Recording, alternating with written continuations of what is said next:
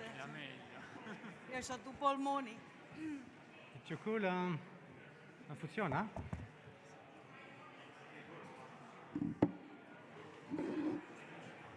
Oh, schlecht.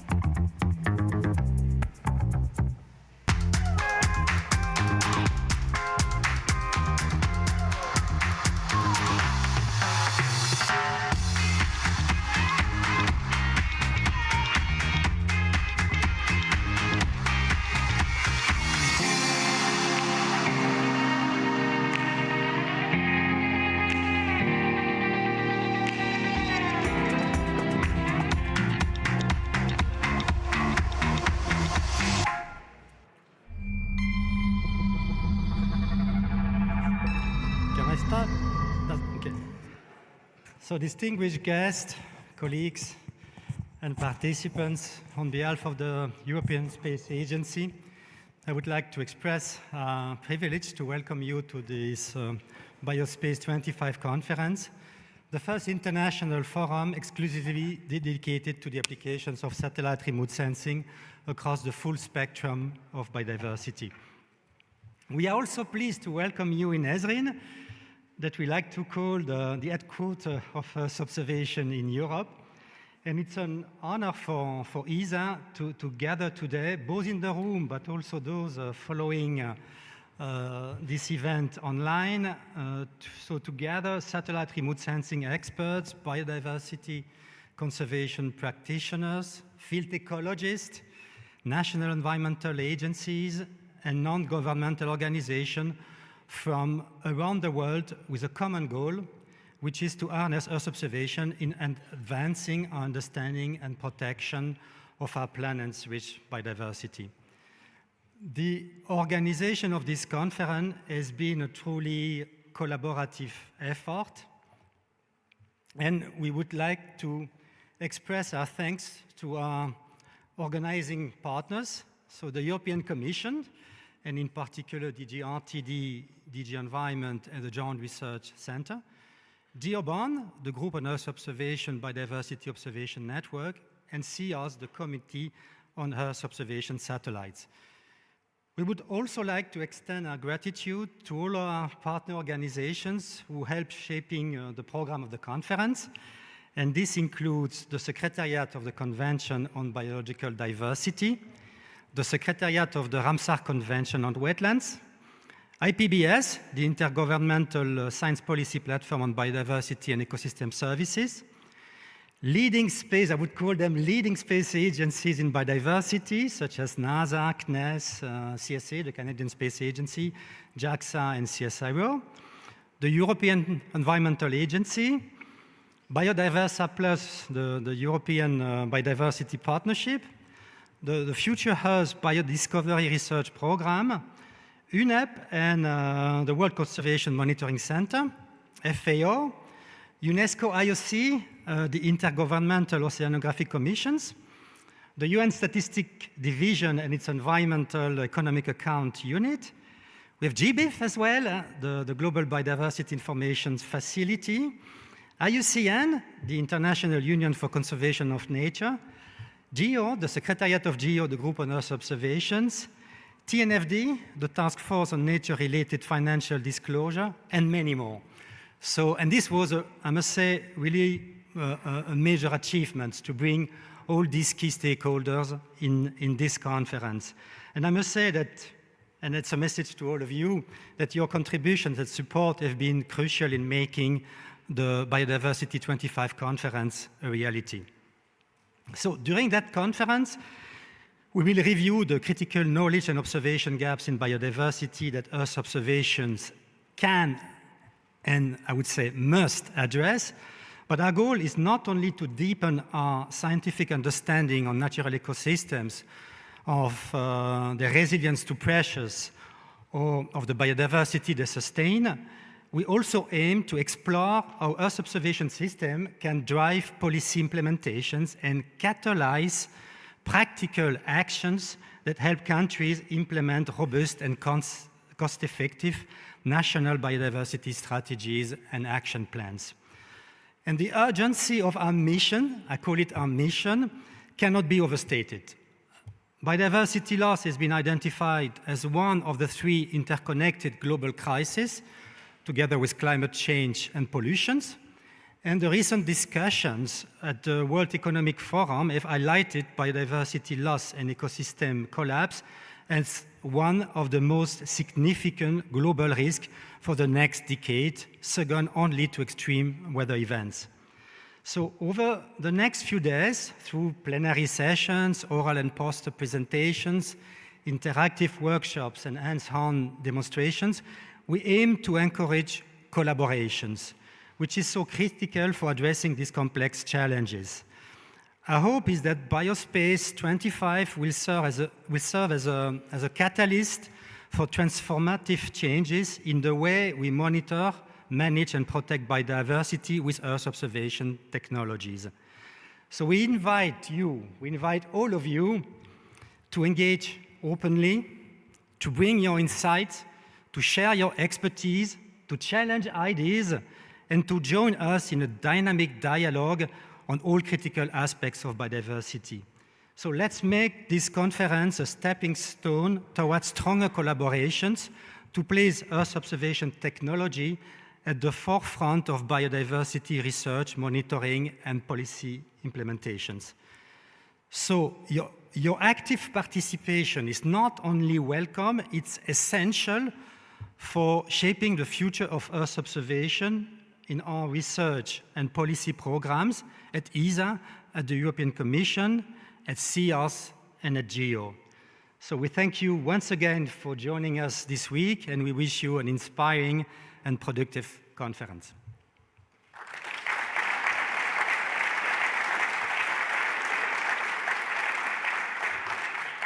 So I will now give the floor to Gilles Doignan, who is the team leader on biodiversity and nature-based solutions at the European Commission, DG Research and Innovations, and he's also an EU negotiator at the CBD and at IPBES, and he will provide the words on behalf of the European Commission.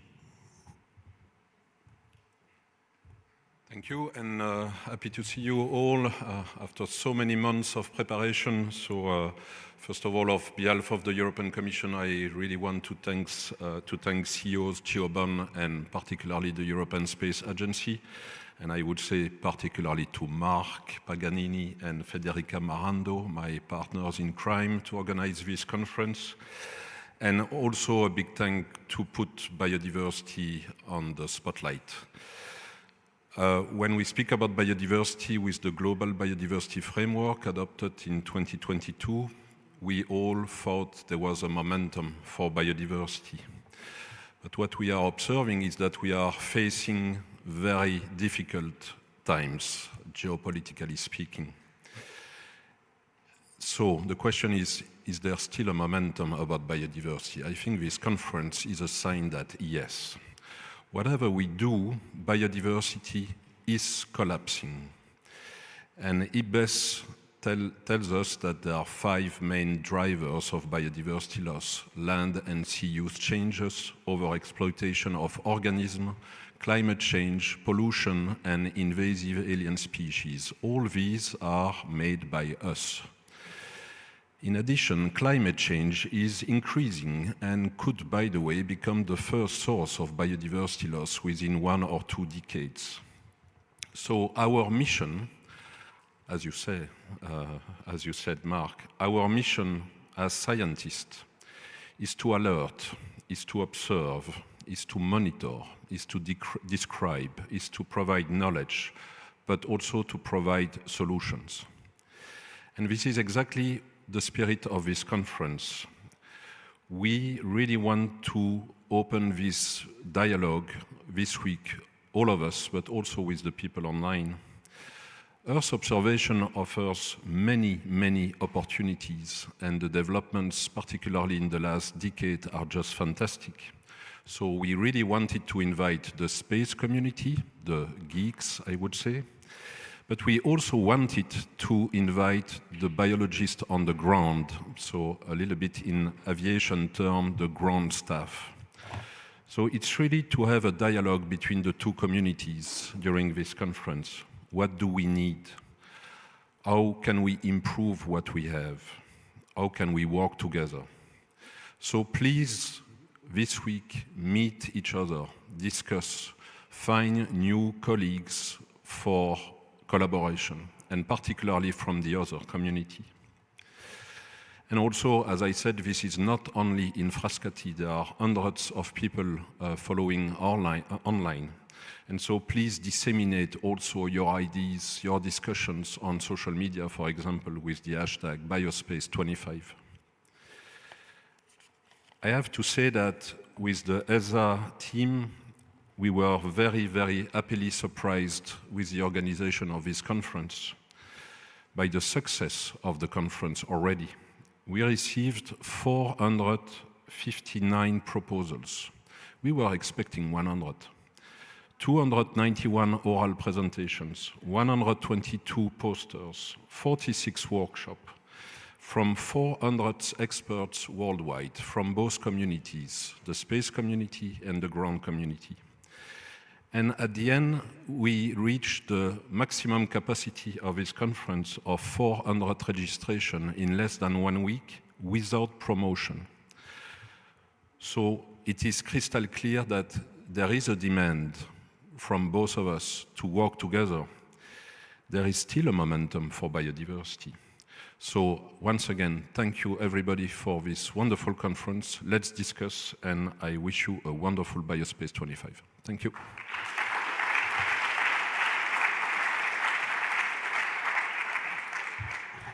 Yeah, thanks so much, Gilles, for your very nice words. So the third, so you see on the top of the slides that we have 4 co-organizers. So the third co-organizer is CEOS. Well, actually, it's not in this order. So the third welcome address will be delivered via a video recording from the UK Space Agency. So it's the current chair of CEOS. On CEOS, we have a different agency who share CEOS every year. So now it's UK, the Space Agency. And CEOS, by the way, is the Committee on Earth Observation Satellites. So basically, all the space agencies that have an Earth observation programs that try to align their activities. And we are just starting an activity on biodiversity, and this will be said in the welcome address that will be provided by the CEO of the UK Space Agency, Dr. Paul Bate. And we should have the video. Hello. As Chief Executive of the UK Space Agency, and more importantly, Chair of the Committee of Earth Observation Satellites for 2025, I wanted to talk a bit about BioSpace25. It's a landmark event, marking the first international conference dedicated to the application of satellite Earth observation for biodiversity. I want to thank our co-organisers in GEO BON, the European Commission, and especially the European Space Agency for hosting in Frascati this week. Whilst I'm sorry not to be there in person, I'm very happy to be able to say a few words on behalf of CEOS about our collaborative work in this incredibly important field. Now, established in 1984, CEOS is a coalition of over 60 agencies and international organizations that ensures coordination of civil space-based Earth observation programs, and it promotes the exchange of data to optimize societal benefit and inform decision-making for securing a prosperous and sustainable future for humankind. Importantly, CEOS aims to optimize the benefits of Earth observation by advocating collaboration and sharing of expertise among its community. By pooling resources and fostering partnerships, CEOS facilitates the development of EO applications that address pressing global challenges such as the joint climate and biodiversity crises, disaster risk management, as well as capacity building and data democracy. CEOS is participating in this conference with an intensified focus on biodiversity, significantly influenced by the efforts of our predecessor in the role of the CEOS chair, the Canadian Space Agency, who pursued biodiversity as their primary theme for 2024. The rationale for increased CEOS engagement in biodiversity is multifaceted, including the increasing level of threat to the world's biodiversity, the dependency that society has on the services that biodiversity provides, and the essential role that Earth observation plays in monitoring and understanding diversity. The UK Space Agency is therefore keen to support this legacy in 2025 under our theme of unlocking Earth observation for society, ensuring that essential Earth observation data is utilised to its full potential for the benefit of society and supporting the important biodiversity activities that are becoming established in CEOS. Many CEOS agencies, including ESA, NASA, JAXA, CSIRO, CNES, DLR, ISRO, USGS, NOAA, and IMPE, have a strong track record in this field. These agencies collaborate with GEO BON and other biodiversity activities, representing over 3,000 scientists, providing satellite data, developing remote sensing methods for biodiversity monitoring, and supporting initiatives like essential biodiversity variables, the IPBES, and global biodiversity assessments. CEOS agencies also completed the recent Ecosystem Extent White Paper, which explores and communicates new opportunities for using satellite Earth observation to monitor biodiversity. All of this work has culminated in a pivotal agreement of the 40th CEOS plenary in Montreal last year to continue CEOS work in this arena through the establishment of the dedicated CEOS Biodiversity Study Team, which will work to define CEOS's future role in biodiversity monitoring from space and design its potential mandate for long-term sustainable activity in CEOS. This is a strong and clear indication for our international stakeholders that CEOS stands ready to offer international coordination, deliver best practices, and encourage the use of satellite Earth observation to respond to the global biodiversity crisis. As a space community, we have a unique opportunity and responsibility to turn our valuable satellite data into effective action to tackle the biodiversity crisis, and only by working together across agencies and disciplines can we develop long-term sustainable solutions. From myself and the UK Space Agency's CEOS Chair team, I hope you have a fruitful and productive BioSpace25 meeting. Thank you.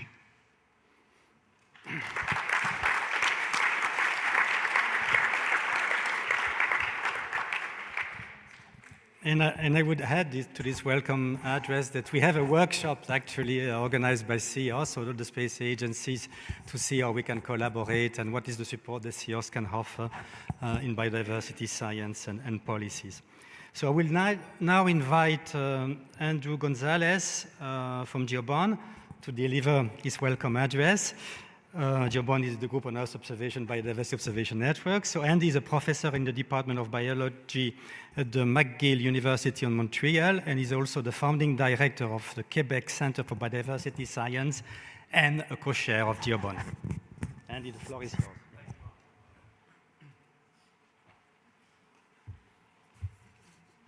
Thank you so much. Good afternoon, distinguished guests, colleagues, and many friends.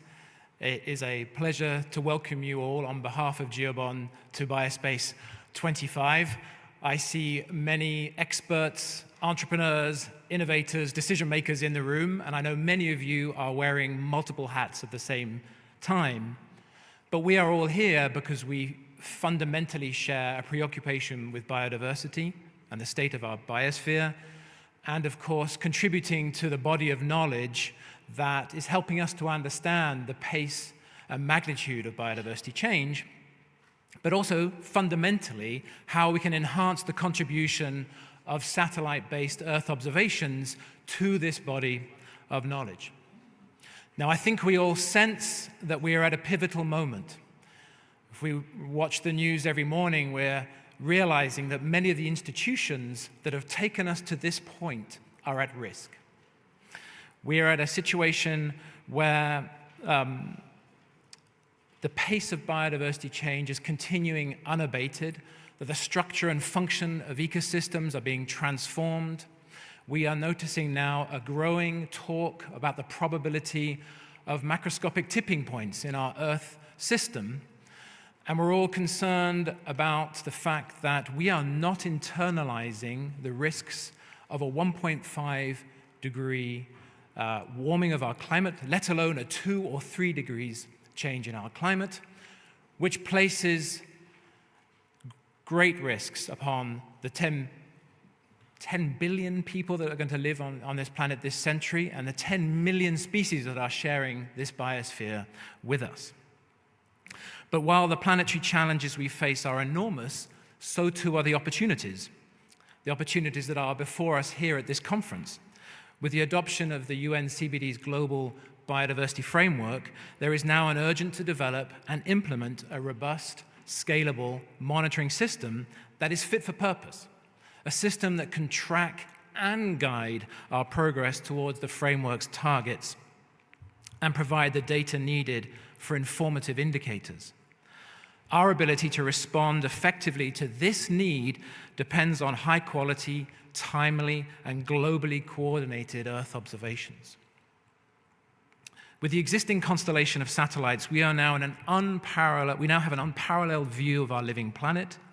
Earth observation allows us to monitor ecosystems at scales and wavelengths never before possible, allowing us to track deforestation, but also reforestation, habitat loss, and habitat gain, to detect climate-driven shifts in the distributions of species as they're responding to unabated climate change. And of course, helping us understand how to protect not only biodiversity, but nature's contributions to people. But technology alone is not enough.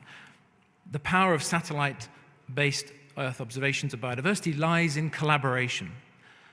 We collectively understand the need for a transformation, dare I say a paradigm shift, in how biodiversity monitoring is done collectively.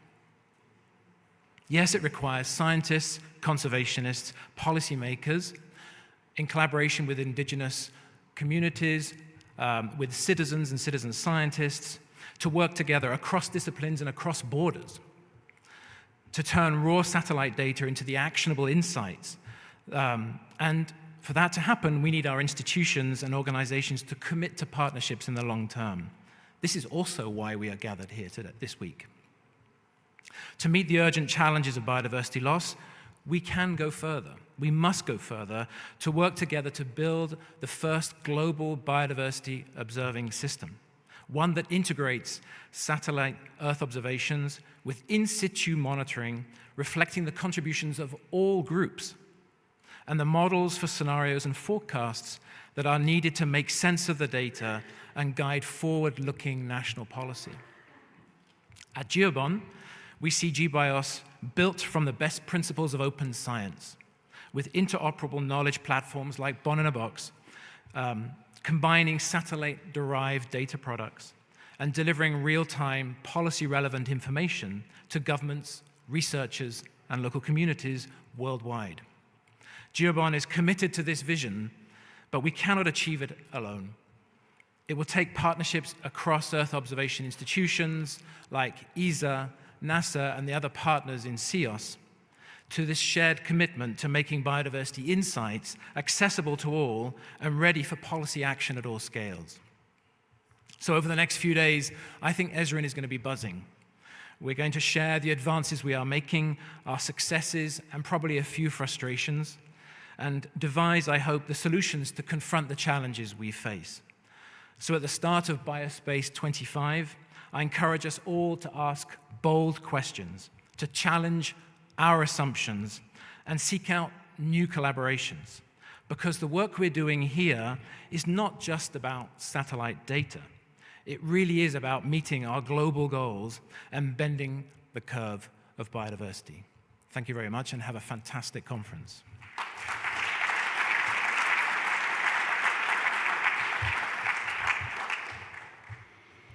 Thanks, Andy, for these inspiring words. So we're coming to the end of this welcome sessions, and before we proceed with the opening session, we follow welcome sessions by an opening sessions at director level. I would like to invite my colleague Federica Marando. So how do you say, Gilles? My partner in crime, that's what they say.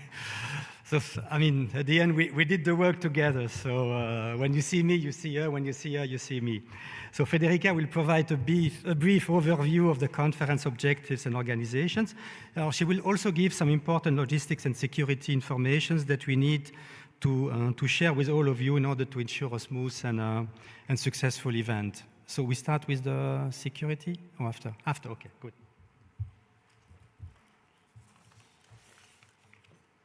Okay, so good afternoon, everyone. I'm Federica Marando, so I'm part of the organizing committee of BioSpace25. It's really good to see such engaged participation for this conference. And on behalf of IPBES, I would really like to thank you all for being here today. I have to say that the level of engagement and endorsement that we received and all the contributions was really exceeding what were our expectations. As Gilles was saying, the response to our call for abstract was really overwhelming, and I think this really speaks volume about the level of interest and commitment about this topic. So we received especially also so many outstanding proposals, really high level, and it's really a pity that we could not accept all of them, but we are really much looking forward for the potential for this event in the future.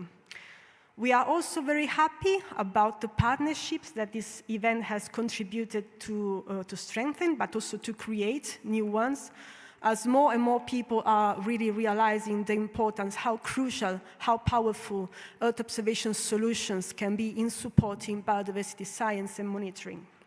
So now I would like to just briefly recall which are the main scope and purpose of this conference. So BioSpace is the first one of a series of, hopefully, events that are completely dedicated to Earth observation applications for all aspects of biodiversity. The focus is really to explore the key biodiversity science questions and address the current knowledge gaps, and also identify the policy priorities that Earth observation systems should primarily address. We'll also be discussing cutting-edge Earth observation solutions across various biodiversity domains, and also we'll be highlighting the most recent and advanced researchers in this field. So the conference, I would really like to stress this point, is we want it to be something a bit more than the classic scientific conference.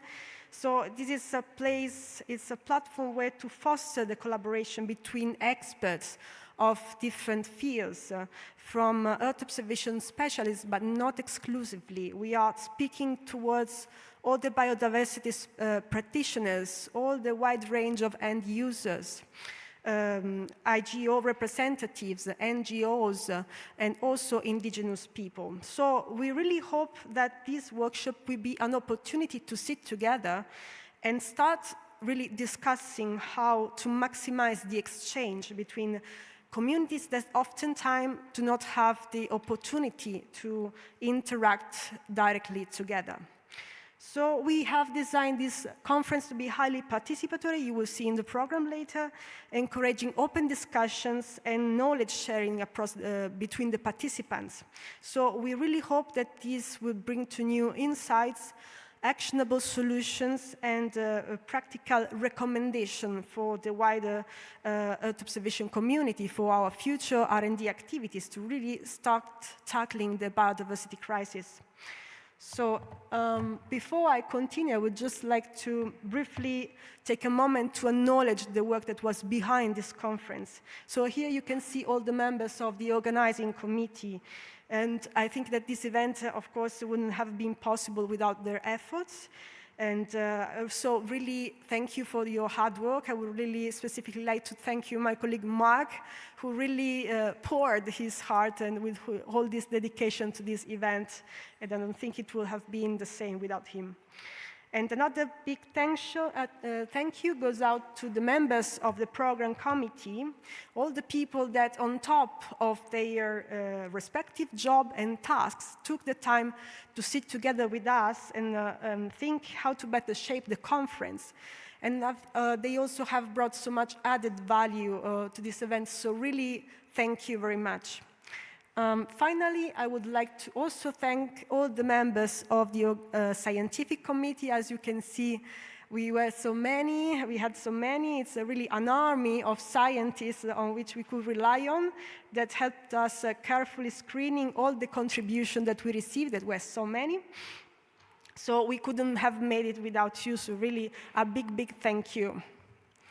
Now, just a brief overview of the structure of this conference. As you can see in red, we have the plenary session. That is where we gather all together in the big hall here, and where the opening plenaries and closing sessions will take place. Then the mornings will be dedicated to the oral thematic sessions in green, which are dedicated to the discussion of specific topics. You will see the program in detail. And they are also taking place in the big hall here and in Magellan. And in parallel, we'll also have some demo sessions in yellow in James Cook, happening in James Cook near the canteen, and also Building 15.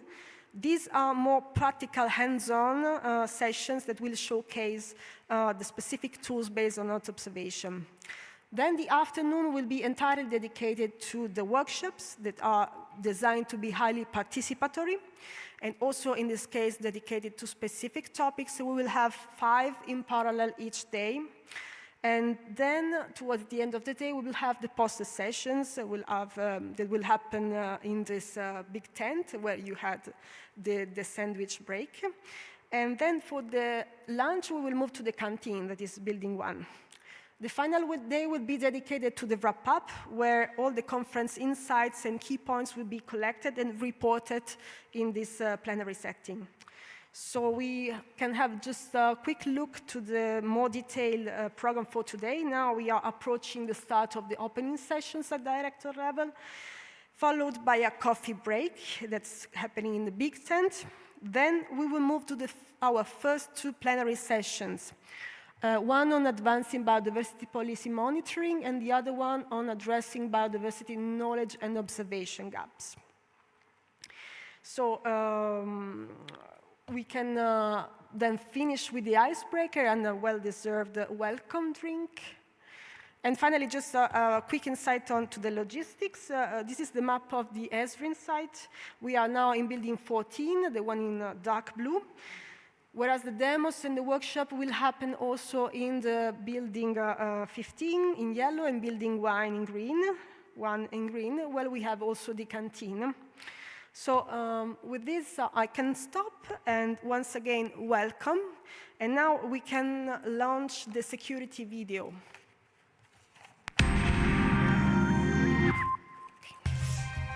Welcome to ESRIN. In the unlikely event of an emergency, any kind of emergency, you can report it to the security team from any internal phone by dialing 3333. From an external phone or a mobile, please dial +39 069 418 0333. Emergency numbers and a site map can be found on the leaflet you were issued along with your security badge. Ignoring it is at your own peril.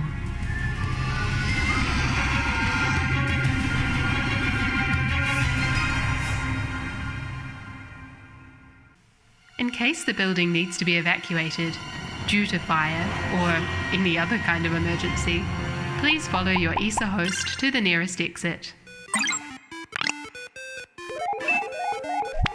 If you lose your way, follow the exit signs. To leave the building, do not use the lifts, only use the stairs. During the evacuation, refer to ESRIN security guards and local area coordinators for advice. Once outside, move towards one of the 4 external meeting points on site.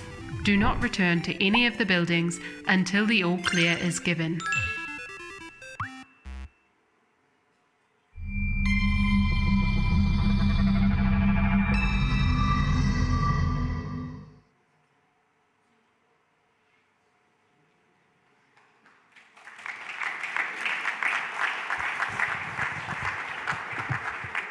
So this concludes the first sessions of the conference, what we call the welcome sessions. I see that we are already running a bit short of time, but we have some margin with the breaks, and maybe this breaker will be a bit shorter. But we now move to another very important session, which is what we call the opening session at director level. So we invited high representatives from all the organizations that we saw in my introductory slide. And for this, I asked my colleague, well, actually my boss, Giuseppe Ottavianelli, who will moderate these sessions. Giuseppe. Thank you, Mark. But first of all, please join me with a round of applause to the organizing committee, the scientific and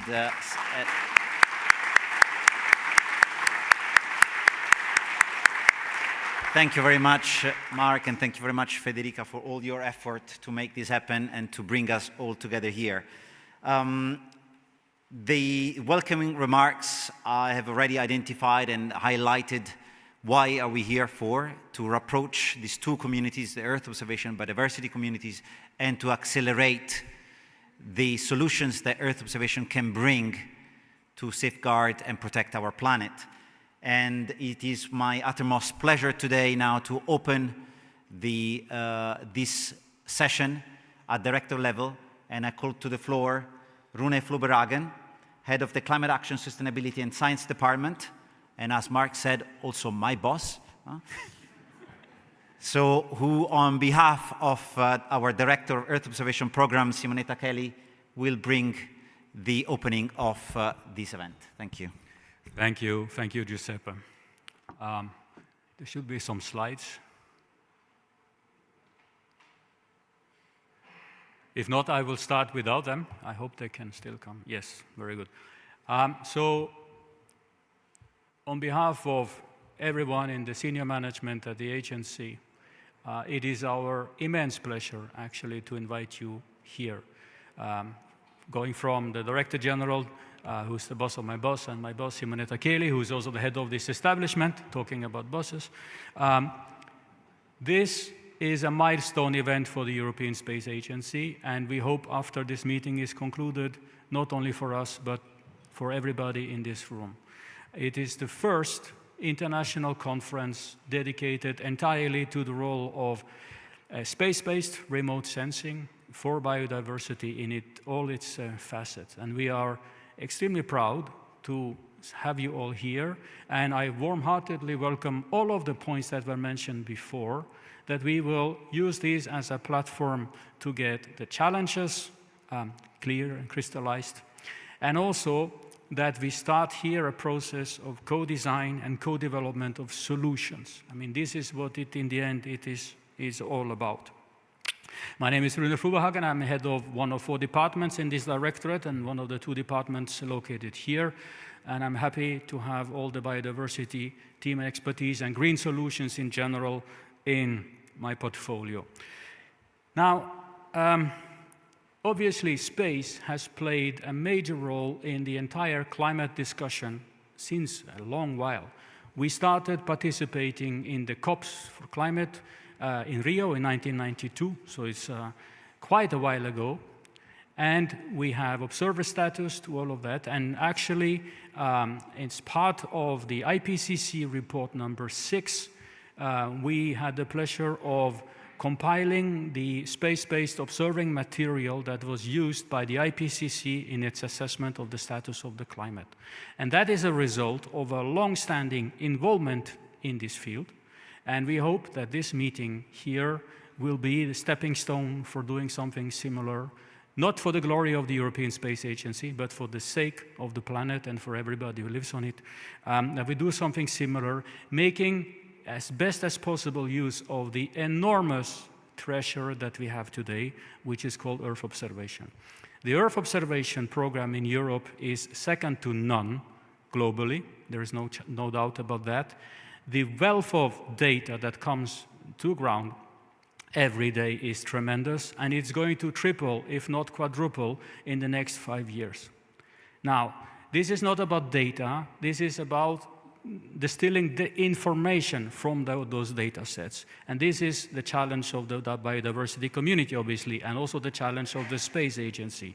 We are pretty good at putting data on some platform for somebody else to grab. That has been our core business for many years, but we are maybe a little bit less mature, a little bit less apt at communicating with the biologists and other people in the field who are in the need of using this information and perhaps are not the biggest expert on hyperspectral data imaging from space. Yeah? And so the challenge is really to address all of this and to make sure that we address as a community all of this in a most holistic way possible. And perhaps also, and that's why I put up this slide here, that let's say the topic is complex, but the way that we communicate around it probably should be as simple as possible to create a momentum and to generate momentum in this field as large as absolutely possible. And of course, also from the slide that you see here, it is obvious that climate change is also linked to biodiversity, and there are many other causes of biodiversity loss that we see that we can actually directly or indirectly measure from space. Somebody talked about the bending of the curve, and this is a paper from Nature about 5 years ago, where it was advocated that bending the curve of terrestrial biodiversity is still possible, yeah, but it does require an integrated strategy. In simplistic terms, it means that nobody alone can solve this, right? And ESA, in this business, we are but a humble player.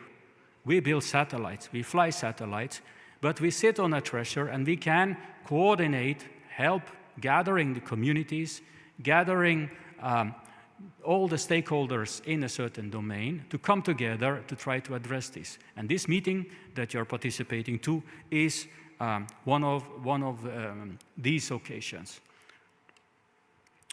We have done similar things for other types of activity in the past.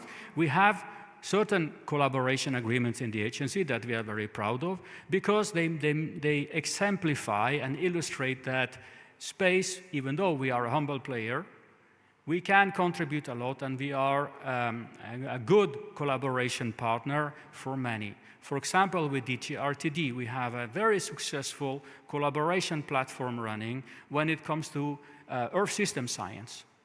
It was signed here in about 5 years ago. With the Directorate General for Climate Action in Europe, something similar was signed not that long ago, actually, and we're still in the implementation phase of all of that, where the role of space for supporting climate policy, climate action, and also climate-based innovation and bringing Earth observation solutions into that in order to bend the curve for in terms of a green transition climate-wise is an example of things that ESA can do by working together with others. And we also have an MOU in place with UNEP, which was signed at the COP in Dubai. And there are many, many other collaborations that are listed here. DG ENV, here present in the room, we are envisaging much stronger collaboration with them, hopefully, in order to address all these regulations that are listed here. Nature restoration regulation, deforestation, nature finance, zero pollution, for example. These are areas in which, it was said before, the potential has not been fully tapped yet, and there is a lot of things that we can do. And I'm happy to say here that we, in the definition of the Earth observation program for the coming year, we are reserving a lot of space for this. For the first time ever, in the program proposal that we put forward to our ministers in November this year, in November, we will have a program proposal which for the first time asks for more money for the use of the data and for preparation of the future than for building satellites. Think about that for a second. It means that this type of business that we are in here is recognized among the member states of the European Space Agency as a priority. We know there are many political challenges, geopolitically obviously, these days that need to be tackled. There are other demands for money, also for space, including for safety, for defense, and so forth.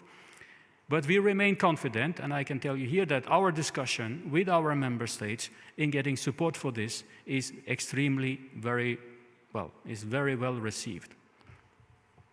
I mentioned already that we have flagship activities with others. This is just one example of what we have been setting up together with DGRTD. And it has biodiversity as one of the topics. I do not want to go into the detail here, but things that emerge from meetings like this one can create resonances, positive resonances, because we align, because we co-design, because we co-develop. And we have common ambitions. So it's about bringing all these things together, making sure that we prioritize, because we cannot pay for everything. But when we get priorities clear, rest assured that there is stuff that we can do together. Now, I'll be very quick on the ecosystem of satellites that we see. I already mentioned it. We have plenty of data already, and there's much more to come. This is what we are looking at today. When we exclude, I'm talking about ESA and the Commission together, when we exclude all the commercial activities, the new space, so-called new space activities, would be a fourth ring in this slide. There's a wealth of data. There's much less information that is directly usable. And that's why we have created in this department a division to which also Giuseppe belongs, which is called Green Solutions. And their task is really to convert all of this data into solutions that are helpful in addressing policy. There's a lot more coming. The Earth Explorers are our scientific family of satellites. They all have a specific purpose. They also have specific technology development behind it. So we have strict requirements for new so-called Earth Explorers. Make a reference to any kind of explorer, if you will. They have to explore new terrain. And there are two more coming, one already in April, called Biomass, and one in early 2027, called Flex, that will be of high interest to this community. Biomass will be launched in April. Target launch date is the 11th of April. It will measure the above-ground biomass in gigatons, per hectare and things like that. Flex is kind of futuristic in a certain sense, because what it measures is the fluorescence from plants, the sun-induced fluorescence. So it basically measures the fluorescence of plants in the red and in the far infrared. These are measurements that no one has seen before. And this is what we will provide in the years to come. Both these missions will be presented in sessions tomorrow. Obviously, Copernicus is the workhorse of the European space program. You see them all here. I don't need to dwell on them. Suffice to say that there is a lot more coming also there. And of these new missions that are coming, going to be launched in the next few years, LSTM, CHIME, and ROSEL, all of them have a significant meaning and implication for the work that is happening in biodiversity and addressing biodiversity challenges from space. All of this to say that there is more than good reason for ESA and its partner to come and to develop all of this. And we have created something that we call the Earth Action Pillar in addressing this. So in the past, you heard about application projects. We were trying to best respond to the availability of data as they come, although the requirements for the observing system tended to come either from science or from operational monitoring needs. Nowadays, I tell you, requirements are also coming from policy needs, quite clearly. And we are seeing this as a very, very strong driver for Earth observation in Europe. And we have created this slogan where we measure, we understand, we create predictive capability, we inform decisions, and therefore we enable action. And all of this is one of the three main pillars of the Earth observation program that we are proposing to the ministerial meeting in November. And I'd like to close with this one here. This is a painting by Sandro Botticelli, which is really, I would say, illustrating quite nicely why we are here. Antonio Guterres, he said that humanity is waging war on nature, and nature is striking back with growing force and fury. And making peace with nature is the defining task of the 21st century. This painting was painted by Botticelli in the late 1470s, early 1480s. Unfortunately, it's not on display in Rome, but in Florence. But if you look carefully at this painting, it has more than 500 plants in it. And it was also one of the most discussed paintings of the Renaissance. So with this, I'd like to close with the hope that this conference will be also one of the most discussed conferences in the future, and that we take inspiration from this more than 500-year-old painting. Thank you very much, and once again, welcome to ESRIN.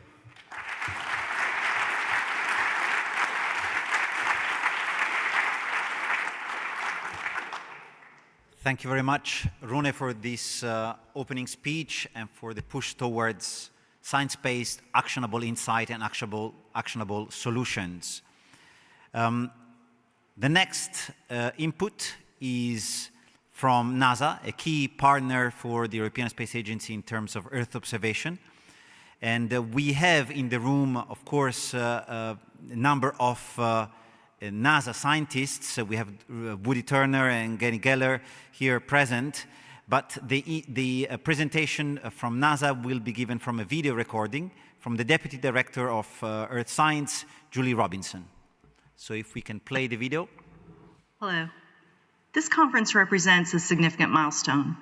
While it's not been uncommon to have sessions on Earth observation at meetings of conservation biologists and ecologists, this, to my knowledge, is the first time the world space agencies have assembled a global meeting focusing on biodiversity.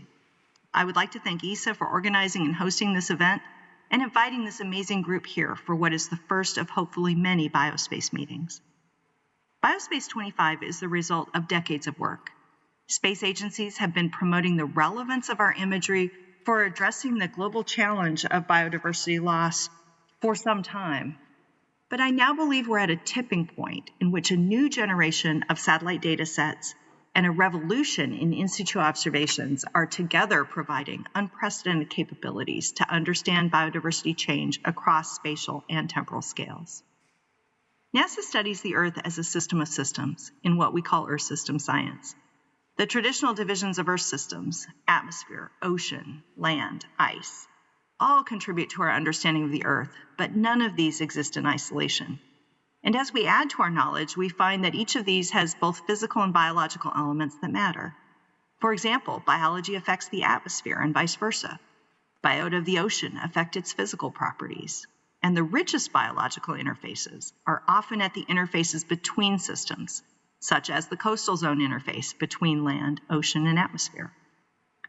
As a conservation biology working with satellite imagery since the 1990s, I have seen firsthand how the evolution of space-based and in situ technologies have revolutionized our ability to understand life on this planet. Back then, we could imagine the missions that could help us understand biology in the same way that we observed it in the field. But when we actually worked with a variety of biologists, even publishing an early how-to book, they found our classifications to either be too simple or too hard to implement. Missions with the data we really needed to address questions of biodiversity weren't technologically feasible. Today, we have imaging spectrometers and high-resolution thermal infrared imagers that were only a dream in the past. Advances are also driven by the integration of new sensors in space and on Earth, supported by an incredible array of computational resources running machine learning and artificial intelligence models. We're on the cusp of a revolution, a new observation age in which we can detect biodiversity at the taxonomic levels relevant to the key parameters of living systems. That is, species, communities, and ecosystems. That spatial, spectral, and temporal resolution will let us connect from the field scale to the scale of ecosystems and to a global scale. That revolution shows in an amazing group of missions. At NASA, we're now observing phytoplankton communities and their diurnal migrations in the ocean with the PACE mission. And in just a few months, the most capable synthetic aperture radar to ever fly in space, NISAR, will launch with core products that can monitor the structure of forests and other biomes. On the space station, we have EMIT and EcoStress, a prototype imaging spectrometer and thermal imager that has proven the powerful capabilities for understanding the living world below. And those imagers are preparing for the future surface biology and geology missions and Landsat Next missions. Our ESA colleagues are developing CHIME and LSTM, and our proven cooperation with each other will allow us to combine those missions jointly to increase temporal and cloud-free observations. This is so important because as far as we know, Earth is unique and precious. Thus far, it's the only planet that supports life as we know it. And when you think about biology, you realize that perhaps its very diversity, its richness, is its primary characteristic. Consider the subjects of some of the major science disciplines. In physics, we're concerned with approximately a dozen fundamental particles. Chemistry counts an order of magnitude more elements at around 120. Geology tracks an order of magnitude again of minerals, about 6,000. But when we look to biology and start counting the number of species, we jump to 3 orders of magnitude, between 3 million and 10 million species on this planet. So Earth is not just a living planet. It is a living planet with its most important and complex property being the biodiversity. And you cannot understand life on Earth without addressing, exploring, and seeking to understand that biodiversity. As we think about the Earth as a habitable planet, we realize that it is those system exchanges between the physical and biological planet that make it such a rich, complex, and wonderful place to live. And in the same way we are using Earth observations to understand the systems of this planet we call home, we can also use it to understand the way that it helps millions of amazing species to thrive. The discussion you have this week will help you to frame the power and potential of these new observations. Now that we can observe it from space, I believe that we will come to understand how biodiversity is at the center of Earth system science. Thank you, ESA, for hosting this incredibly important meeting. Thank you to all the participants in what will surely be a fascinating week at BioSpace25. I so wish I was able to be there with you. Have a good meeting.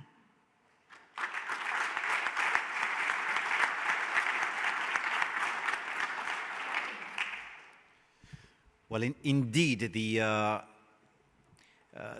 missions and precursors that were mentioned by Julie Robinson, EcoStress and EMIT, are indeed, precursors to key important missions, and it's really highly recognized the importance of these missions as well for us to learn and prepare the future exploitation programs and activities that we'll continue to do in cooperation with NASA. I come back to this other side of the Atlantic with a fundamental partner for ESA, and we will have 3 presentations by the European Commission.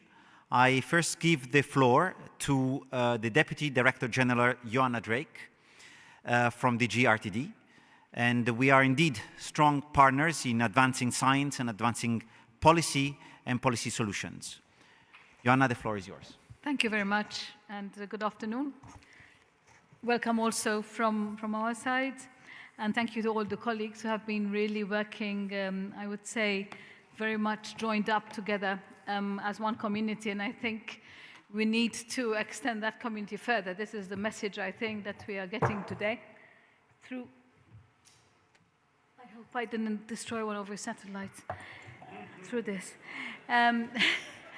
So this is the message, I think, that's really coming strongly across today, that the communities need to get together to form one big, powerful narrative out there to make sure that people listen to us and listen to the scientists rather than just, what other people have to say, and I won't define the other people. So the European Commission is proud to be on this side of the Atlantic, and it's to be one of the 4 co-organizers of BioSpace25, together with the Group on Earth Observations, Biodiversity Observation Network, GEO BON, the Committee on Earth Observation Satellites, CEOS, and the European Space Agency, ESA. Very pleased to also, on behalf of the Commission, to welcome you in Frascati and warmly thank you as our host, Esrin, to gather us for all this exciting and important conference exclusively dedicated to the application of satellite remote sensing to the various dimensions of biodiversity. It seems there are already quite a lot here in this room, but I know that there are many more out there listening to us online. And also, we need to, as I said, bellow it out all over the planet all the time in a joined-up way. And I said the conference is exciting.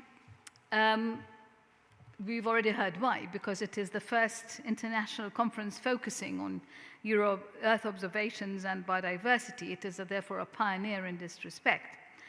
So from the ocean to the mountains, to the wetlands and forests, and also with so many developments happening in the last decade, so many opportunities to build bridges between two communities, the space community and also the ground community. It is also important because we are here exactly for this. So for ourselves, including us, of course, all the living organisms, but also our planet.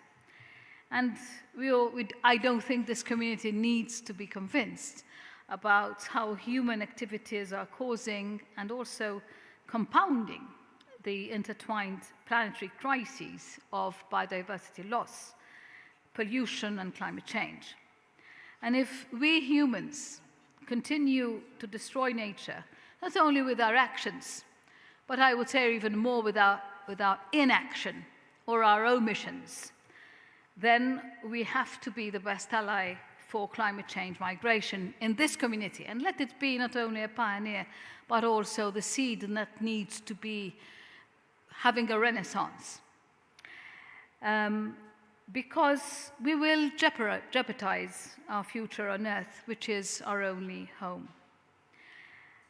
And they told me I have 8 minutes for this speech. Well, at least I have 8 minutes, because we really have no time to waste. And the clock is really ticking fast. There's 1 million species out there, and we're all, I would say, including us, at the risk of extinction within decades. So, in other words, Gilles, my colleague, talked about a momentum that needs not only to be allowed to continue, but to be actually scaled up. We're hearing that word very much, especially in European circles, but I don't think that we can only talk about scaling up companies. We have to also scale up momentum for a nature positive and climate neutral pathway. And if we don't do that, we shall fail. Simple as that. And this is why we, the civilized and rule-based society across the globe, we have ourselves agreed on ambitious goals worldwide. We have been the inspiration for that. We have been the inspiration for targets to substantially address these crises. Do I need to mention them in this community? Yeah, why not? Sustainable Development Goals, Paris Agreement, Kunming, the latter, and all of these having very clear messages to protect, to restore, and to make biodiversity more sustainable in an urgent way, in less than 8 minutes.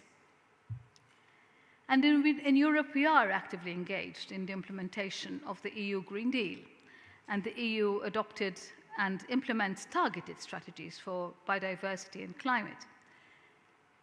But we now need to also pitch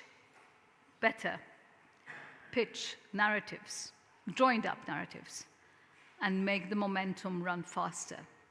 And I trust Umberto, my ex-colleague in another department, Umberto Delgado Rosa from DG Environment, will speak about that after me, and will explain in detail what the EU biodiversity strategy is and maybe what it should become better in. But I would like to underline that the needs, for example, to make our new nature restoration regulation a success, this has to be our joined-up ambition too. Yet, in Europe and globally, we will never succeed if we do not develop, adapt, implement actions based on robust science and against all the odds that are spoken about or maybe not spoken about in this room. And this is why the EU is among the top funders of the evidence-based underpinning the reports from 2 key international science policy interfaces, which we have already spoken about: the Intergovernmental Panel on Climate Change, the Intergovernmental Science Policy Forum on Biodiversity and Ecosystem Services. And this is why also the EU funds the largest research and innovation program in the world, Horizon Europe. Is this on the cusp of becoming even bigger? This is the question we're all discussing, I promise, in the European Commission, especially in our DG. We are hoping so. Well, Mario Draghi said so it must be right. So we are all rallying towards making that happen on the ground. So this is what we can promise. And this is why the European Commission, in cooperation with ESA and others, runs the whole world's largest and most comprehensive, as we heard, Earth observation program, Copernicus. And it is really great to be listening to the radio on a Saturday morning, and I listen a lot to BBC. I'm not making any adverts here, but I mean, it's lovely to see that, number one topic on the, news, international news, was that, coming from Copernicus, we heard that January was the hottest month ever that was ever recorded. I said, great, we make it to the first line of the BBC News. And when you know there's so much more is happening out there, I think that's really great news. So thank you, Copernicus, for that. It's really a great program. Let me mention the Horizon Europe project also, with a less likely remarkable name of obsgression, aiming to monitor and predict changes in biodiversity, as well as explore the factors influencing these changes in both land and freshwater ecosystems. This project integrates the latest Earth observation data from multiple sensors and incorporates innovative in situ data, including contributions from citizen science. Well, it's got a bad name, but it's really doing great stuff. The links between environmental observations and ecosystems are also considered by many of the projects under the ambitious EU Biodiversity Partnership Biodiversa Plus, with a total budget of 800 million euros.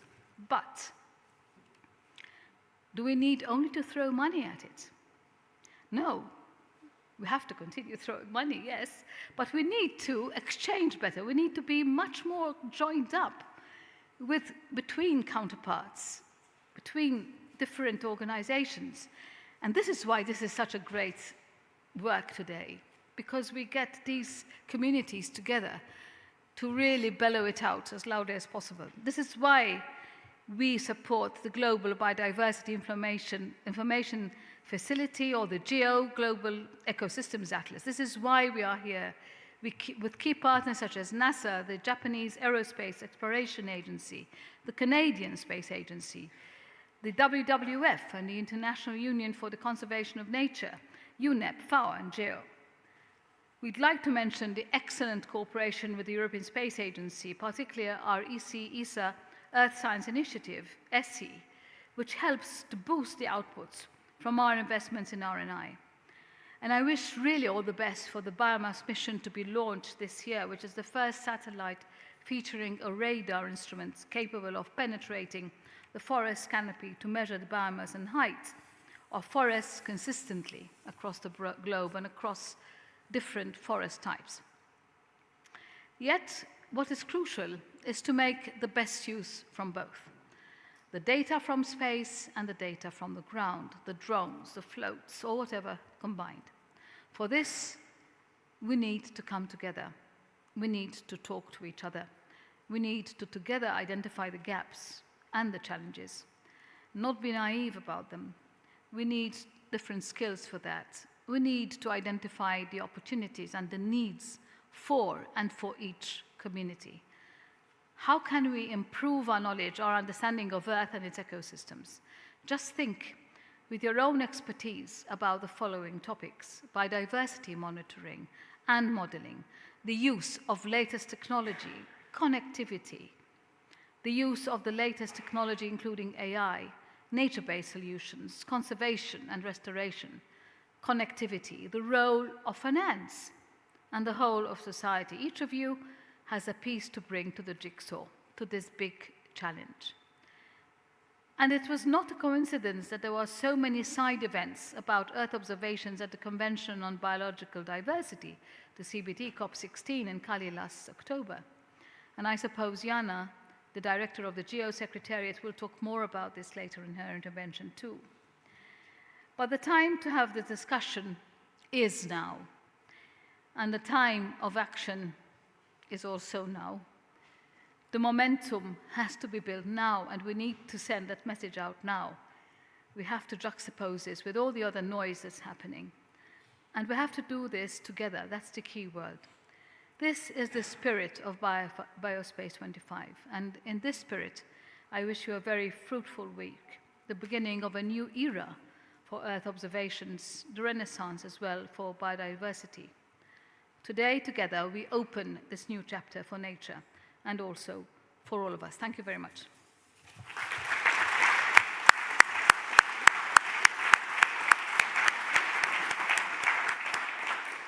Thank you very much, Joanna, for reminding us of the urgency to act and also to continue pursuing cutting-edge open science and supporting evidence-based decision-making, not only at an institutional level, but also at a citizens level, and the responsibility that we have. You've also introduced the next speaker.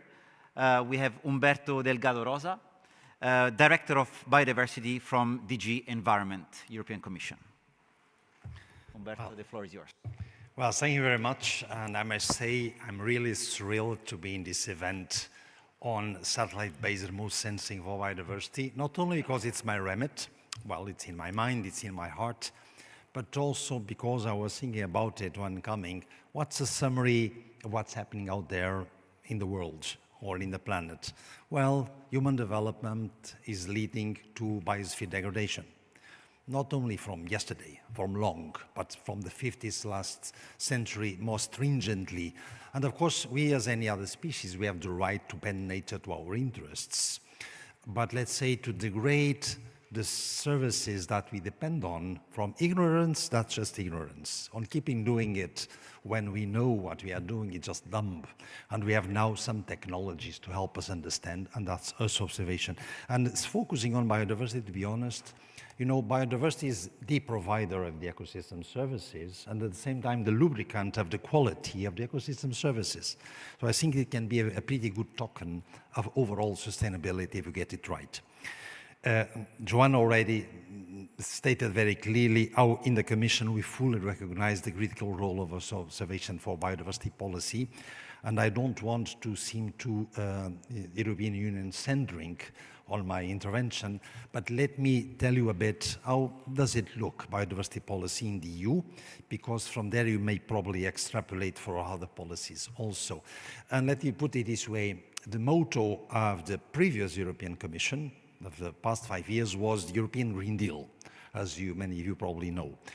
And let's say the Green Deal, which was in my view the bet on a certain strategy of development, focusing on, yes, climate. Climate was pretty much there.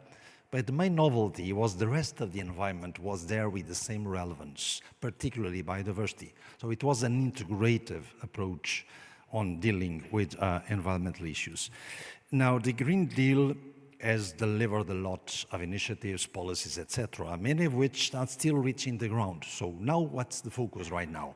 When you look at it, it seems like did the Green Deal fade away? Because it's competitive, simplification, geopolitics, war, trade, etc.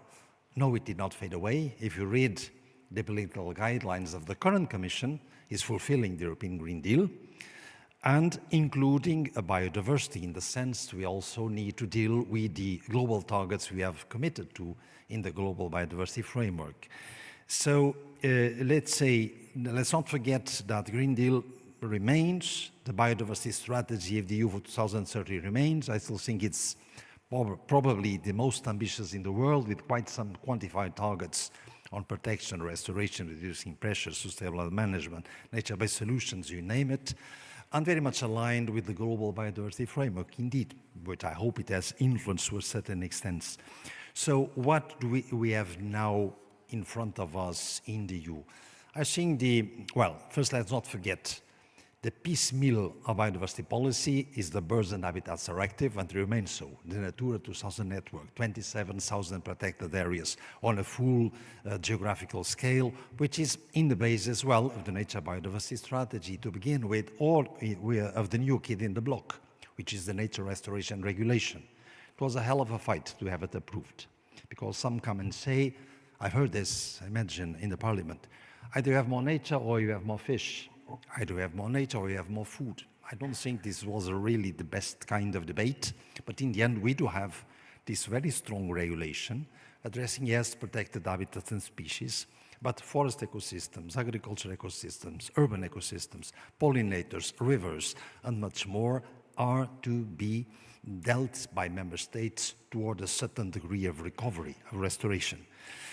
We have more than that. We have, for instance, on soil and forests, the strategies that were approved have amounted to several actions, including a couple of proposals named, guess what, soil monitoring law and the forest monitoring law. Doesn't it sound like relevant for space observation, soil and forest? I would guess so. There's, of course, more. We also have, for instance, the revised EU Pollinators Initiative. I don't think that bees and butterflies are easily detected by satellite, but their habitats or pollutions or stresses upon them probably are. We have the European Deforestation Regulation. We don't want to consume products that lead to deforestation in the EU or outside. There's a lot that Earth observation can help on that. We have a regulation on invasive alien species. We can probably detect some ecosystems where they're spreading or not. And there's more to come. First, we have a marine action plan on environment and fisheries. We want to tackle many things, including where there's bycatch happening, a protected species, where is bottom trawling taking part in marine protected areas. So the marine wrangle will not be less important. And in the pipeline, there's a lot to come where this will keep relevant. Let's wait for this vision for agriculture and food that will come soon, shaping the way how can we finally make nature and farming allies instead of arm twisting. There will a water resilient strategy be coming. And the bioeconomy strategy, I've seen biomass. You know, the bioeconomy is very promising, provided it's sustainable. So that means we need to have sustainable sourcing of biomass, and there's a biomass gap. So can Earth observation help us shape that? So this is to say that for all this implementation, we will need indeed a very robust knowledge and quite some input from science to policy. We are conscious of that. We have successful bet we've done is this Knowledge Center for Biodiversity, which is hosted by the JRC, but where also the European Environmental Agency is participating together with us and many services, which I do think has helped a lot on monitoring the progress on biodiversity policy.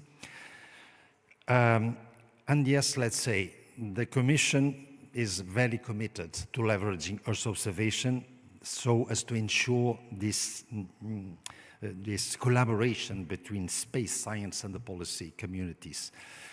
I think it's fair to say, and also Runa has signaled that, I mean, it's fair to say the EU has somehow positioned itself as a leader in Earth observation from Copernicus and the Sentinel missions. They have kind of revolutionized how we can do environmental monitoring, policy implementation, research, essential data on land use, vegetation health, ecosystem changes. All that is coming more and more. And a key message that others have referred that I want to insist, Earth observation is not there to replace ground monitoring, because it requires ground monitoring. We are facing now discussions on the forest monitoring law. And some fear, are you trying to get rid of my national forest inventory? No, by all means, we need it. Please keep doing it. There's a gold mine, as a colleague of the JRC said recently, if we can just link Earth observation with ground observation for several purposes. That's fundamental. We have actually some projects ongoing trying to demonstrate exactly how to integrate on-the-ground monitoring with Earth observation, like the Leon project, the EU Grassland Watch, the EU Wetland Watch, and also projects like the Horizon project, Biodiversity Meets Data, or the European Monitoring of Biodiversity in Agricultural Landscapes, EMBAL, we call it. All of them have this element of trying to link both. Just a couple more of thoughts. One is simplification runs high, as well as digitalization in the Commission mandate. I'm very much convinced that having a green data space for all is a tool for simplification. Not to replace the monitoring we need to do, but to do it more efficiently. That's one good point to keep in mind. The second is we need to mobilize finance for biodiversity, and that cannot be only public finance. We have in our mandate to look into biodiversity certification, challenging as it may be, towards, if we get a robust methodology, maybe having nature credits in the future or a nature market together with the carbon market. I'm convinced that this certification cannot be done just from the satellite, but there's a lot of the monitoring that can probably help on getting it robust. So maybe the last message would be the following, and you have been voicing it, but I can only say the same. We are not in a moment when we need more and more data or more and more innovation on research per se. That's all relevant, of course. We need to focus on a policy-driven approach, a design of the solutions towards the policy need. What you need to know where there is an infringement, where the protected areas are being badly managed or well managed, where the pressures are reducing or not, and why. This is the kind of question that by linking the policy officers with the scientists, the researchers, and the space community can lead us to indeed, you know, I do think these space technologies like Copernicus, they are not just tools for observation, they are potential real instruments of change that can empower us to bend the curve and sort this out. Without biodiversity, we are doomed, but this does need this policy-driven approach. Integration is not just about fossil fuels. No, it's not only about CO2, it's about everything together. I'm sorry, because the ecology of the planet is complex. And the motto of peace with nature, I think, is a very good one, because, you know, nature has the upper hand. It won't lose. We will, if we don't make peace with it. Thank you.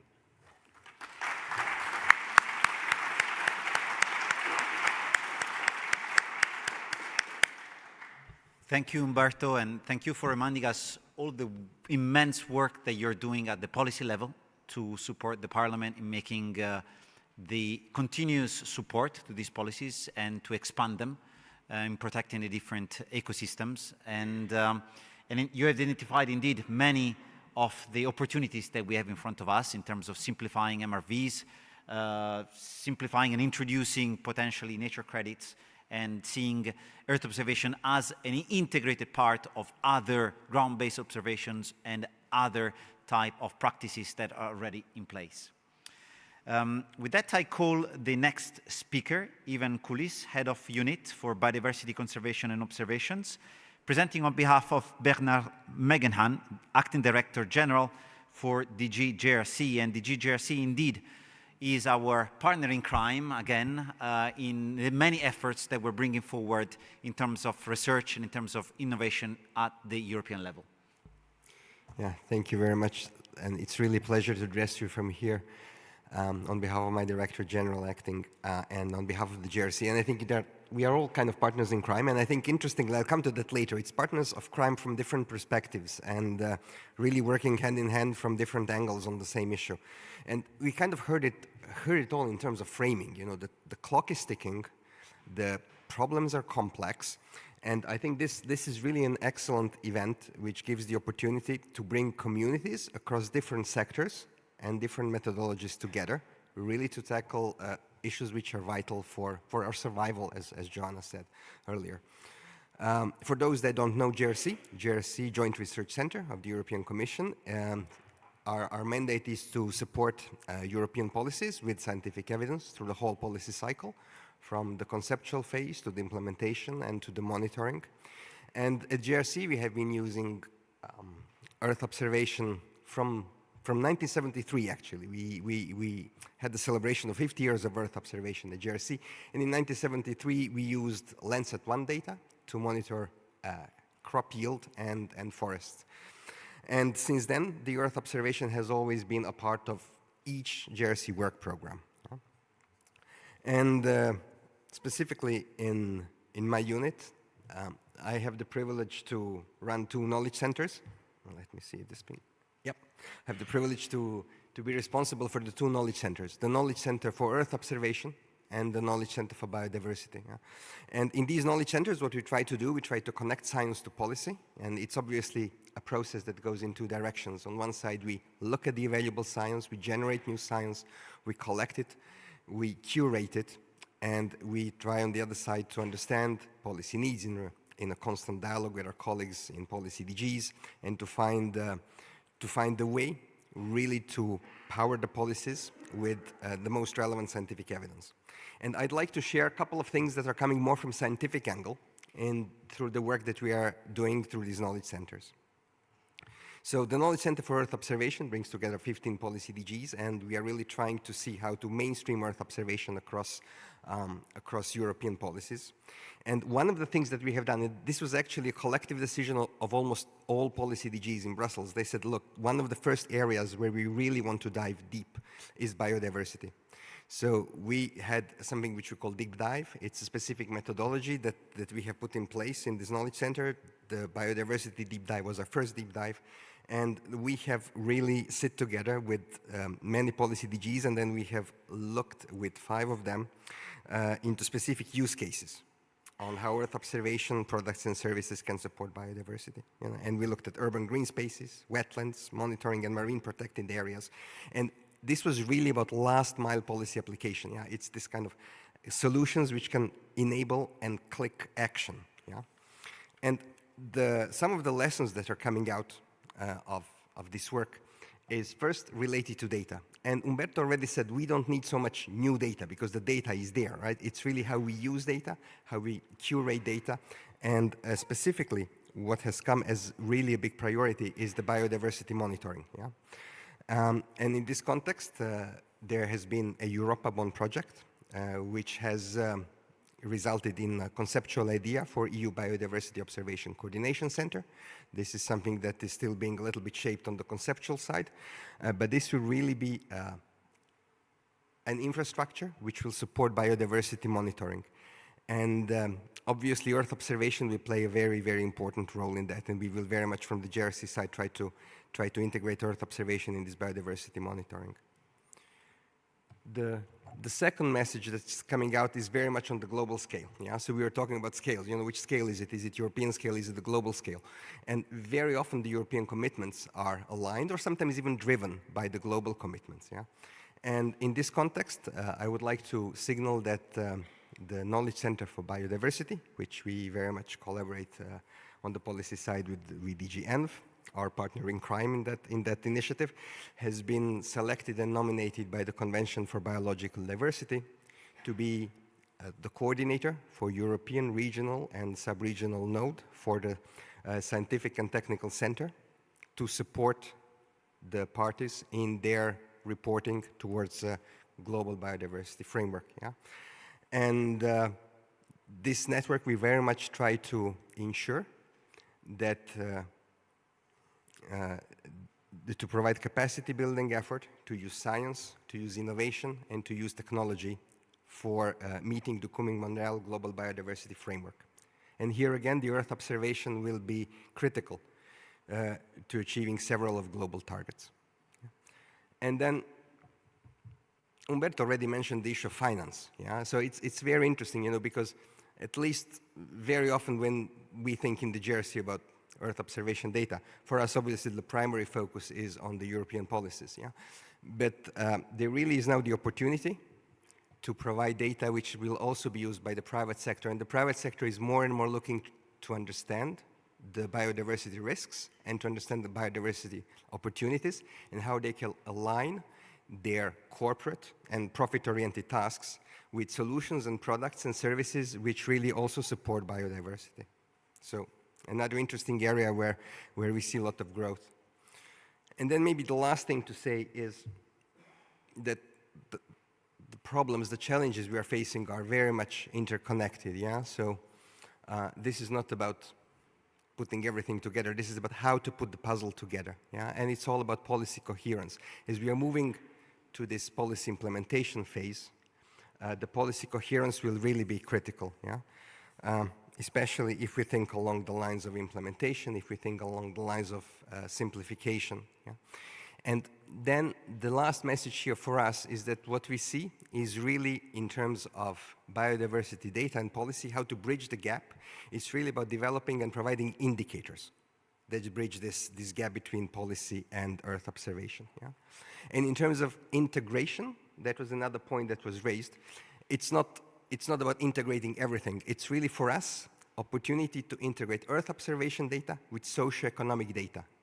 And that really puts a lot of challenges in terms of interoperability, in terms of traceability, a lot of technical challenges, a lot of conceptual challenges. Yeah?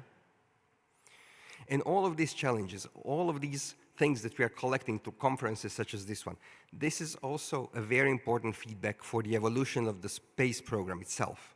Yeah? So we are very much thinking in terms of sectoral needs here, but then going backwards, the decisions, the discussions we are having here today over the days of the conference, and I would say over the next year or two, there was the point on the missions. You know, a lot of missions are coming up. So there is also this really opportunity to leverage this and to ensure that the future missions really take biodiversity at the heart of technological and innovative approach as well. Yeah? So I think everything was said in terms of urgency and in terms of coordinated approach, and this really is needed to achieve a sustainable life for all of us. And I would like very much to invite you and to encourage you to seize this opportunity to collaborate, to innovate, and to inspire each other. Thank you very much.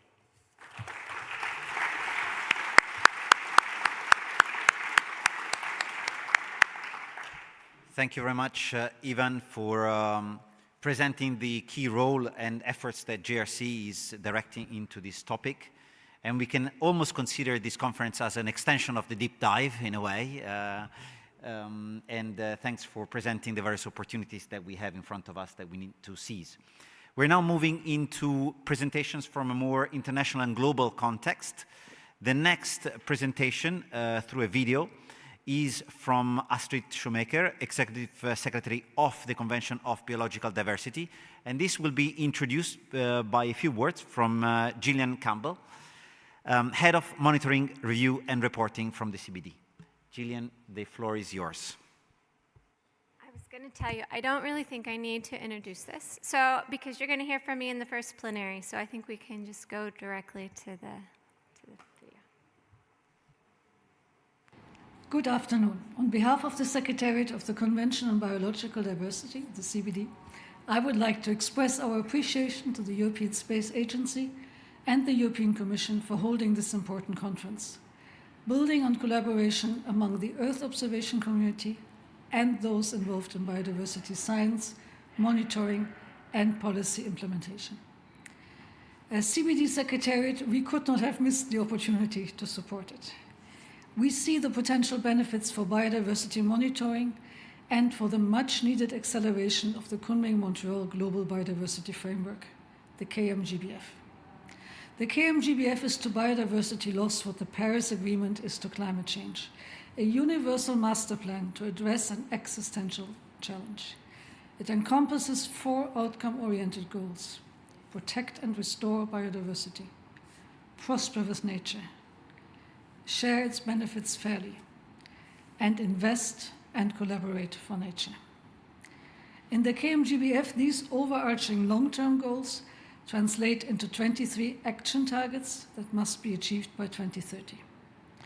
A robust monitoring system is key to the success of this ambitious global biodiversity framework. We need data that tells us where, how, and why biodiversity is changing. And we need to assess the impact of the implementation of the KMGBF by tracking the status of biodiversity over time, so the course can be corrected if needed. Parties to the CBD recognize the importance of monitoring from the outset, hence the adoption of a detailed monitoring framework alongside the KMGBF itself.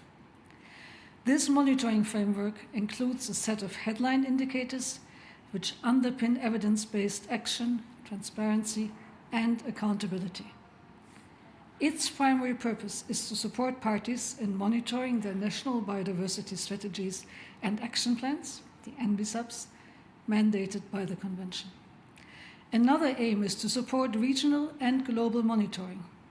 However, this ambition contrasts with the dearth of data that we are seeing to varying degrees around the world. Take Europe, where this conference is taking place. This continent has one of the most developed biodiversity observation networks, and yet the picture remains patchy. Here and elsewhere, satellite imagery can help fill the gaps. Together with data being generated by citizen scientists, Earth observation and other forms of remote sensing can deliver the surge of data we need for the implementation of the KMGBF. A combination of cloud storage and fast-growing computational capacity means that today data can be shared and processed in ways that were akin to science fiction just 2 decades ago. Coupled with artificial intelligence applications, these advancements make it possible to distill a high-resolution understanding of the planet and its geo-biophysical systems.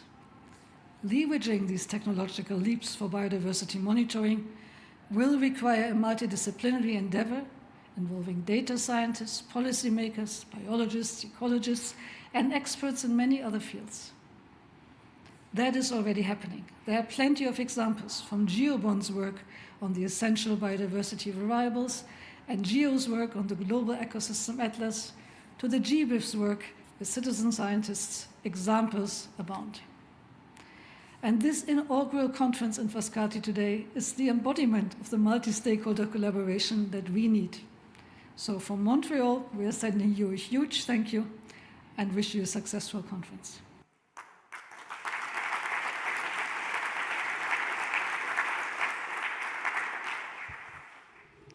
And I guess this introduction put in place the key role of the, let's say, the cornerstones of these 23 GBF targets that we need to keep in mind in being very pragmatic in terms of indicators, providing information, providing insight.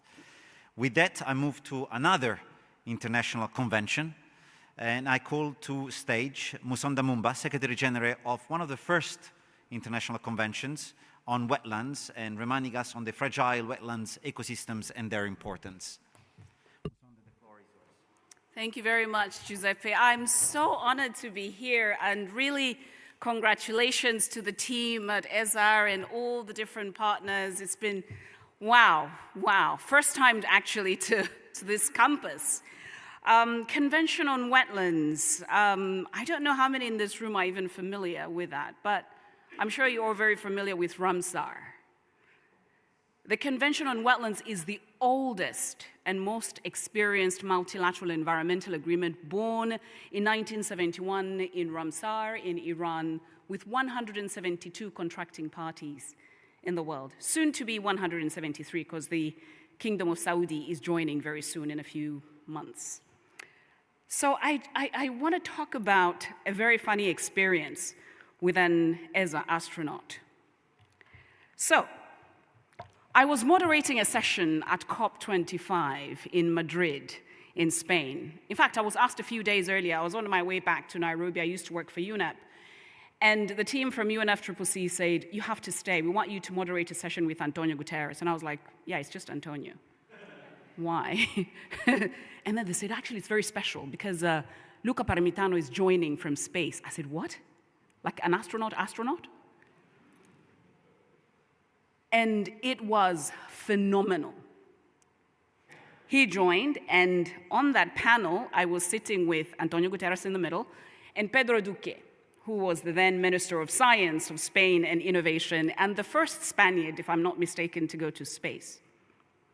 Now, what was interesting was that this was happening on the margins of a climate COP. And on this margin of this COP, when I was asked to introduce Luca Parmitano, they gave me a script, and I looked at it. I said, oh, I have to log into Houston, a bit like in the movies. Houston, and then the man flying in, and he was swinging his mic. I'm like, okay, gravity, free, this is interesting.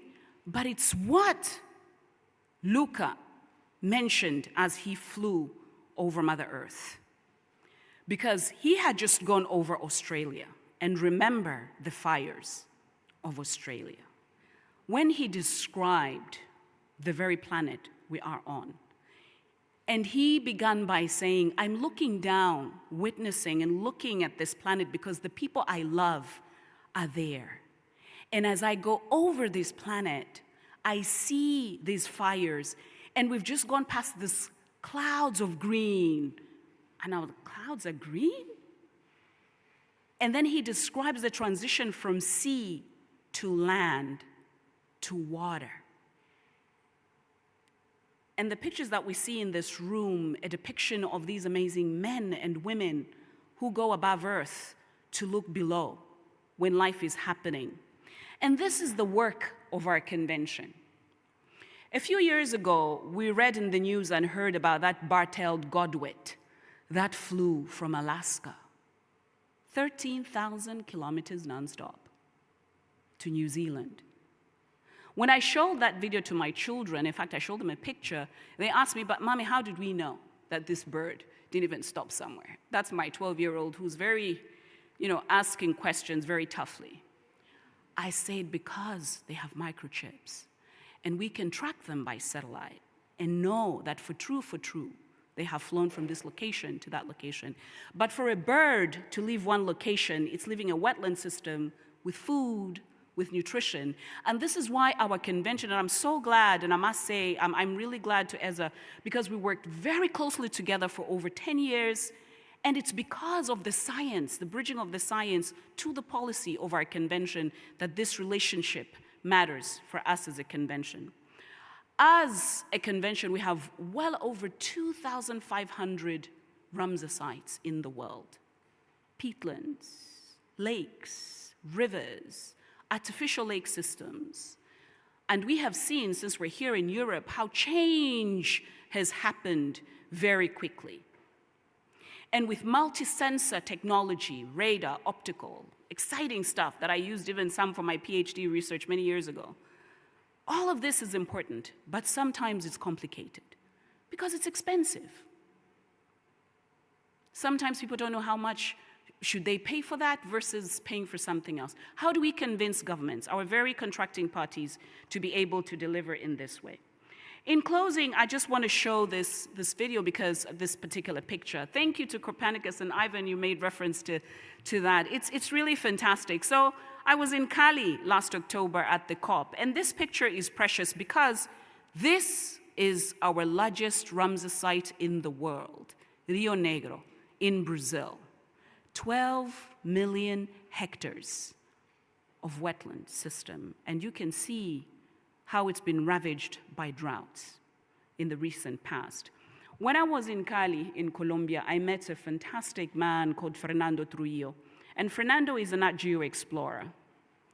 I want to touch a little bit to what Joanna referenced in terms of this, Paris Agreement, temperatures, etc. What does a 1.5 degree world look like? In this Amazonia system, we have pink dolphins. 1.5 degree above a certain temperature, over nearly 200 pink dolphins died here. This is the disappearance of biodiversity because of change. What we see from above, and I think also Umberto referenced that, how do we do the ground truthing, the connection between science and policy, is absolutely very important.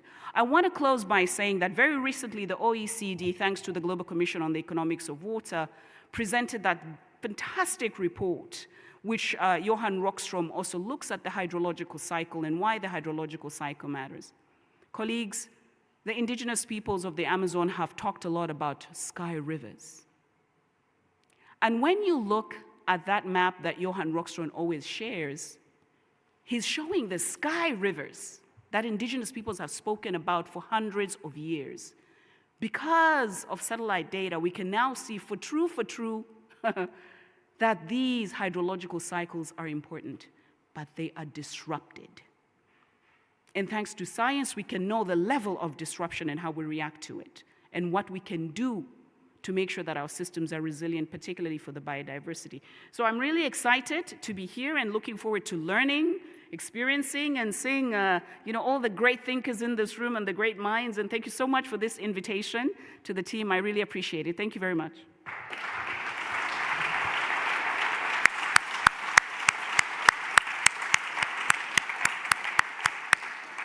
Thank you, Musonda, for your words. I think you are reminding us about, indeed, the fragility of the wetlands, but the fragility overall of Mother Earth. Indeed, there's no planet B.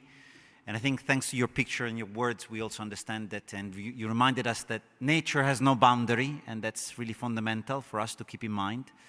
So thank you very much for your inputs and statements. I now move to the next presentation. This will be provided through a video from Executive Secretary Anne Larigard-Dery. from the IPBES Secretariat, and it will be introduced from Aydin Niamir. A few words. He's the head of the IPBES Data and Knowledge Technical Support Unit. Thanks a lot. I will be very brief. Good afternoon, everyone. Dr. Anne Laligodari, Executive Secretary of IPBES Ecosystem Services, has asked me to convey her warm greetings and best wishes to all of you. She regrets not being able to join us here in person today to reconnect with this community. However, IPBES is well presented here by several colleagues who have already played or are playing a crucial role in advancing its work. This conference and its outcome will be invaluable to ongoing and future work of IPBES, not only on its assessments, but also to broader objectives, including capacity building, policy tools, data knowledge management, and has prepared a pre-recorded video. And let's take a moment to hear from Dr. Laligodari. Greetings to all of you, dear colleagues and friends who are gathered at BioSpace25. From a personal point of view, this conference really seems like a dream come true. In my pre-IPBES life, I have spent quite a bit of time and energy helping to build GEO BON and to really raise awareness about the need for a stronger involvement of space agencies in generating biodiversity observations. I remember attending meetings of GEOS, the Global Earth Observation Systems of Systems, which at the time was starting to develop a biodiversity component. And I confess that some of us in the biodiversity community sometimes felt a little bit lonely, since biodiversity at the time was really a small dot on the radar of space agencies compared to climate change, for example. Well, times have changed, and the loss of biodiversity has gained a lot of momentum thanks to several important developments for biodiversity over the recent decade. One of them, of course, is the establishment of a new science policy interface for biodiversity, namely IPBES, and the publication in 2019 of its first global assessment of biodiversity and ecosystem services. The global assessment brought an unprecedented level of awareness regarding the loss of biodiversity and the loss of nature's contributions to people.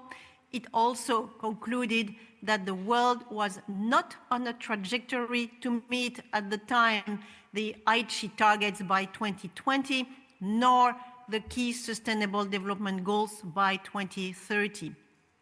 Another important recent development is the approval by COP15 of the Convention on Biological Diversity of the new Kunming-Montreal Global Biodiversity Framework.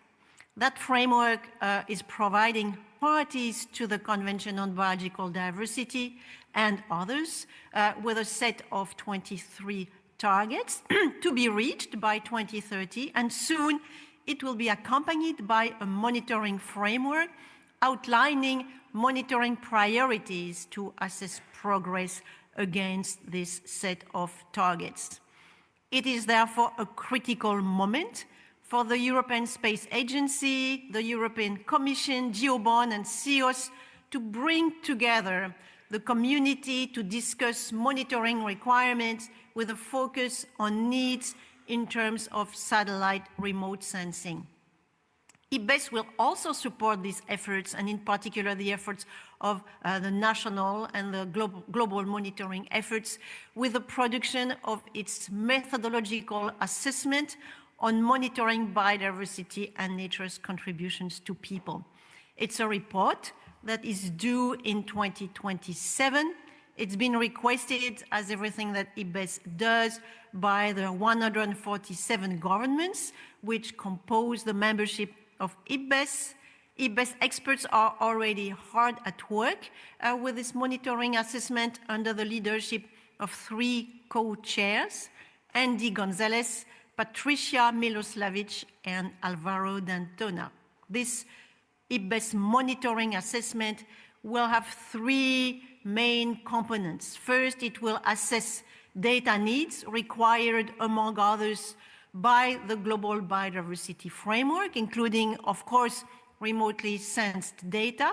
Second, it will assess challenges in biodiversity monitoring to meet these data needs, looking in particular and among others at gaps and biases in terms of geographic and taxonomic coverage. And thirdly, the report will also assess the capacity to monitor biodiversity worldwide. It will look at options to bring all existing efforts together into an observing system for long-term sustained efforts at national and global levels. So colleagues, it is clear that observing biodiversity from space has never been more critical to support our urgent efforts to slow down the loss of biodiversity. I want to thank again the organizers for this important initiative, including many of my good colleagues attending this meeting who've been working on biodiversity observations for a long time. I wish BioSpace1 every success, and I hope that this is the first in a long series of BioSpace conferences. Good luck to all of you, and thank you very much for your attention.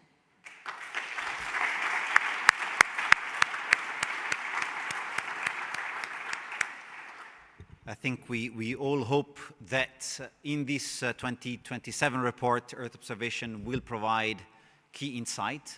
Andy, your name was mentioned, so you are the channel into this process. The next speech will be from the Intergovernmental Oceanographic Commission at UNESCO. It will be a video from Executive Secretary Vidar Helgesen. So if we can play the video. Good morning, everyone. It is my pleasure to address BioSpace25, the first international conference of its kind dedicating to using satellite remote sensing for biodiversity across all ecosystems, terrestrial, freshwater, coastal, and marine. This conference is important because the ocean, the largest ecosystem on the planet, is also the largest victim of the triple planetary crisis of climate change, biodiversity loss, and pollution. At the same time, the ocean holds solutions which require increasing use of ocean space and resources, but this must be done while maintaining the ocean's regenerative capacity. The Intergovernmental Oceanographic Commission of UNESCO brings together scientific communities, governments, and other stakeholders to develop efficient, science-based, integrated ocean and coastal management solutions. Our mission is to promote international cooperation and coordinate programs in research, services, and capacity development to better understand the ocean and coastal areas. We're generating and applying scientific knowledge to serve better ocean policies and management, effective warning systems for ocean-related hazards, resilience to climate change, and a sustainable ocean economy. The IOC is supporting and coordinating the UN Decade of Ocean Science for Sustainable Development, which aims to bring ocean science to a new level of readiness to inform decisions for sustainable use and protection of the ocean. Knowledge of the ocean comes from observing it. There's no lived human experience in the ocean, so we're fully dependent on ocean observing and research.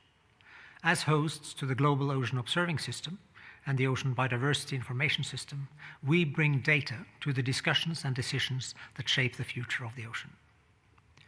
The IOC's Ocean Biodiversity Information System is representing the IOC at this conference. OBIS is a program component of the International Oceanographic Data and Information Exchange, and it's the world's largest open access repository for marine biodiversity data. It holds more than 136 million observations of nearly 200,000 marine species, integrated for more than 5,000 datasets.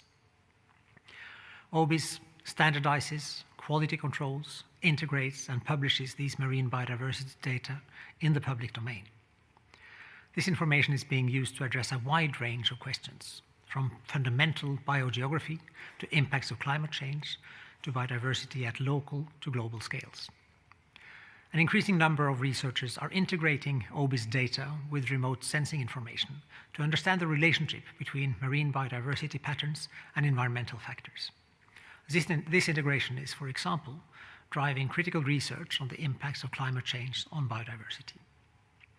At BioSpace25, OBIS will host a hands-on session to introduce the types of data it provides and demonstrate how to access and use it. This will showcase the diverse applications of this data and demonstrate how it can be processed and integrated with other Earth observation datasets to address critical research questions.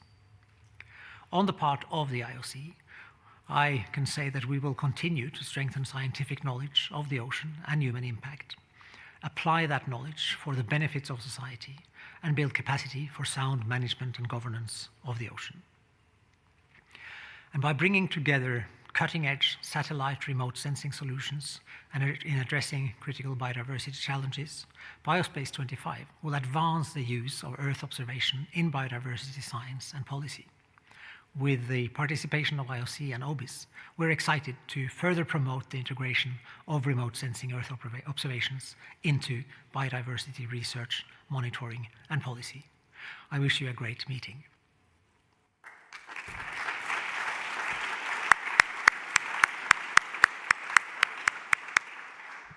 So I think these words also reminded us that we are on the often called blue planet, and this is something that in the community often we focus on terrestrial ecosystem, but indeed the coastal and marine and open ocean ecosystem shall not be forgotten or put as a secondary level of priority in our efforts.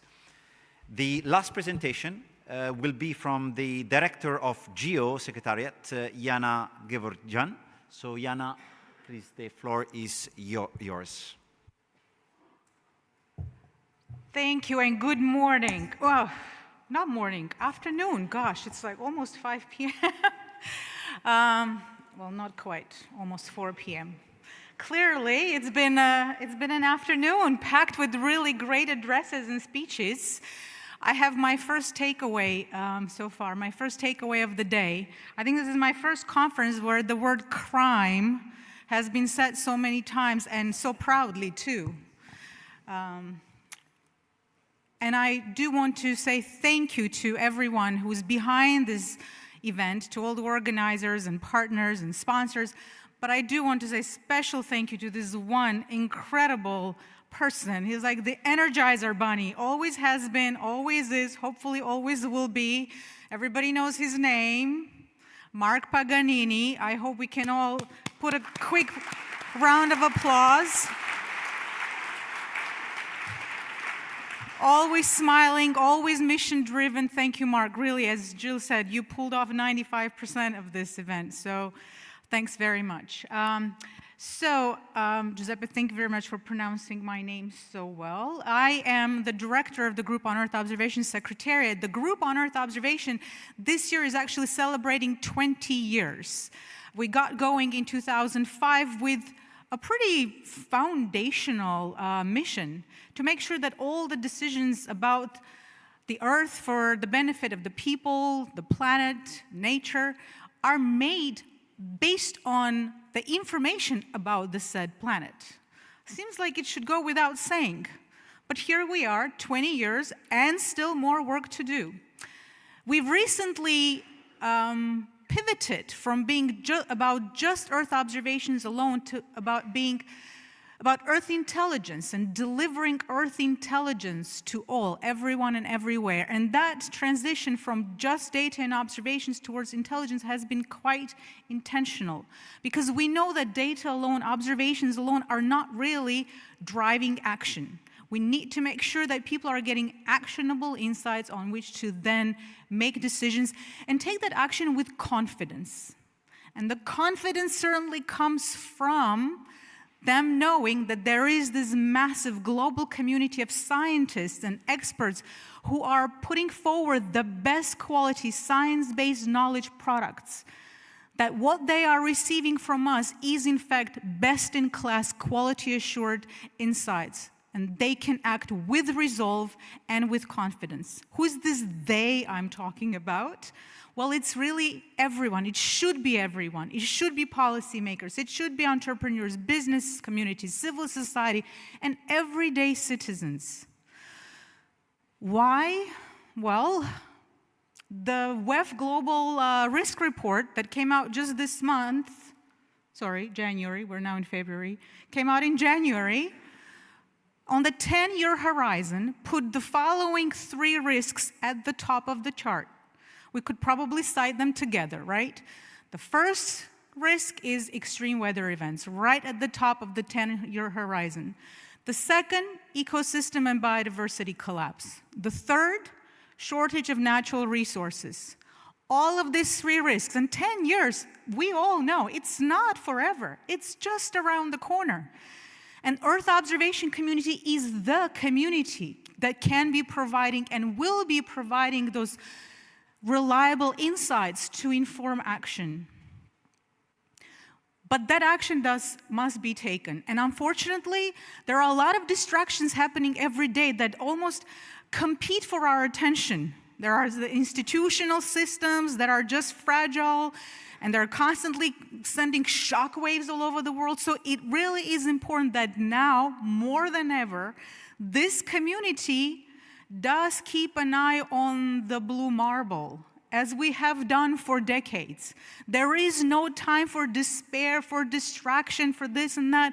We really have to be laser focused on the mission of putting the best and most quality information about the state of nature, about the state of planet out there. Within the group on Earth observations, we are very cognizant of the intricate, interdependent, interconnected nature of the various crises. As the name suggests, we are about studying the Earth as a system, and we want to be sure that our action, and by our, I mean your collective, because all of the organizations that you saw on the screen are actually members of the GEO family. So I kind of speak on your behalf when I say what I say. I hope you agree with what I'm saying. Our mission is really to ensure that we inform decisions and action across systems. And I think the world is ready for this integrated approach to problem solving, to systems change. We see this all the time, even in the last few COPs. In the Biodiversity COP, in Climate COP, and in Land Degradation COP, there is more and more talk by the policymakers about the importance for these communities to converge.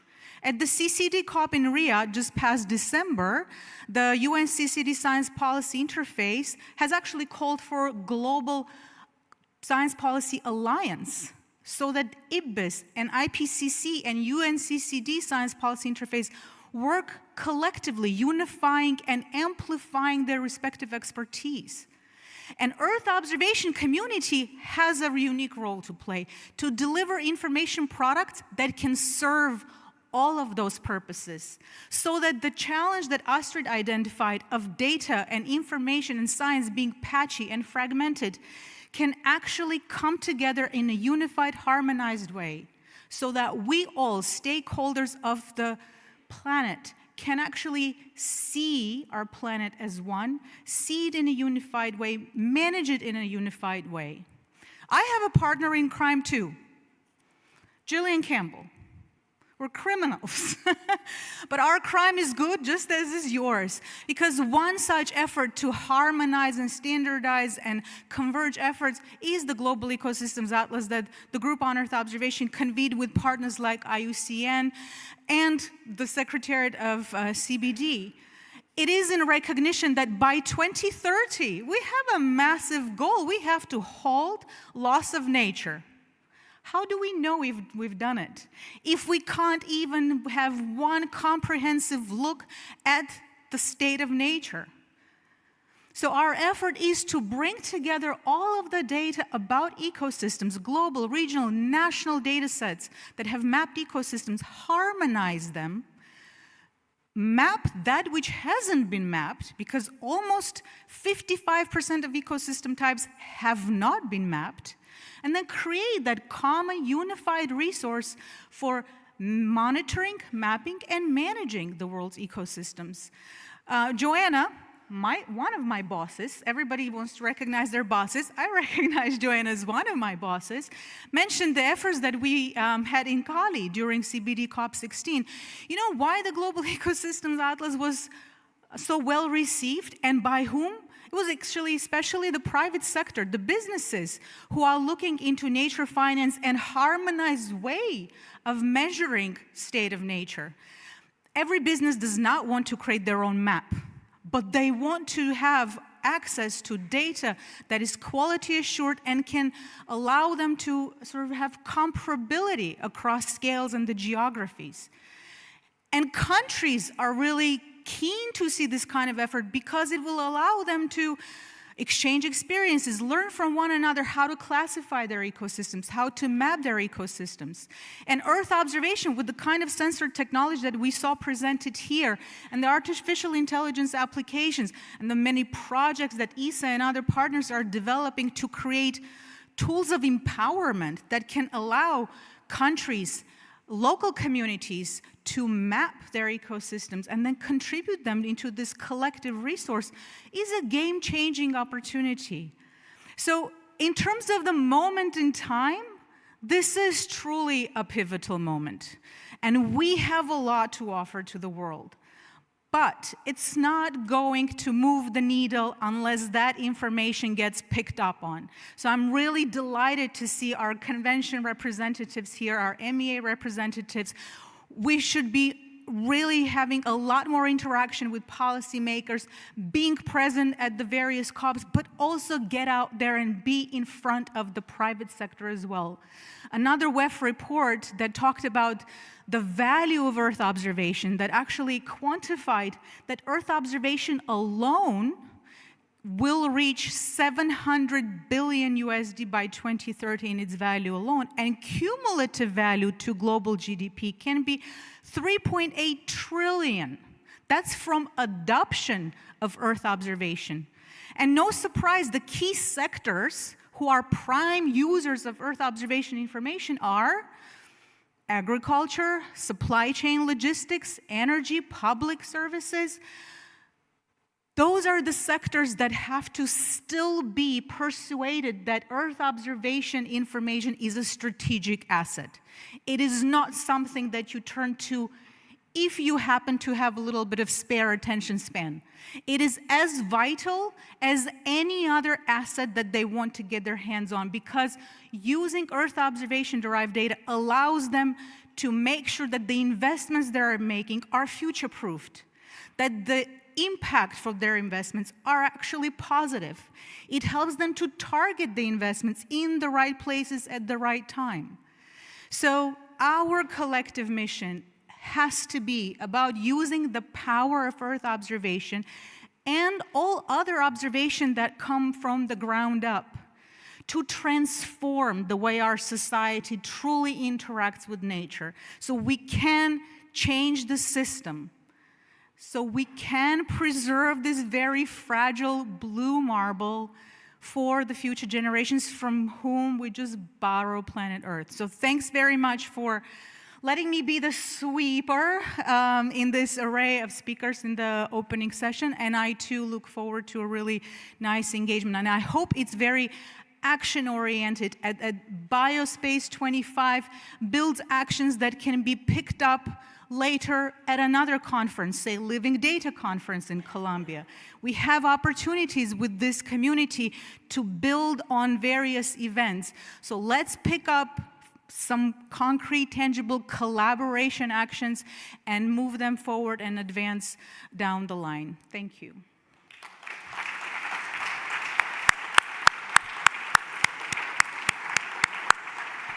Thank you, Jana, for your inputs. And I think you reminded us that indeed Earth observation can be a game changer in this Earth intelligence effort. And it can be in a transparent, open, and democratic way for both public entities, but also for industrial verticals, and to understand and measure their impacts and their dependencies on nature. This opening session is closed, and we have coffee in front of us, our coffee break, but I will call all of you to be extremely efficient, to come all together towards the stage. We will take a picture and then we will have coffee. So the most efficient you are, the fastest we will be to gather our coffee.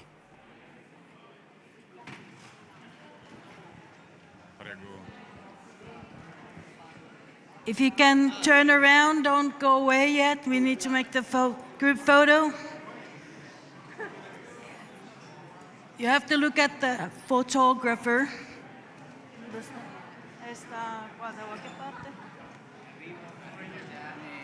At the back of the big hall, on the ladder.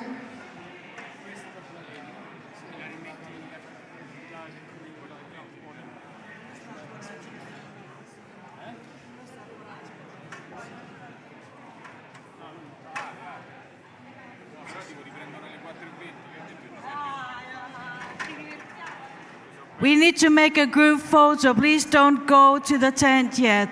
Thank you.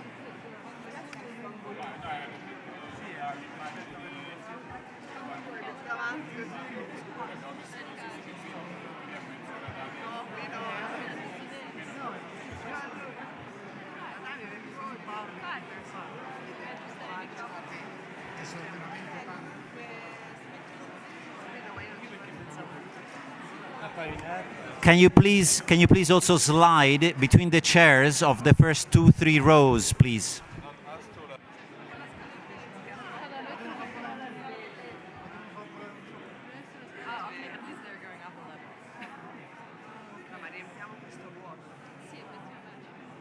Can you please also slide in the first few 2-3 rows of chairs? Thank you.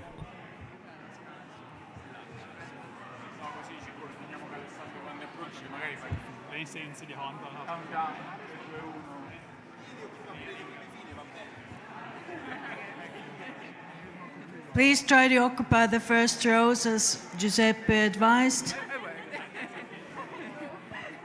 Just to have more, let's say, space. Taller ones in the back, shorter ones in the front.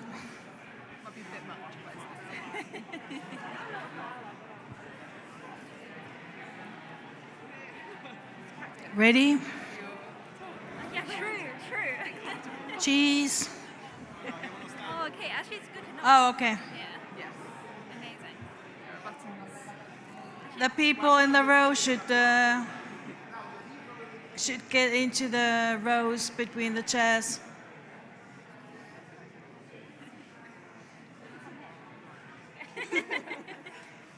Ready?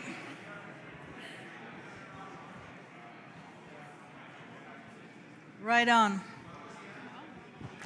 3, 2, 1. Cheese. A big cheese. Thank you. Go have your coffee break. Thank you.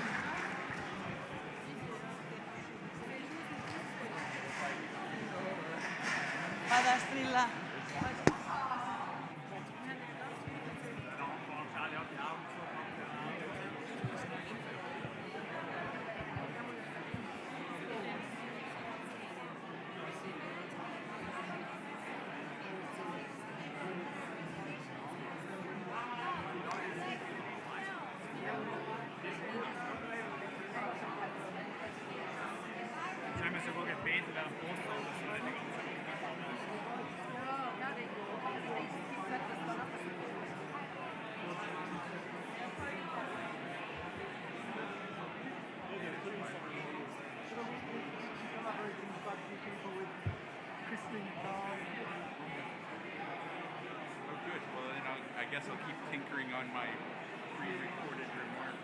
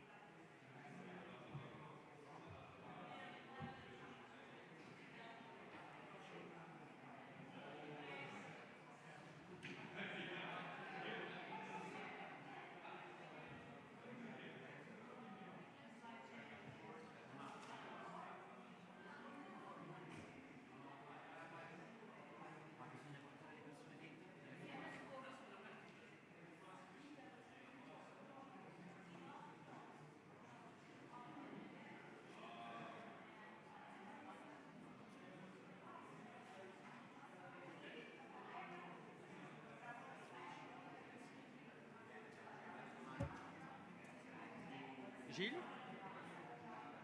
Ah. Oh, ça c'est cool. C'est très con. On ne veut pas se tromper, quoi. Ouais. Bon. Ah oui, non, on est toujours un peu des débutants dans tout ça au GRC, hein, putain. Mais regarde le slide qu'il va nous...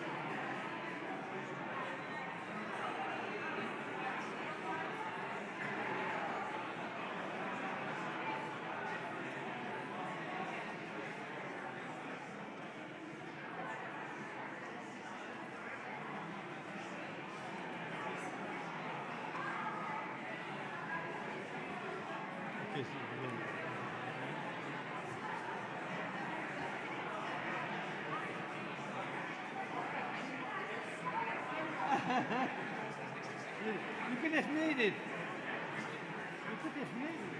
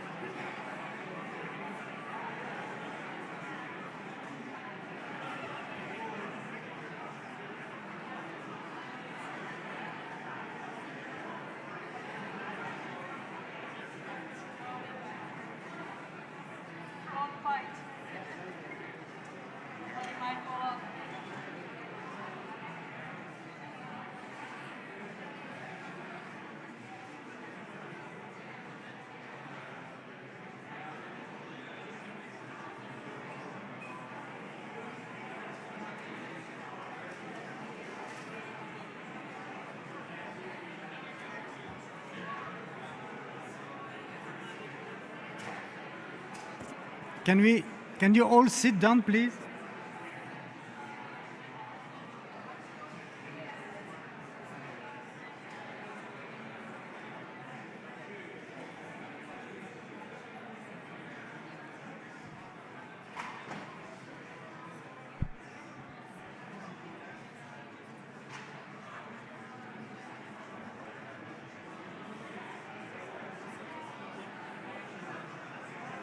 Spiace.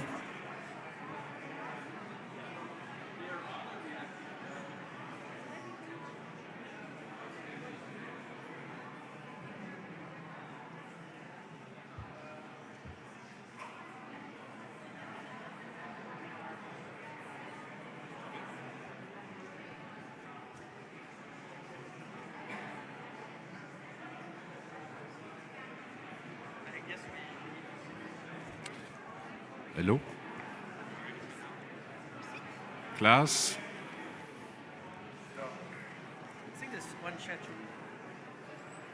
So welcome back. Sorry for the delay. We will try to be quick for this session. I just wanted to tell you that following the first session we had, you understood that, yeah, we have data on the ground, we have data from space. We know that we need more data on the ground, more data from space, but what is really crucial is to make the best use of the data we have and also to have a policy impact. So this is really the meaning of this session. And just when I said that there are some geeks in the geek community, I am one of them. So at 12, I subscribed to the ESA journal. So I'm very happy to be here. And also, just one example of a challenge for those who do not know me. I'm a marine zoologist, but I'm also a history buff. And there was a story, thanks to Earth observation last year. So in the Amazon, we have discovered a new hidden city thanks to space data. This is fantastic news for archaeology, but actually this is also a biodiversity issue because maybe we will build a road to go to that hidden city. So this is where data are cool, but also we need to have good and cool policies. So that's a little bit the spirit of this session. So I will give the floor to Mark. Thank you.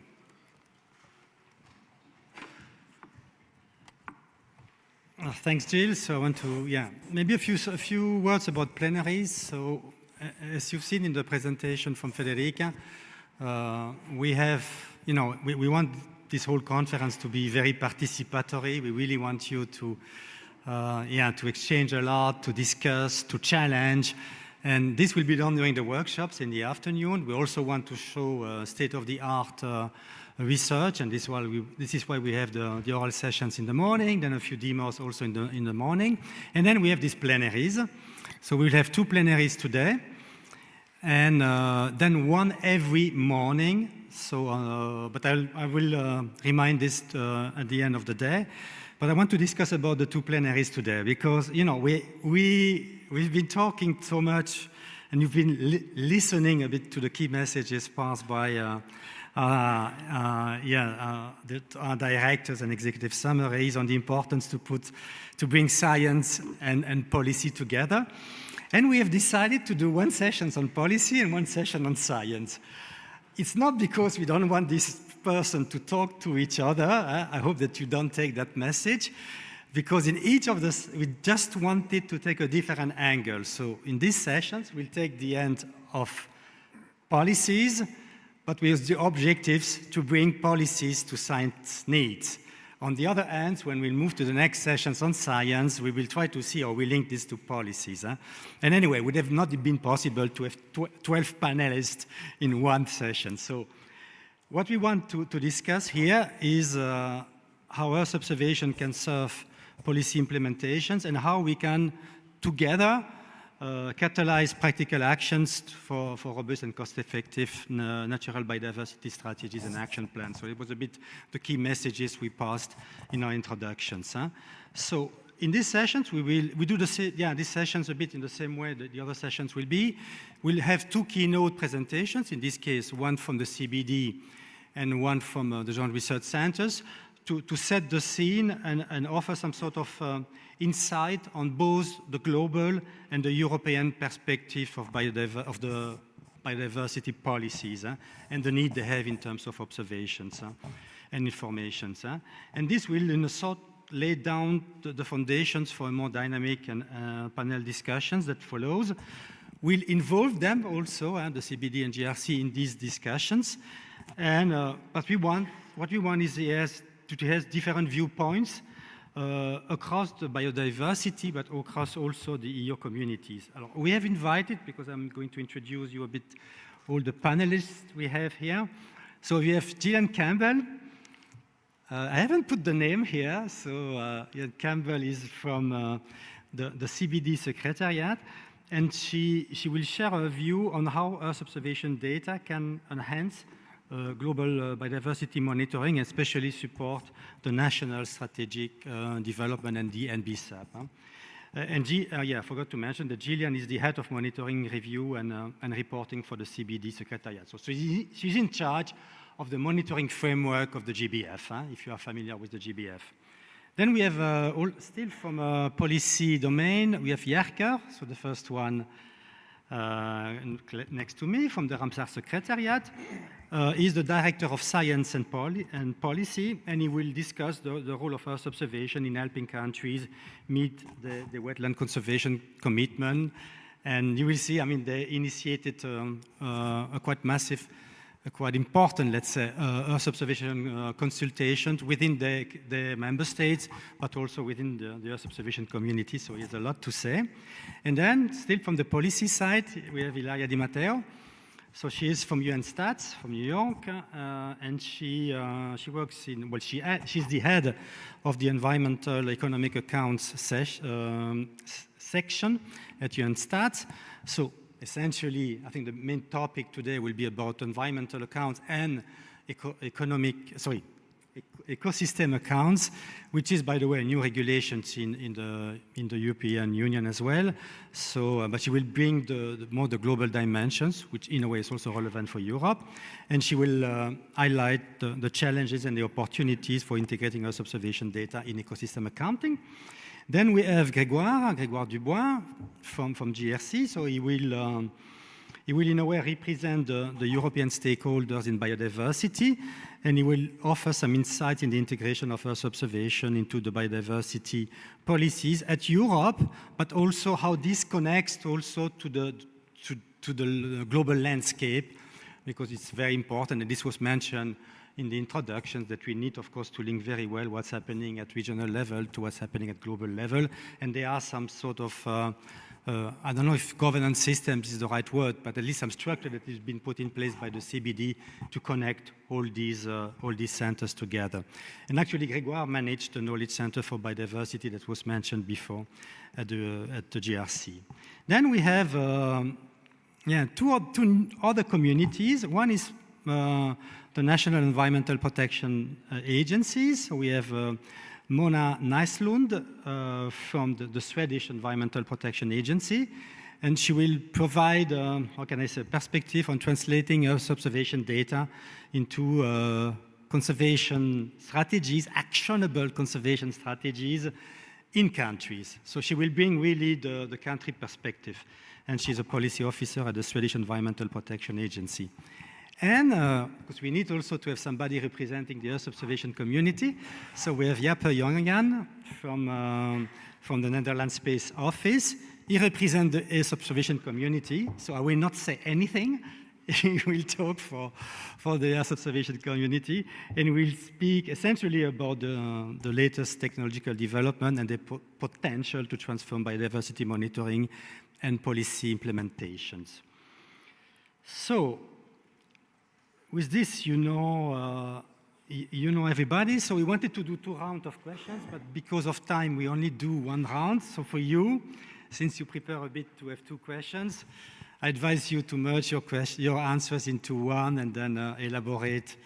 So you can take a bit more time than what was planned and elaborate already on the other questions that we are not going to ask you. So the first one, and maybe I start with, we have to start with the keynote speech. Yes, of course. I forgot something. So we need to listen first with, we're getting late today. So first, Gillian. So Gillian, I don't know if you want to talk for here, but you can also talk from there. You don't need to come here. It's perfect. So Gillian, the floor is yours. Thank you, Mark. So as Mark mentioned, I lead the work on planning, which is where the NBSAPs are, so the National Biodiversity Strategies and Action Plans, national reporting, global review, and monitoring. And the reason why monitoring is in this unit is because of the fact that it is very much seen to be in support of the national planning processes and the national reporting and the global review. So I'm going to take a step back and quickly walk you through, since the Earth Summit in 1992, the CBD has had 3 different strategic plans. And so the GBF is the one that we're on now, but if we look at the success so far, as you saw on one of the slides this morning, with all the green bars, biodiversity has declined since the adoption of, or since the formation of the Convention on Biological Diversity. If you look at the ACHI framework, which was the previous strategic plan, we did not achieve fully any of the targets of that framework. And so when the Kunming-Montreal Global Biodiversity Framework was being adopted, the question that parties were asking themselves was, what can we do different? How can we make a change so that we see success over this decade and have some success before it's too late? And so there's 3 main changes that I can see between the last strategic framework and this strategic framework.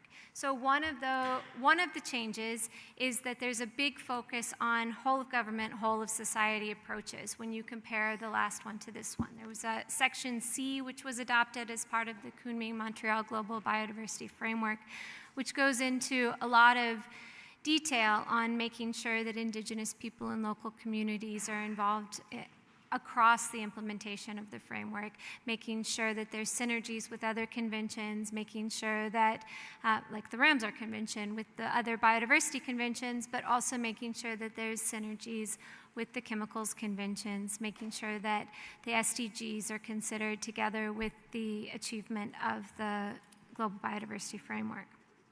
So that's one of the changes.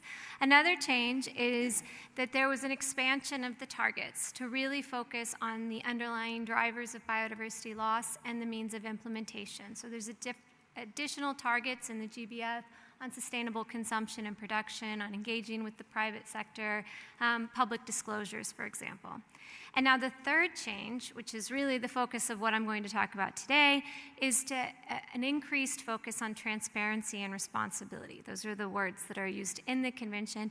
And this is where the planning, monitoring, review, and reporting mechanisms were adopted. And this includes a commitment to do the NBSAPs faster, which is the commitments for the NBSAPs was to have NBSAPs developed by COP16. It includes the national reports, which are due in February of next year.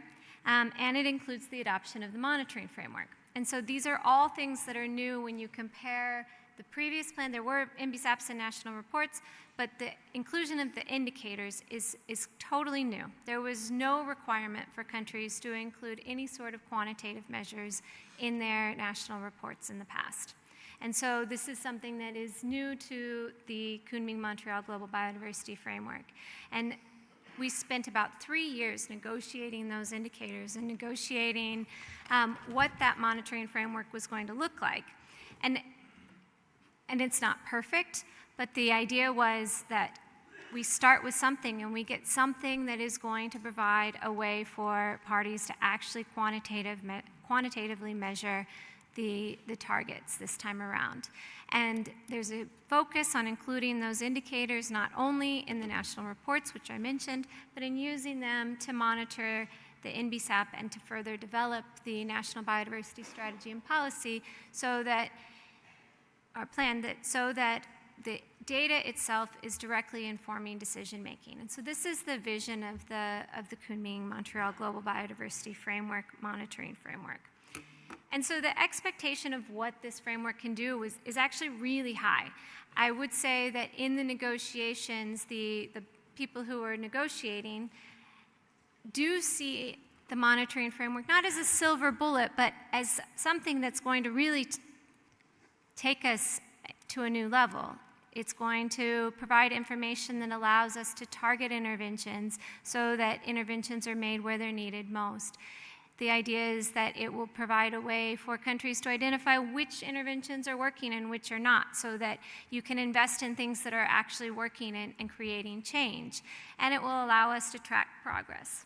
So this would be a game changer in terms of how the convention works, and that's the idea behind the monitoring framework and especially behind these headline indicators, which there's 26 indicators that countries have agreed to use in the national reporting template. So these are required in the reporting template as a part of the national reporting template. So these indicators, many of them could use Earth observation data. Many of them would use a combination of remote sensing and biodiversity observation network data coming from on the ground. And there's almost none of them where we currently have data available in all countries that's of the quality and frequency where we want it to be. So even though I understand from the scientific community, many people say, oh, well, why aren't there more indicators? Well, we're not even able to measure the few indicators that we have well. And so this is the opportunity to do so, and this first national report that's due next year is an opportunity to show what have we done so far, and can we really track progress on some of these? And these are big questions, like, as Jana mentioned, what's the extent of natural ecosystems? How much of the planet is natural, and what kind of ecosystems are there? We can't really definitively answer this at the moment, which is the foundation of what biodiversity is. We can't answer questions on the condition of those ecosystems, especially because we can't answer questions related to what the ecosystems are or the services provided by these ecosystems. And so this is the idea that the monitoring framework is trying to take us to measure at least the basics in terms of the targets. And then in 2030, I'm sure there will be a new monitoring framework where we can visit this again. So what does this look like in the national reporting template? I wanted to mention it. Even though it seems very technical, there's 3 options in this national reporting template. And national reporting is a legal obligation, so every country has to report legally to the convention. And on every headline indicator, there's 3 options in the template. One is choose a globally available data set, and use that to report. So this will work for some. You could use the red list, for example. IUCN has a global red list that some countries might want to use. I would say this is not the option that most countries prefer, because even taking the red list, which is a well-established index, the global index is not as useful for national policy making as a national red list is. So even there, countries would want to move towards the second option. The second option is to report national data. So this is the preferred option, and this is the option that countries are really pushing for, is to report national data through the convention. And again, many countries are not going to have information on many of these indicators. And so this brings us to the third option, which is to say that you don't have data and then to explain why. So this is probably an option that people will choose during this first round of reporting, hopefully not for all the indicators, but for some of them. But this is also where we want to move beyond this, is how do we then make sure that that is not constantly the problem, is to say that we don't have the information available. And so this is the challenge that I bring to you to discuss over the next few days, which is how does the scientific community help close this gap? One way would be to further develop global data products, but as I mentioned, this is not really where the big need is. The big need is making sure that there's methodologies that allow countries to compile information and to nationalize and own this data themselves, and to have data products that they feel national ownership of. And so how do we develop those methodologies? And then how do we build capacity around the world to use those so that in the future, every country has the information that they need to make the decisions that are going to really take them towards the achievement of the framework. Thanks.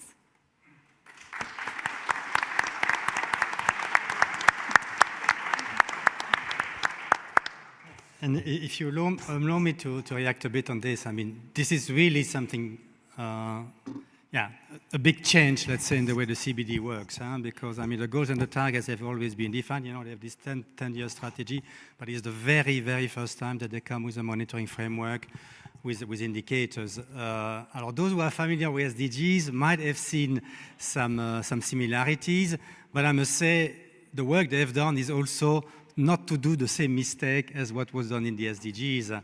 And still, I mean, there is still, but of course, it's always by doing that you find all the issues. It's a big opportunity for us observation on both sides. If you take the example of the extent of natural ecosystems, Jana, I don't know if Jana is still in the room, but she's working hard on providing these global data sets that can be used with countries. And then there are other, like us, like ESA, where we are trying to provide tools to countries that is fully aligned as well with what is available at global scale. But it's not that this always works. So, I mean, take it as a big opportunity, because these indicators were not there before. Of course, they are not always defined with an Earth observation mindset. So it's not that that we can use satellite data in all of them, but I must say, and we did some analysis, and the opportunity is very high, but it's work. It requires work. And so the next speaker, you have some slides, I think. Okay. So Gilles is working, of course, at GRC. So he has those two hats, and he will explain it better than me. Grégoire, sorry, Grégoire. I always make a confusion between Gilles and Grégoire. So, maybe you will explain better. Three Belgians, by the way. Yes. Hello, dear criminals, I understand, and dear friends. And if we are not friends yet, we will become friends, since we are all working towards the conservation of nature. I'm not as smart as Jill, and I really need pictures. So if you allow me, I will give a European perspective on how do we use scientific information for supporting policies. I mean, most of you are basically providers of scientific information that is key, but is your information going to be used? Most probably not. It's a real challenge to make sure that your information will land on the desk of a policymaker.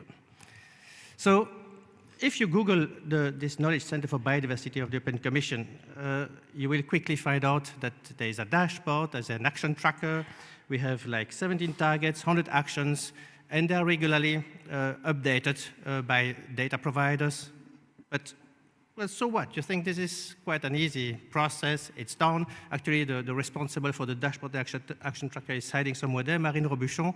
If the link doesn't work, you can blame her. If you like it, you can get back to me. So you think, what's the big deal with this? It's automatic reporting, and actually it is a big deal. It has been actually the biggest deal for me over the last 5 years since the EU Biodiversity Strategy was launched. We realized that providing support on such an important policy is something that is extremely complicated to coordinate. So the idea was to create one of the first actions, if not the first action of the EU Biodiversity Strategy, is to put at the core of all the policies, because they all have an impact on biodiversity or impacted by biodiversity loss, is to put at the core of EU policies this new Knowledge Center for Biodiversity. It's supported by the European Environmental Agency that is collecting the data from the member states. So we have been starting to reshuffle a bit the governance of many existing institutions, bodies. We have clearly biodiversity knowledge providers, and we have those that are using this knowledge. But you still need a broker in the middle to help translate this information in a way that it can be used by policies. And it's everything but straightforward. So we have also I don't know how many hundreds of millions of euros that are spent on research. If you look at the part on the lower left part of all the EU funding programs, all this research, how can we make sure that all the knowledge products are really landing on the desk of the policymakers? You really need to establish a link and think about what you're going to do with your information.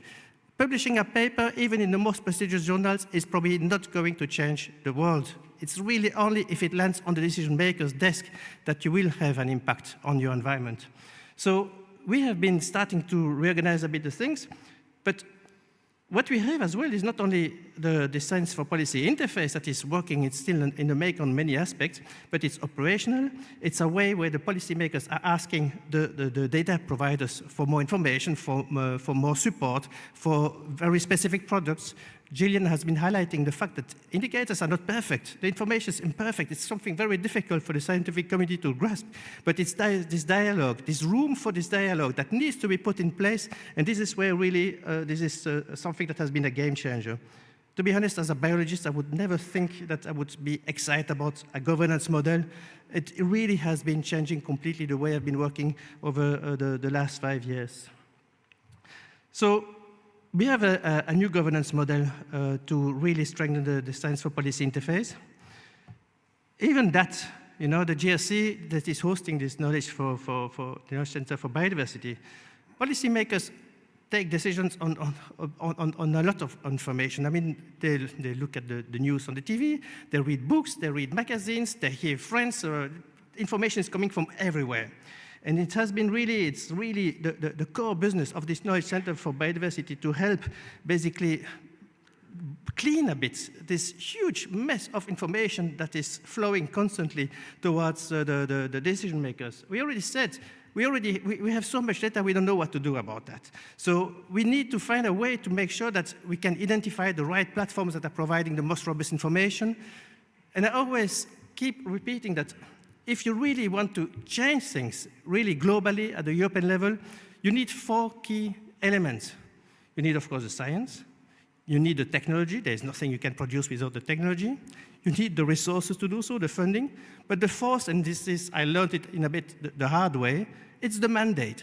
If you don't have the mandate to really support the Secretariat of the CBD, the European Union, if you don't work with those that have the mandate, your information is keeping flying in scientific papers, but it's not landing on the policymaker's desk. And so we really need to think about how to design this interface. So this is, I think, quite an important element that we need to think of over the next days, because we will have the opportunities to think how can we change this. So where is remote sensing flow in this? We have this paper that is actually documenting the real process of the filtering, the reading of the literature, identifying the different elements that can become an indicators, the discussions with the scientific community, even contracting scientific community for really redefining, improving indicators, putting them on the desk of the policymakers, consulting the various services of the Commission. As I said, it's not about environment only, it's about trade agreements, it's about cooperation and development, it's about economic growth, it's about all the sectors are impacted and should have a look at the information that we are going to use to report on biodiversity. So it's a complicated process, but we consult with the different political services of the European Union, with the member states, with the scientific committee. We have created these processes that are extremely, I think, transparent, really well structured, so that we can really feed all this information. After it's long, we need to be quite patient, but there is a real clear process that allows us to start from the science, from the core research, to an indicator that is ending in a dashboard that is agreed by the scientific committee and by the member state. So I promised to say within the 7 minutes for Mark. So in conclusions, when you think about all these products that you are developing, what are you going to do with that? I think what you need to try to engage with the bodies that collect information, that are reporting to policymakers. We still constantly miss, as key actors around the table, here we are mainly scientists, we have a few people from the policy side, but you still need something in the middle that help you do the translation from the science to policy and for the policymakers to the scientists. And we do realize there's constantly miscommunication. You really need to be able to understand what the policymaker really needs and wants and what the scientists can really provide. So this is something that is absolutely key and that has been transforming completely the way I worked over the last 5 years. Connectors. It's finding the connections between all these different policies, since if you change one indicator in one place, it will have like a domino effect, an impact on another one that is on another policy. So very often these things we always speak about breaking the silos. I absolutely hate this. We should keep the silos, but you need to build bridges. And these bridges need to be connected in a very efficient way in bringing these people all together around the same table. You need a coordinator. It's about policy coherence. It's making sure that what you do on one side is not going to be counterproductive on the other side. And then last but not least, and I think this is where we have real challenge, you need drivers. You need someone who will follow the use of your product until the end impact product, which is basically an impact on policy, an impact on the decisions. And those are people who have to follow your process, which can take years before you think, wow, this variable, this map is going to really change the world. Well, not at all. You need someone who is going to take this map, bring it through all these processes, convince the people, engage with the people, recorrect it, change it, until you really have an impact. And this is where I think there is still a big gap in the scientific community, but also on the policy side, because people change job, because people move. It's extremely complicated to introduce. So I'm really looking forward to further engaging with you over the next days. I think we have here people who are really driving huge initiatives. It's really an opportunity to think about what would be a global biodiversity system and how we can reinforce the European one. So very much looking forward to talking to you. Thank you.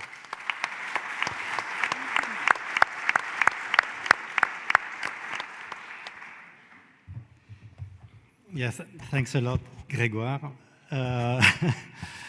I think if there is something that you have to understand if you want, because I mean, we have a lot of scientists in the room, so if you want to bring your science into policies, you need to understand this landscape. It's fundamental. It took me a few years before I managed to come up to speed now.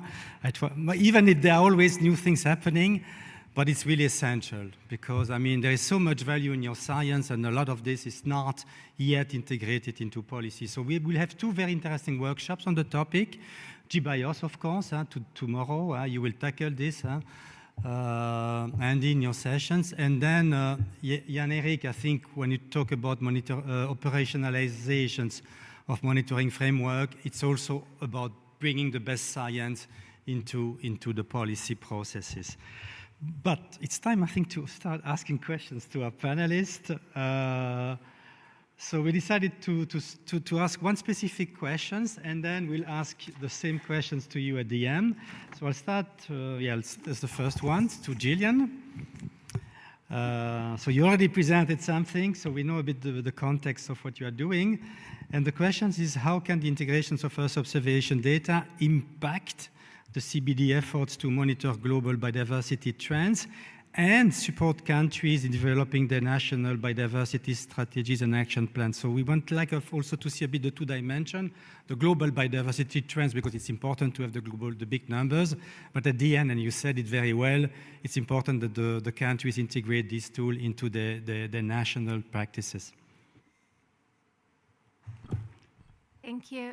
So as I mentioned, when you're listening to the countries who were negotiating in the room, leading up to COP and leading up to COP15, leading up to COP16, it is really about ensuring that countries have this national ownership.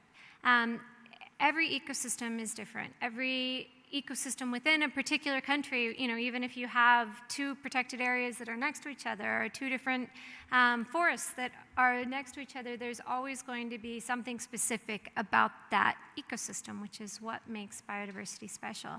And so because of this, in order for data to really be used in national policy, there does need to be the ability for people to understand the data, to interact with the data, to bring in their own biodiversity observation monitoring data into it, to develop specific indicators for them. And so if you look at the INBSAPs that have been submitted, or the national targets that have been submitted to the convention thus far, over half of the countries have indicated that they also are planning to use national indicators to measure their targets on top of the ones that are available in the monitoring framework. And so I think that this is really where there needs to be an investment, is how do we then build up these national monitoring systems and enable countries to make decisions on what kind of data they need and how they want to interact with global data products and global data that's available, such as from Earth observation or from remote sensing. And then in terms of global monitoring, I mean, there's certainly things that we can do to get a proxy understanding, and I think that this is where there's a lot of work on land cover, for instance, that has given insight into how ecosystems are changing. It's not a perfect picture, but at a global level, this does give us a good idea of what's changing. However, in the future, as we build up these national monitoring systems, we'll be able to have a much better global picture, because the idea would be that if we can use global standards, such as those that are developed by UNSD or by GEO BON, then if everyone is using the same standard, then they will have data that can be aggregated up, either at the regional level or at the global level. And so I think this is really where we want to see the change. Thanks. Thank you, Gillian. Now we will move to a specific ecosystem. So I look at Jerker from Ramsar Secretariat. So what role do you see Earth observation playing in enhancing countries' ability to meet their commitments under the Ramsar Convention on Wetlands? In what ways has Earth observation data supported efforts? Thank you. Thank you. Thank you very much. First of all, the Convention on Wetlands is, of course, a collective commitment by countries around the world in relation to a set of disproportionately important ecosystems. Wetlands are exceptional in terms of biodiversity, in terms of their role in the climate system, in terms of their water services, et cetera, et cetera. And so it's an expression of the need to award them particular attention. We have a long-standing partnership with the Convention on Biological Diversity, and of course, as you can see in the GBF also, there is explicit reference to wetlands in a couple of the targets and indirect relevance to just about the entirety of the framework. So these two go very closely hand in hand. Now, when parties to the convention go about meeting their obligations, they obviously need to be informed by data, by science, by knowledge. And so it is fundamental. And in that context, Earth observation is fundamental. It's absolutely critical. It complements other forms of knowledge and data, many times have benefits that far surpass them. So it's, in that sense, a very simple question to answer, huge importance. The challenges that you referenced, Mark, the consultation we just did on Earth observation, and Perhaps the most significant findings, there's a few more, but most stark finding is that there's an enormous gap between the capability we have in Earth observation and the extent to which it actually is used. And so we see, I can give you a litany of examples. Of course, we have used it. Parties have used Earth observation for designating wetlands of international importance, for development of environmental flow regimes, from tracking and understanding change in ecological character of wetlands and so on. It's abundant use. Parties to the convention, they develop national wetland inventories as decision support systems. They are data systems, but they are there in order to be able to inform actions and report coherently. And it is just around half of the parties to the convention that have these systems in the first place. Many of them make only partial or insufficient use of Earth observation. And so the situation is one of an extraordinarily untapped potential. And that's quite troubling. I should hope it's troubling to you. It's troubling to me because it's genuine resource inefficiency. That said, this is not an indictment of the parties of our convention nor of the Earth observation community. It's just a recognition that this is a gap that needs to be bridged. Otherwise, this resource inefficiency will persist, and we will definitely struggle to move towards those targets we have, and we'll struggle to coherently report on our progress towards them. So this consultation we did came with a number of very concrete findings, very, very concrete recommendations that we look forward to delivering on. And indeed, that's why we're so happy to see this conference happening. That's why we're here, because it serves as a stepping stone in addressing that. We do need better global data. We can always improve data on some systems. Wetlands, some of them are particularly tricky. They require more effort. Fair enough, we do need that. We need better effort in relation to connecting field data with Earth observation community, and how do we facilitate better validation, better model training, and so on, and can we facilitate that in a way that supports Earth observation, but importantly enables the countries to draw better use of Earth observation in their work. We need focus on essential variables, learning a lot from the other GEO initiatives that have really spearheaded here. I think the wetland space, because of this biodiversity, climate, water, etc. aspects, their seasonality, we need to have a similar approach, but very dedicated to these systems. And at the end of the day, going back to where I started, it's the parties to a convention that have the responsibility to deliver. Most implementation happens at the national level. So if the national level is hindered in its implementation by weak data systems and poor application of Earth observation, we do have a problem. And it's the countries, and this Gillian said very well, the countries report. They mostly want to report on their progress on the conventions using their own data, but they can and should be supported in integrating more Earth observation, more of the globally uniform data, and blending these systems better. So we're trying to build something, drawing on other GEO initiatives, a GEO wetlands effort to really provide this facilitation. We're strengthening bilateral collaboration. Hopefully we can work with many of you in taking that forward. Thank you.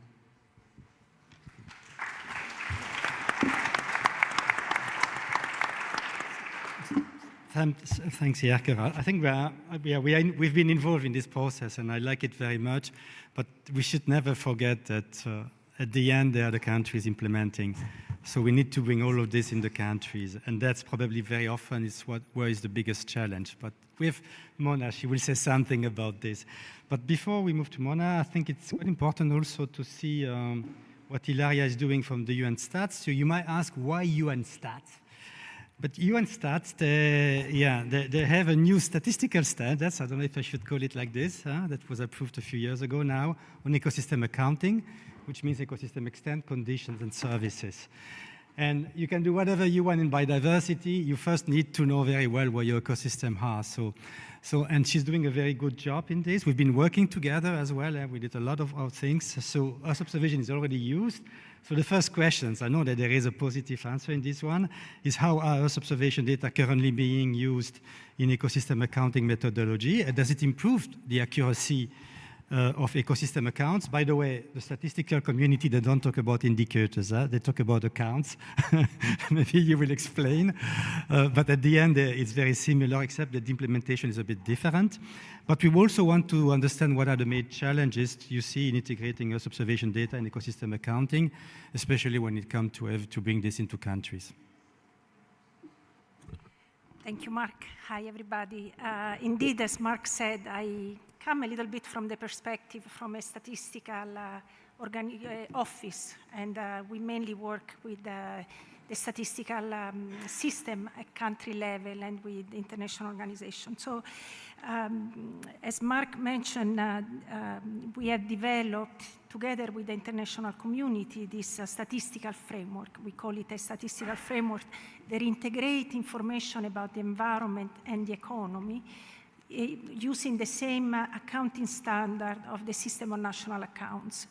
So this is work that started many, many years ago from the realization that the environment really does not come into place when decisions are taken, especially economic decisions are taken at policy level. So the system of environmental economic accounting, that's how we call it, is a organizing framework that mainstream environmental information into economic decision making. So there is a link on how the environment is used by the economy and the impact on the economy in the environment. So the ecosystem accounts, the standard was endorsed in 2021, basically recognized the environment from the ecosystem perspective. So we look at how the ecosystem extent varies across country, how it's used by the economy, the condition, and the ecosystem services that are provided.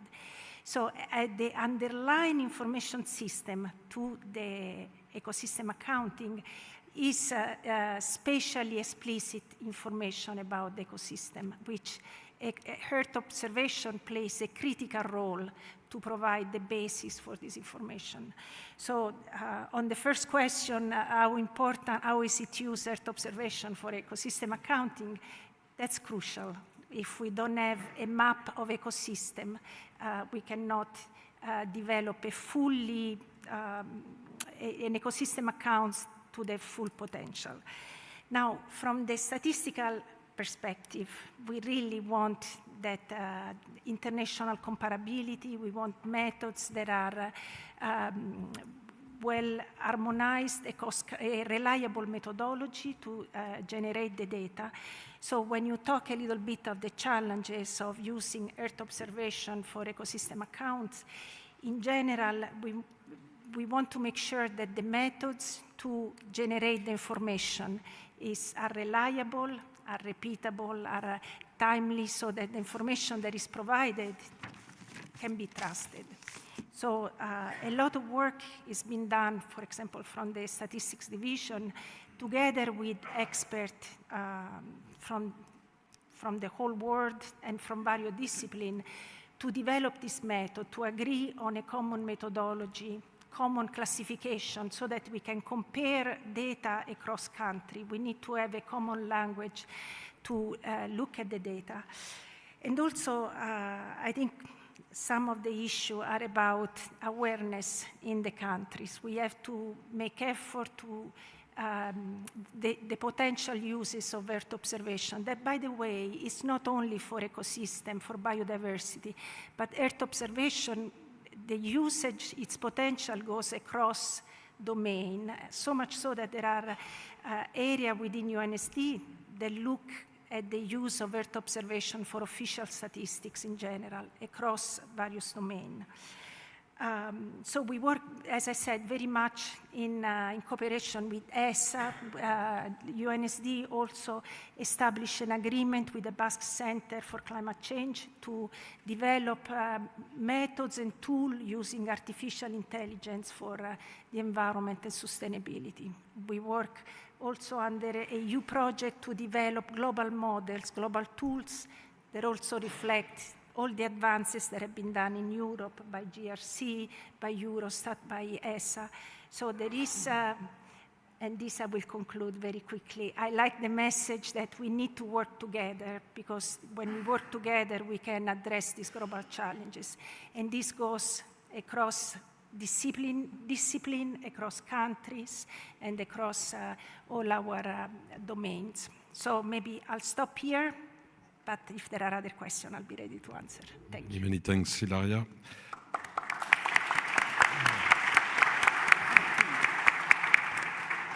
Now, it's a bit strange for me to ask a question to a colleague, because we are working on the very complex landscape on biodiversity together, Grégoire.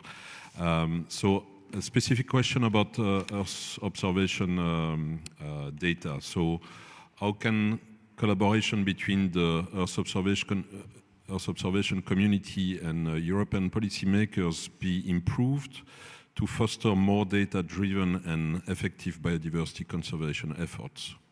And you have 1 minute. Thank you. Well, actually, I could ask Umberto made a presentation about the importance of remote sensing for all this EU biodiversity strategy. So, I mean, we have really remote sensing everywhere on biodiversity, and it's about not only monitoring and assessing the conditions of ecosystems and biodiversity. It's not only about monitoring protected areas, the ecosystem assessments that are key. It's about really, again, making sure that we have clear information to provide regarding the targets that are set, and to be able to report to the targets. It's also about all the threats toward biodiversity. We are going to speak all the time about ecosystems, but I think the data sets that are needed are as important for monitoring the threats to biodiversity. We have fantastic maps at the GSC on global human settlement layers, for example. Fantastic to look at encroachment in protected areas, at the growth of population in certain areas, adding pressure on water, on ecosystems. So it's looking at this non-biotic dimension, there's a huge potential that needs to be brought together in the same community. I think we still have room for that. It's about natural hazards. It's about real-time operations. So there are plenty of opportunities there. It's about planning. Everything is now about planning. I mean, remote sensing will be absolutely key, again, for supporting all the decisions that will be related for the land use planning. Providing accurate data with correct standards will be fundamental for helping the policies to think about scenarios. I mean, we didn't discuss that. We have been focusing mainly so far on reporting and monitoring. But what policymakers want, especially in Europe, they constantly want to have scenario-based information so that they can imagine what it could be. So how can we really bring in information that allows this kind of simulation is something we need to think of. And then I would like to stress one last point regarding the importance of remote sensing. I think what is a game changer of remote sensing compared to many other data sets related to biodiversity is that you can see and watch what is happening everywhere in the world at any time. And the politics start to realize that what they try to hide in the garden can be actually monitored. And this kind of global perception that you can really monitor and see your planet being destroyed is really raising the awareness of many politicians, of everyone. So the power of remote sensing in terms of communication can be leveraged much more than we do at the moment. So there are so much more opportunities actually to raise the role and importance of remote sensing in Europe, but also globally.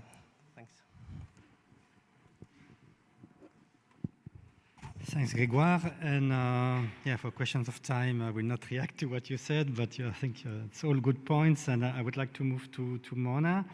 Okay, Mona represents the National Environmental Protection Agencies, who represent the countries, so the ones who implement. And the first questions, I put the two questions together. I would like to understand a bit from you, because you are the one implementing. So what are the challenges that you are facing when you translate Earth observation data into actionable conservation strategies in your countries, and how these challenges can be mitigated.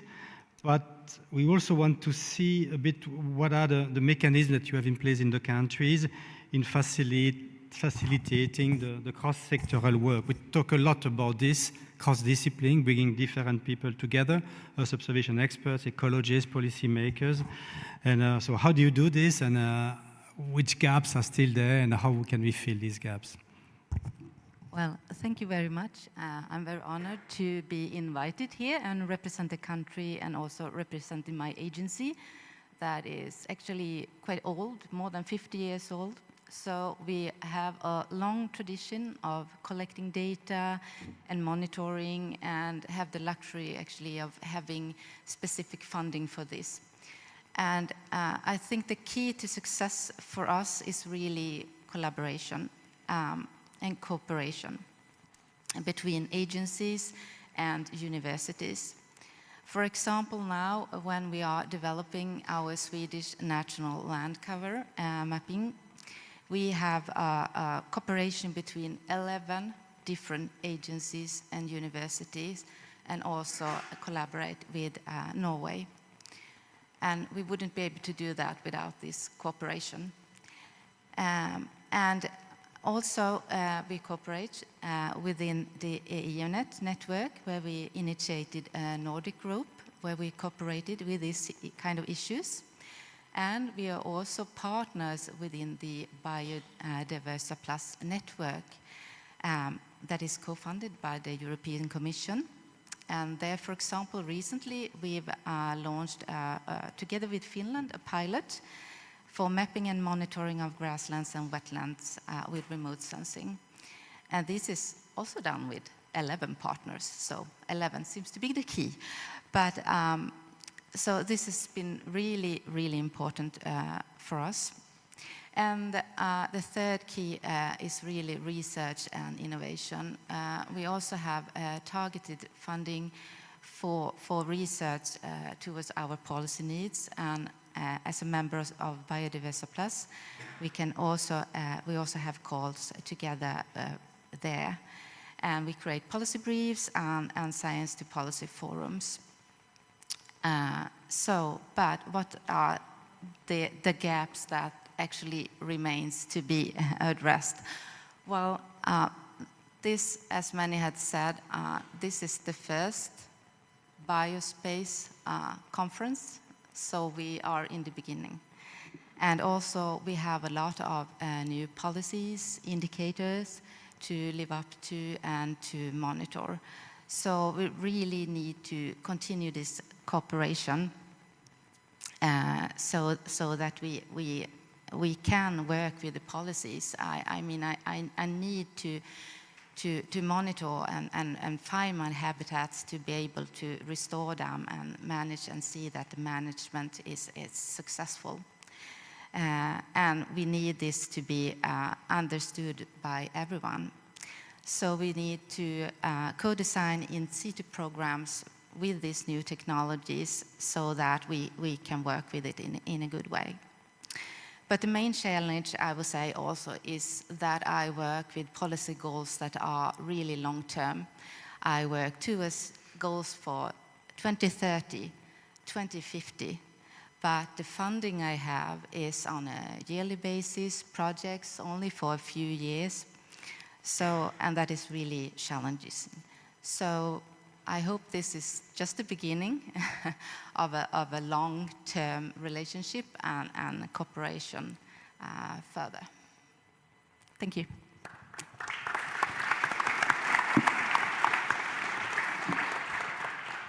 Many thanks, Mona. I'm not sure 11 is the magic number because we have 11 EU member states not yet members of GBIF, but we are working on it.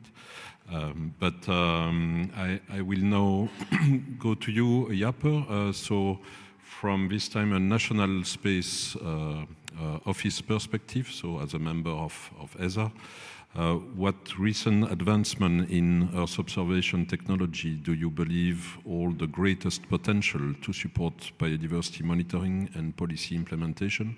And maybe you can put that in the framework of recent and long term, as Mana just mentioned. Thank you. Yeah, well, thank you for the question. I think that very much depends on who you ask, because we've already seen today, ESA showed us a picture of the upcoming satellites, which are very nice, and I'm really looking forward to. For example, CHIME and LSTM, biomass. But for me, the key, the biggest potential is more downstream, so really making sense of the data that's coming from these satellites.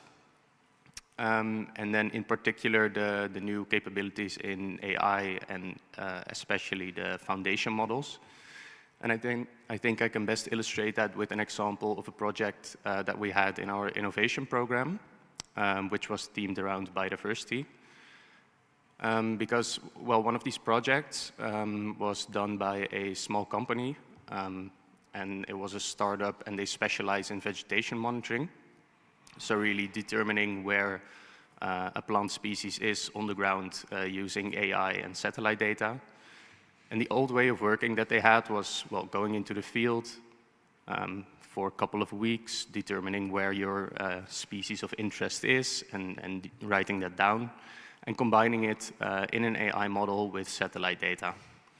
But well, as I said, this used to take weeks, and well, even training the model took probably a day. But then in the project, they introduced a foundation model, and that was a bit of a game changer, I guess. Because, well, with this foundation model, well, you feed all this satellite data to it, and it already learns probably 99% of the patterns that is present in this data. And then on top of that, you only build a very small specific model, which you can do really fast, where you actually say, okay, this is the part what I'm interested in. And so doing that, the time that is used for building such an AI model reduces to probably a minute. And on top of that, you need like a factor of 100 to 1,000 less of this in situ data for which you go into the field for weeks. So now they also built this interactive web browser app. And basically this enabled policymakers to build an AI model by themselves in a matter of 15, 30 minutes. So I think that's really powerful. It has a great potential to really bring the capabilities of AI and all the satellite data that we already gathered, because we have a pile of data, to bring it to the policymakers and enable them to use it. Thank you very much. I see Mark doesn't seem stressed, but we are only 15 minutes late. So I will finish with only one question, but actually it's also a question for all of you. So just think about it, and we can discuss that at the cocktail after that. So when we speak about science, research, when we speak about policy, at the end of the day, we speak about money. So as you know, the IPBES Global Assessment in 2019 highlighted the need for transformative change. And this is where we are here. So to build bridges, not only between the space and ground-based community, but also between research and policy. And at the same time, the estimated global need for biodiversity protection, restoration, and sustainable use is 700 billion per year. But for the moment, financial commitments, they start, but they remain insufficient. So we are also here to dream, so let's dream. And I will ask you to reply with only one sentence. So that's a challenge for all of you. So if your organization would receive 1 billion euros to accelerate the use of satellite data for biodiversity, what would be the one transformative policy change you would push for? And how would you use that funding to make it a reality? And I will start with Jarker. Thank you. It's the downside of sitting to the far left, I guess. Thanks for your generosity. And I think in the interest of time, where I ended my presentation is where I'd put the money. You know, 1 billion is a big number, but it's not a lot per country. So use the mechanisms we have, ensure that they are well resourced and that they are combined with money mobilized for countries in country to build the policy environment they need to use the Earth observation data. Thank you. Mona? Okay, I think I would give, thank you for all the money. I think I would give a little bit to each one of you so we could work together for at least a month. A week is not enough, I think. But then I would actually put the money in a fund, earmarked to be used until 2050, so that I have long-term funding for this. Very, very good. Ilaria? I would use, like Jarek said, to enable country to produce the information and to have the infrastructure, the knowledge to create this data, but also two parts, to also strengthen the ground truthing of the necessary for the validation of Earth observation, especially in areas of the world where they are lacking. Thank you. Gillian? Thank you. I think I would take about 5% for global research, and then I would take a small amount as well to build up the regional level centers that we've been developing, so that those could be sort of regional hubs of knowledge. And then the rest I would also give to the countries. I mean, Mona mentioned that her agency has a special fund for monitoring. Many countries don't have this, and so this would enable them to have resources to develop their use of Earth observation data, including building biodiversity observation networks in that country. And I would also allocate it over time, so at least it would be a smaller amount, about 1 million a year per country is all we're talking about. Thank you. Grégoire, don't tell me it's to hire more people in your team. Well, before distributing anything, again, I would like to have, there was this, it was actually the title of the Global Biodiversity Framework, a biodiversity plan. I would like first to have this plan written down with a clear governance and reinforce it financially over time. So build on what is existing, reinforce it, and actually the GBOs could be a good start to federate efforts. So Andy, I take 1%. And Jaap? So 1 billion would be quite much for my organization. But I think I would mainly put it in programs that stimulate the user uptake of all the satellite data that's already there. And that's developing applications on the one hand, but also a lot of FTEs for people working at the government mainly, who also need to be sometimes educated a little bit about what space can offer them and what not. So basically to get understanding from both sides. Thank you very much. If you ask me, so just think about your own reply, I would put 1 billion on all the fantastic bodies who will receive less money in the next years, such as IPBES, GEO, GBIF, etc. So just think about your own reply. Mark?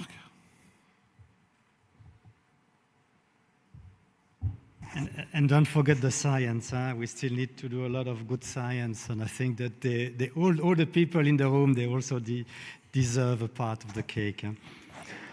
But probably we'll come back with these questions at the end of the conference. So we're coming to an end. So I would like, with Gilles, to thank you all, all you panelists today for sharing your insights. I hope that it will stimulate some ideas in the sessions we will have, especially in the workshops, because lots of the workshops we will have in the next 3 days will touch some of the topics we discuss here. So, and we are expecting a lot from these workshops. It's the first time we organize this. We want this workshop to be very collaborative. So come, you need to come with your ideas. You need to disagree. please disagree with what the other ones are saying. Please share your insights, please challenge, and at the end of the day, I think we will do a very good conference. So thanks again, and I would like to share a round of applause with our good panelists.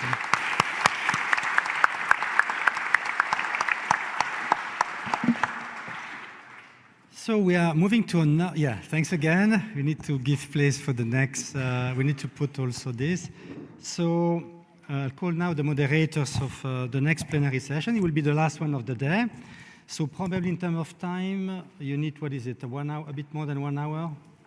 Trying to see, yeah, we'll finish about 6:45 to 7, 6:45. And in these sessions, if you allow me to introduce our two moderators, so the sessions will be about knowledge and observation gaps, so science. I'm going to discuss science now. And we have Stephanie Lumitz from, well, she's from ESA, but she's seconded at the European Commission in DG Research and Innovations. And we have Fabian Schneider, which was formerly at NASA GPL. I knew him when he was at GPL. We had very good exchange, I must say, and now he's an assistant professor in the Department of Biology at the Aarhus University in Denmark. They are still early career scientists. I don't know if I can call you like this, because you already have some experience, but I think it's important to, how can I say, to exemplify the importance role of the next generations of scientists in shaping the future of Earth observations and biodiversity research. So I think it's a good idea. I hope that you will share what we wanted to do with these sessions, is to ask young scientists to challenge senior scientists. So I'm sure it will be a very nice sessions.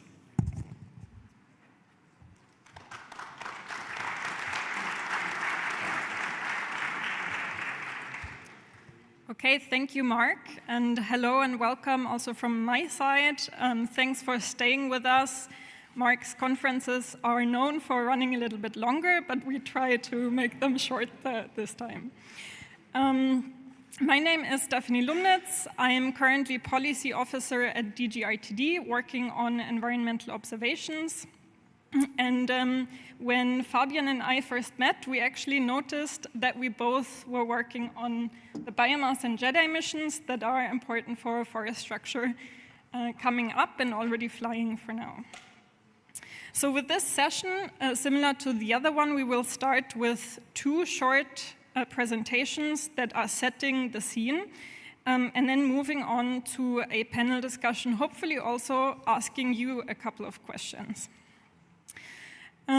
This session, as mentioned before, is slowly transitioning from higher level political goals, global insights, to addressing and basically also showing these knowledge gaps in biodiversity that we are currently facing, and that hopefully we are finding together collaboratively a solution for in the next 3 days. Mark said we can dream, so let's try.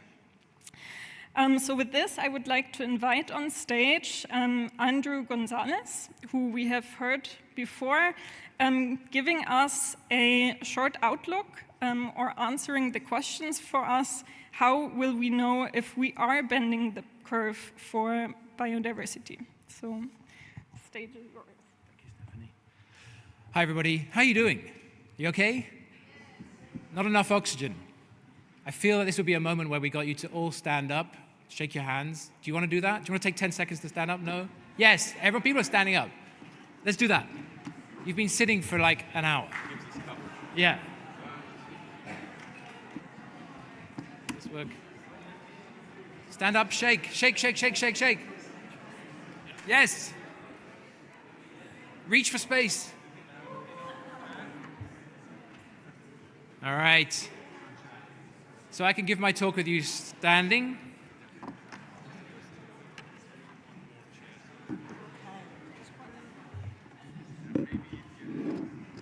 All right. So my talk today has one very simple question. How will we know if we are bending the curve of biodiversity? This question is two sides of the same coin.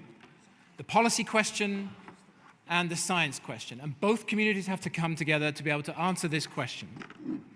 Now, bending the curve of biodiversity is much more than a metaphor. It's much more than a slogan.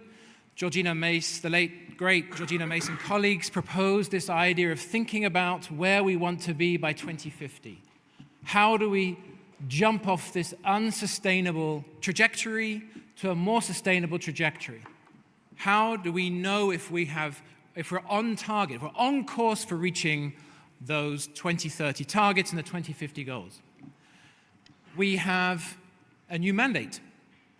The monitoring framework of the GBF is a remarkable effort to change the game. It's a catalyst, if anything, for our community to join with the science policy community. What do we need to do? We need to join up disparate things. We need to connect what folks in this room are doing, the observations in situ from space, with the statistical community that's making strong inferences based on a causal understanding of what's happening and what we need to do, what we need to implement and plan to achieve this objective. And then, of course, we need to make it very easy for countries to report.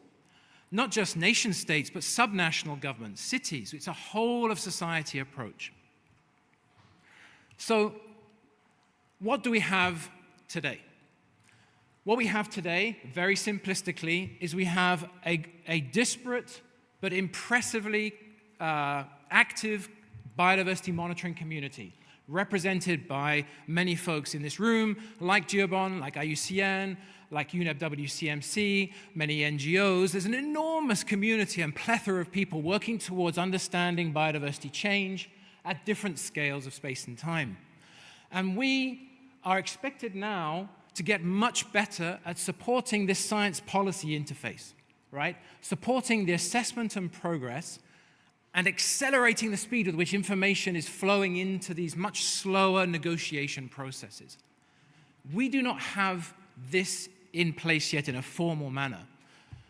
And crucially, this feedback to the entities that are monitoring global biodiversity, national biodiversity, and subnational patterns of change.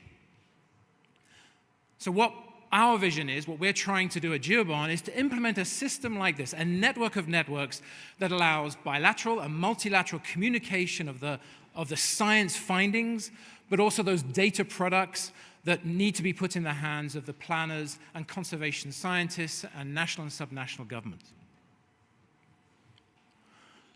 Now, Yogi Berra was a very famous baseball player and had a way with words, and I particularly like this quote. If you don't know where you are going, you are likely to end up somewhere else.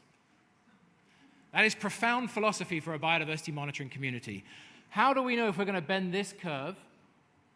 If we don't know we're going to be able to bend this curve, there's a risk that we're going to get sidetracked onto this superhighway of economic industrial extraction and business as usual.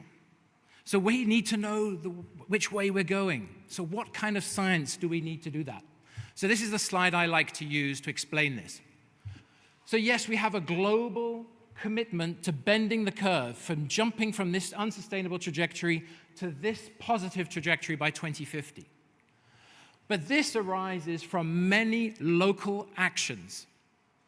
Many local actions that allow us to transform the trends in biodiversity across dimensions from genes to ecosystems that arise at each location. So on this graph, what you're seeing, every dot is a pixel. It's a location. It's somewhere where nature is subjected to human impacts or not. And the dots above the line tell you those locations where we have increasing trends, and dots below the line are those locations where we have decreasing trends. Now, we know that human impacts from left to right change the distribution of those trends, and I call this the global cloud of biodiversity trends. And we're trying to shift this cloud from a distribution of change that's below zero, where on average we're declining, to a cloud where we've shifted the curve. We've moved from this trajectory to this trajectory.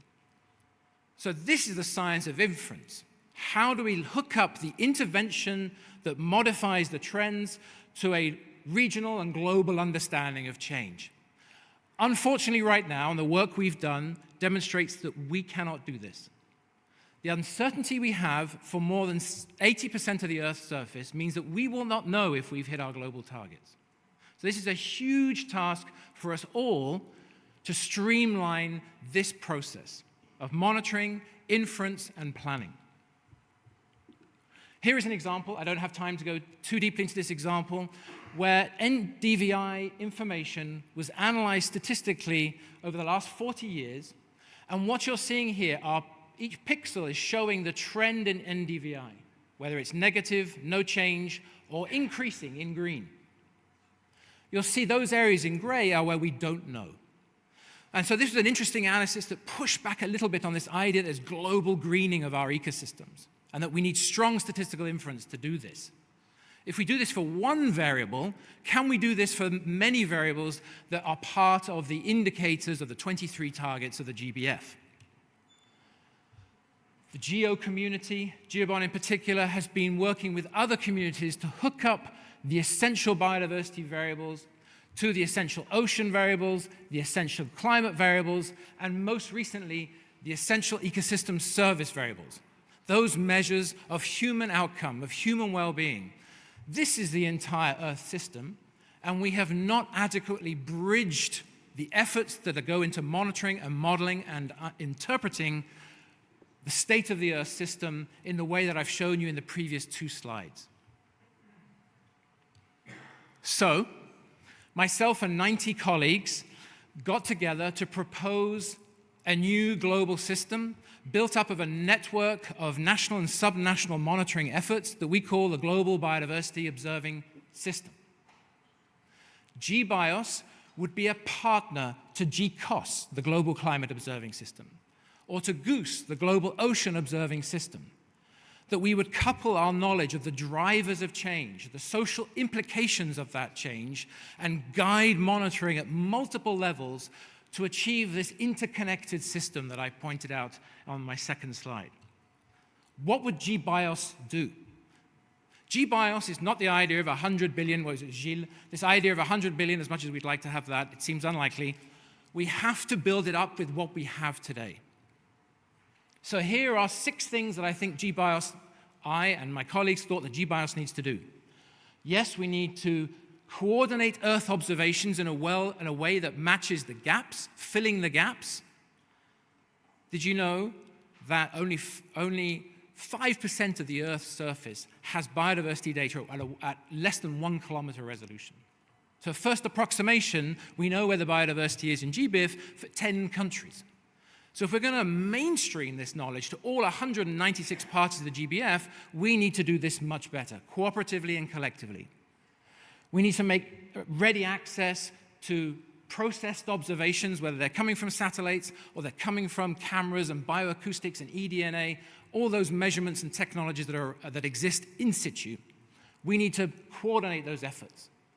We then need to provide those knowledge products, these EBV-based indicators, the early warning systems of tipping points, and other data products that we can deliver as a global community to those that need it. And then, shockingly, we do not have global biosphere or biodiversity models. We do not have a system that allows us to intercompare outputs from models. Those should be guiding these observations and allow us to produce updates of our scenarios of whether we are tracking where we want to be, and then on to the ready development of indicator products that any country can use that are driven by their data, and ultimately facilitating the reporting to the Convention on Biological Diversity. What would it look like? Imagine access to something like, this is the Biodiversity Intactness Index, a global layer that can be built and updated by each nation state, or another one here, which is mapping nature's contributions to people, which is essential for Goal B of the GBF. So I leave you with this last slide, a picture in my head that I have of the monitoring cascade, the observation, estimation, trend detection, and attribution of causes, providing robust evidence for oceans and land, combining Earth observation data, in situ understanding of change and the drivers that underpin that. This robust evidence is used to support national and subnational governments with their smorgasbord of indicators that they have to choose for their NBSAPs and allowing monitoring and making Gillian's job that much easier down the line. But that's not all. We have to connect the circuit, and the circuit involves using leading predictive indicators that drive spatial planning and actions. And when we do that, we close the system, we close the loop, and we're going to make sure that we do a better job of bending the curve of biodiversity. Thank you very much.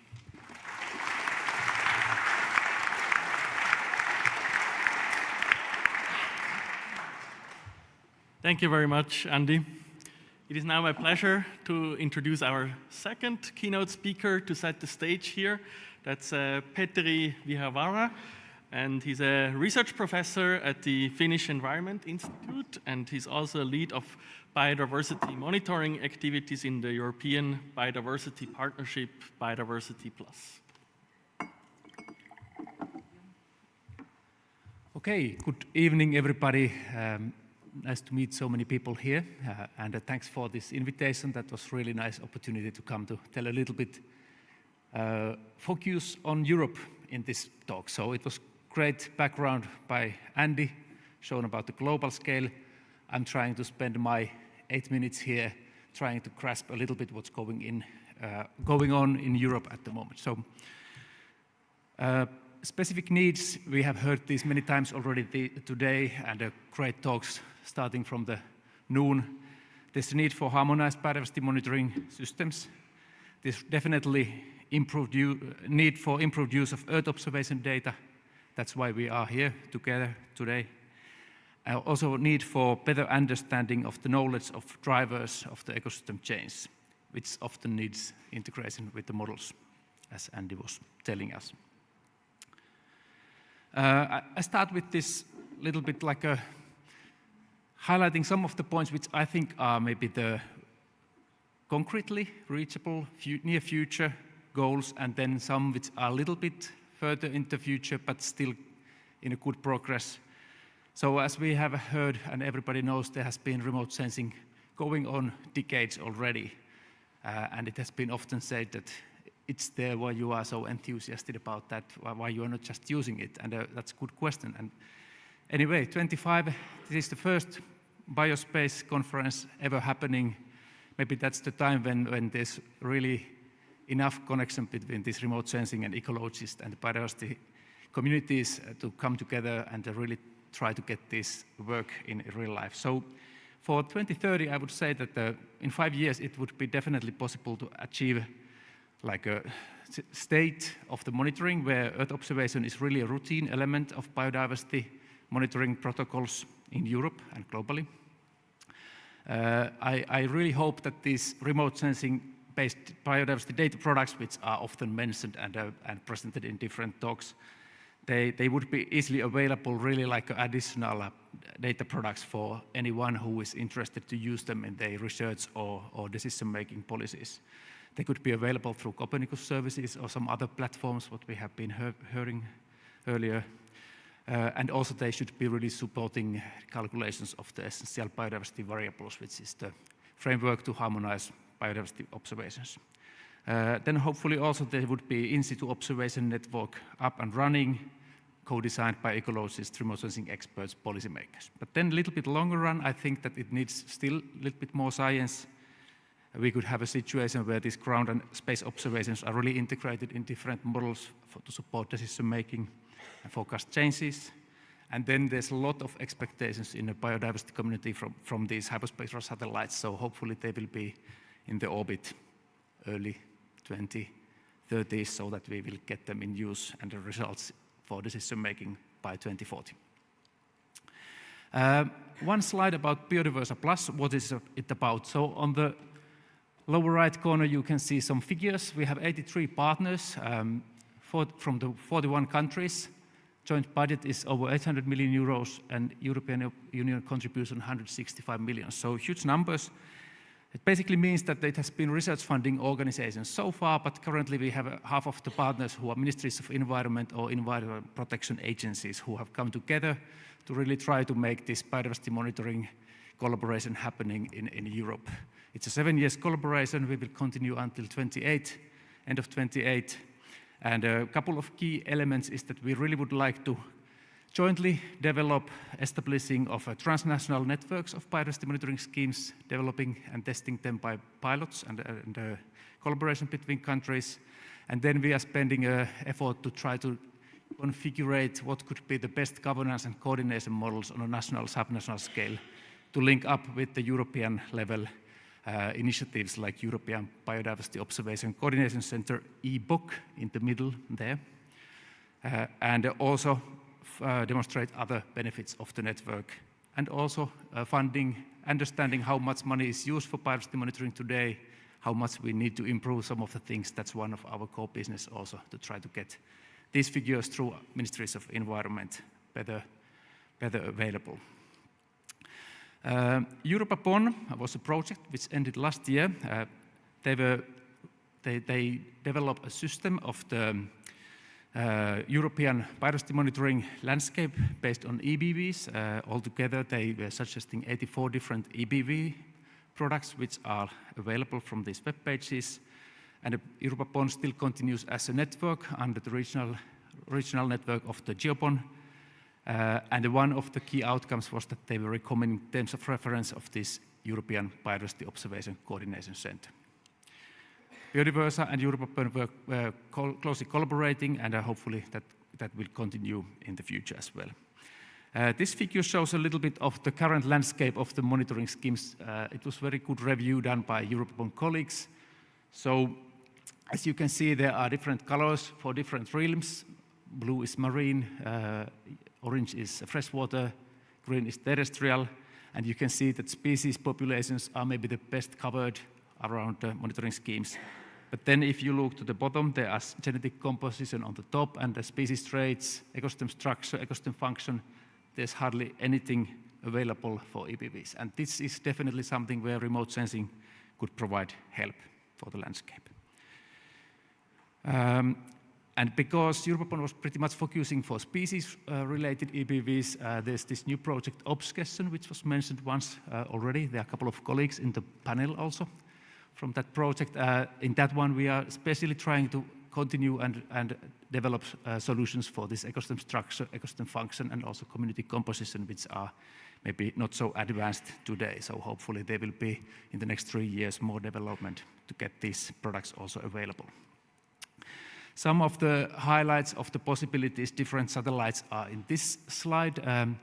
Just to highlight, maybe these Sentinel-1 and 2 are the most well-known. They are especially good for the higher spatial resolution, which provides a lot of opportunities for ecologists. Imaging spectroscopy, those hyperspectral satellites, they are really interesting because they can provide better information on functional traits, functional diversity, and so on. And then, of course, LiDAR radar provides you three-dimensional information of the ecosystem structure, which should be definitely used more than today. And then there are these novel things which are quite interesting options also and not so much used, so thermal or chlorophyll fluorescence images, which were also mentioned earlier, which could tell about, for example, ecosystem function and the response to the stress of the plants. Then I finished the talk giving a most concrete example what's going on with one of the IPBES, ecosystem distribution in Europe. So these are a couple of slides from the colleagues Jan-Erik Petersen. There, he's having a session on Wednesday if you are especially interested to go on with this operationalization.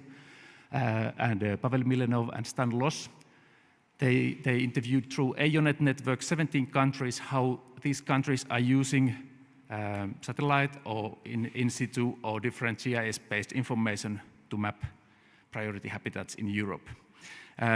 One question was that what is the most significant methods during the last 10 years? As you can see, those which are a little bit highlighted, satellite data, only one country had used them. Aerial photographs, 6 countries were using them, but not really satellites in operational use. There was a question, have you tried to modernize habitat mapping? Do you combine habitat survey data with satellite data and other GIS system? Luckily, 13 countries out of 17 were answering yes to that, and 10 countries said they are in the testing phase. 2 countries, they are in the beginning phase, and these were results from the last year, so pretty current situation. And then if there was a question of what data is used, you can see that Sentinel-1 and 2, also Landsat-8 were pretty much used, also some Copernicus data products, LiDAR data, airborne optical data, for example. Then, based on this overview of Europe, in Biodiversity, we are working with this habitat pilot, which was mentioned, 11 countries working, especially focusing for grassland, wetland, trying to develop harmonized monitoring protocols and systems for the European Union. They provide test beds for the grassland watch to really validate in the field how well these models are working.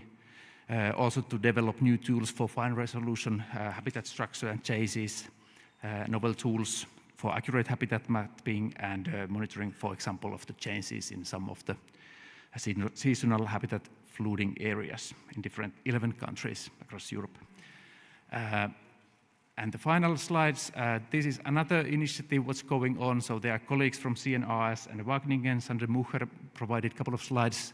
So they have been trying to develop a method, model of these EUNIS habitat classes for Europe, wall-to-wall maps, combining different observations and then providing habitat suitability maps for each habitat class. But that's also part of the story, so you really need to combine it with this national realistic data and statistics and this kind of novel projects like a Biodiversity Plus pilot to really get the validation and accuracy tested and checked with this kind of more sophisticated models.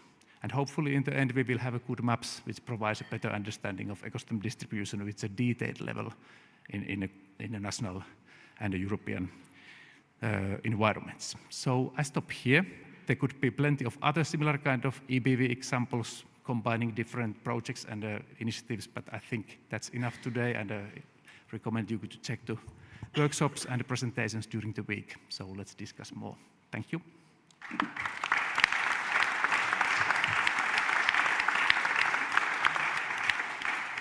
Thank you very much, Petteri, and both Andy. So in the interest of time, please keep your questions towards the end of the session, and hopefully we'll have time to open up the discussion a bit to the plenary. And now I would like to move on to the, you can stay. You just go back. Feel free to sit over there. So it's my pleasure to introduce our panel. That is Susanna Baena. She's a lead remote sensing specialist at the UN Environment Program for World Conservation Monitoring Center, the UNEP WCMC. We have Aydin Diamir. You have already seen him before. He's a senior scientist at the Senckenberg Society for Nature Research and also head of IPBES, the Technical Support Unit for Knowledge and Data Management. Then we have Andres Marmol Guijarro, and he's a postdoctoral researcher at the German Center for Integrative Biodiversity Research, IDIF, and also a scientific coordinator for Europa Bonn. And we have Maria Santos. She's a professor of Earth System Science in the remote sensing laboratories at the Department of Geography at the University of Zurich. And finally, we have Kyle Koppas. He's head of communications at GBIF, the Global Biodiversity Information Facility. And I would like to start this discussion with quite a general question addressed to Susanna. So what are the most relevant biodiversity knowledge gaps that we need to address using Earth observation satellites? And maybe you can reflect a little bit on the contrast between what we have heard before from the policy side to more the science perspective as well. Yes, thank you. So yes, we've been spending quite some time looking at biodiversity knowledge gaps, and more specifically those that can be addressed by the use of Earth observation as part of the ESA-funded Year for Diversity project.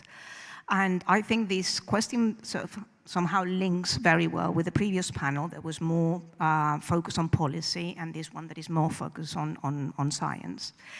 And this is because I think biodiversity knowledge gaps, they exist at two very different but also well-defined spaces. So we have this biodiversity knowledge that is required for immediate policy action, and the scientific, that is the more complex scientific knowledge that will be required now and also for somehow shaping the policy of the future. So on one hand, we have these policy-focused biodiversity knowledge gaps, for which in many cases the knowledge and the means already exist, but they remain a challenge because of aspects such as integration, data accessibility, and in general implementation. So, for instance, policy is very often concerned about monitoring the effectiveness of human interaction, so trying to understand how well we're doing in terms of restoring ecosystems, or how effective is our network of protected areas.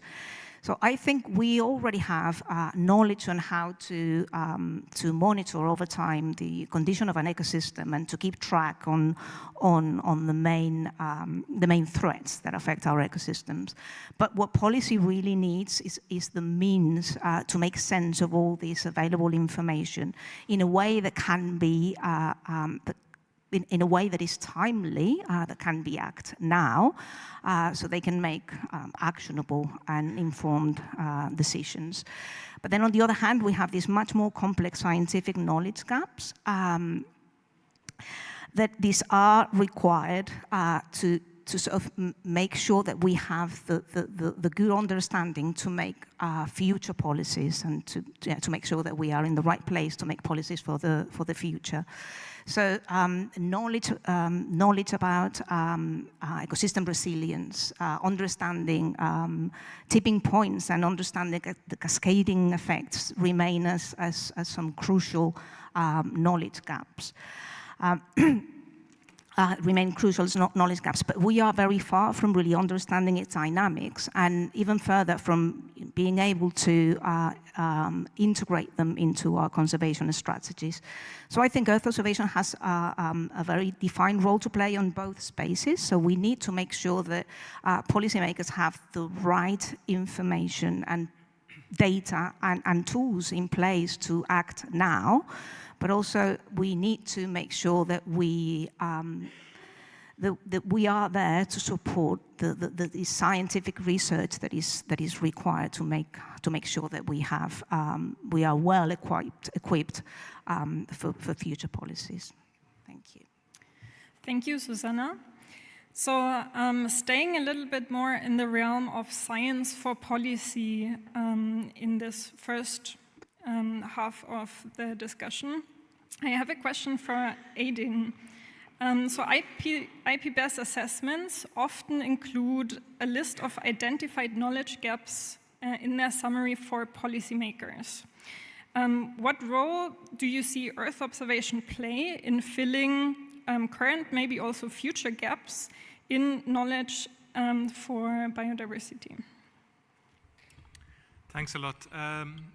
In IPBES, looking at the knowledge gaps identified through the assessments, from the early assessment that goes back to 2016-17 with pollinators and scenario models, and then regional assessments, then global assessments, the identified gaps also kind of varied and I would say evolved. On early assessments, the focus was on fragmentation of data over space and time. But the more we move to global assessment, then you see also the impact of, okay, now we also need to understand the process. So we come up out of only data gaps to transparency of extracting information and knowledge from the data. Then other themes also being introduced in IPBES, like working with indigenous local communities. Then what would be that Earth observation space information, what it means for them, because it's a very inclusive process. Then coming to the recent assessment, transformative change values assessment, then we expect, or authors expect, to have corresponding data in front of the community of other inputs. Like, for example, on Nexus assessment, we had health community with different specification of data. So this is one aspect that it's always been there, and I think remote sensing and Earth observation is a key, fundamental, directly or indirectly to fulfill those gaps. But another point that I wanted to highlight is that in IPBES, like most of the science policy, for every statement that we negotiate in plenary, there is a confidence level. This confidence level is a very simple matrix. It says, what is the level of agreement? Then you have like inconclusive, then there is no agreement. To that, okay, some agreements are there. And then on the other axis, you have the quality and quantity of data to support that statement. Ideally, we would like to have the policy messages all end up on well-established box, saying that we all agree and there are enough data to support that. But looking at IPBES and most of the science policy statement, they are in established but not complete, or established incomplete box.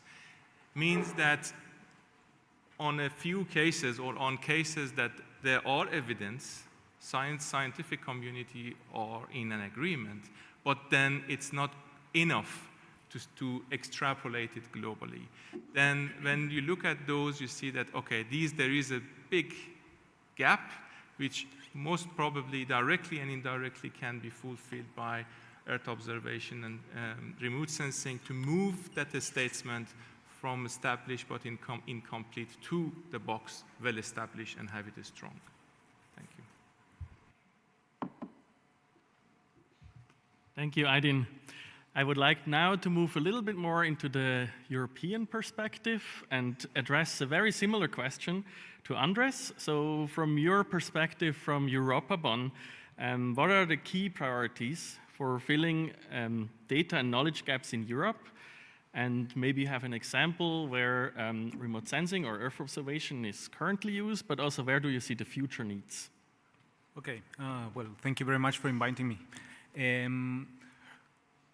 Europa BON, in reality, was a process that took approach from the user needs, from the policy perspective, and then by knowing this, then we provide some sort of advising what should be done and basically monitored.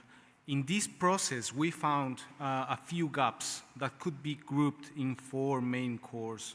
One of them being the lack of integrated data. The other one is the insufficient data that could be either because there is not sufficient spatial resolution or temporal series, but also one main factor that is affecting the flow of this biodiversity data is the lack of accessibility to the raw data. So that's something that we need to tackle and is very important.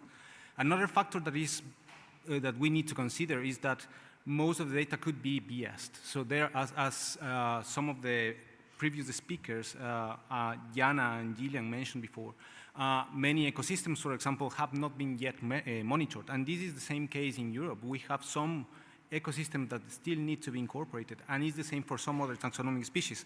I will not go to those because those might need another type of monitoring techniques, but ecosystems is certainly one area where remote sensing is of most use. And one example that we actually did in Europa BON was through running a showcase on measuring how some specific habitats on the habitats directed could change over time. This was led by a team at Vito and also by some colleagues in Spain. And well, in any case, most of the challenges that they found was, for example, that it was very difficult to find geospatial data for this. Many of the datasets were only belonging to the Natura 2000 sites, and sites outside there would be also very difficult to find. And again, the temporal series were rare. So this is only on the lack of accessibility. And then, as Humberto and another previous speaker was mentioning, it seems that sometimes we don't speak the same language. And part of this is because we need to ground truth the data, but we're trying to do that by identifying the habitats. the project, this showcase found that some countries will define these habitats with 140 typical species, whereas in other countries, these habitats are just identified by 15. So that means that there is no way in which we can compare those things, and then assessing what's the status of these habitats become challenging. So yeah, I think that remote sensing by itself would be very useful to tackle these specific aspects. I'm also very happy to hear about other innovation approach, specifically the one that was mentioned by Joanna on the satellite with radar. I will be very happy to see how this could monitor a biomass on land. And in fact, we did a showcase similar to this, but using the radar network on ground for monitoring bird biomass. So I think this is very important, and it could lead to many different aspects, not only for biodiversity, but also for nature-based solutions, which are quite important, and we will hear from them in this meeting. Thank you. Thank you, Andres. So staying with this question, I would like to pass on to Maria, asking, so considering those latest advancements in remote sensing with upcoming missions like biomass, like LSTM and others, what do you think would be really the next groundbreaking steps in Earth and environmental observation that would enable us to fill these previously identified knowledge gaps? Thank you for the question. So when I got this question, I was a bit scared because it's supposed to be groundbreaking. So what is groundbreaking? But after hearing everyone talking, everything is groundbreaking, what we can do. So it's very exciting to be in this point in time. We have a lot of new upcoming missions that will deliver a lot of different data sets that will tell us a lot about biodiversity. So let's just take a moment. Everyone here is more expert about biodiversity than me, probably, or you have your own specifics. So what is so specific about biodiversity that we want to measure? So biodiversity is about life innovations. It's about rarity. Some do very well, some become very abundant, some don't do so well, and they dwindle and they go away. It's about interactions. It's about species coming together and interacting, delivering certain types of functions. So this is what we should be thinking about when we're thinking about these missions.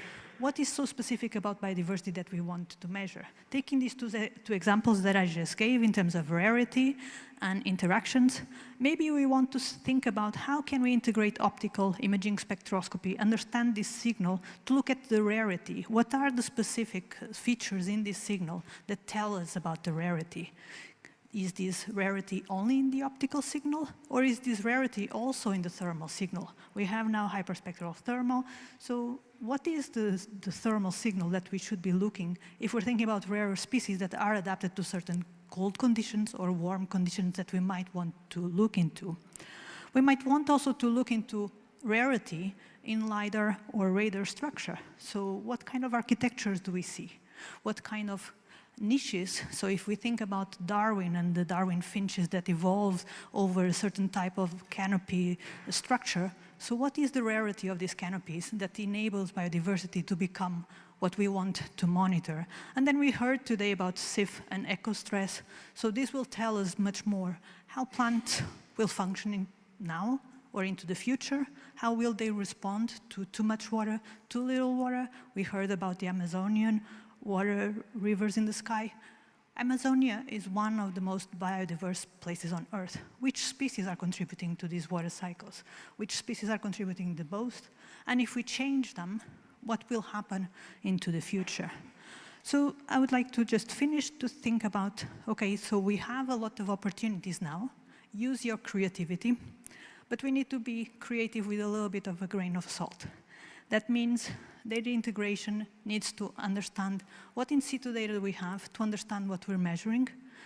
How do we think about how uncertainties in situ or the remote sensing data is, and what is the propagation of these uncertainties doing to the biodiversity projects that we're delivering?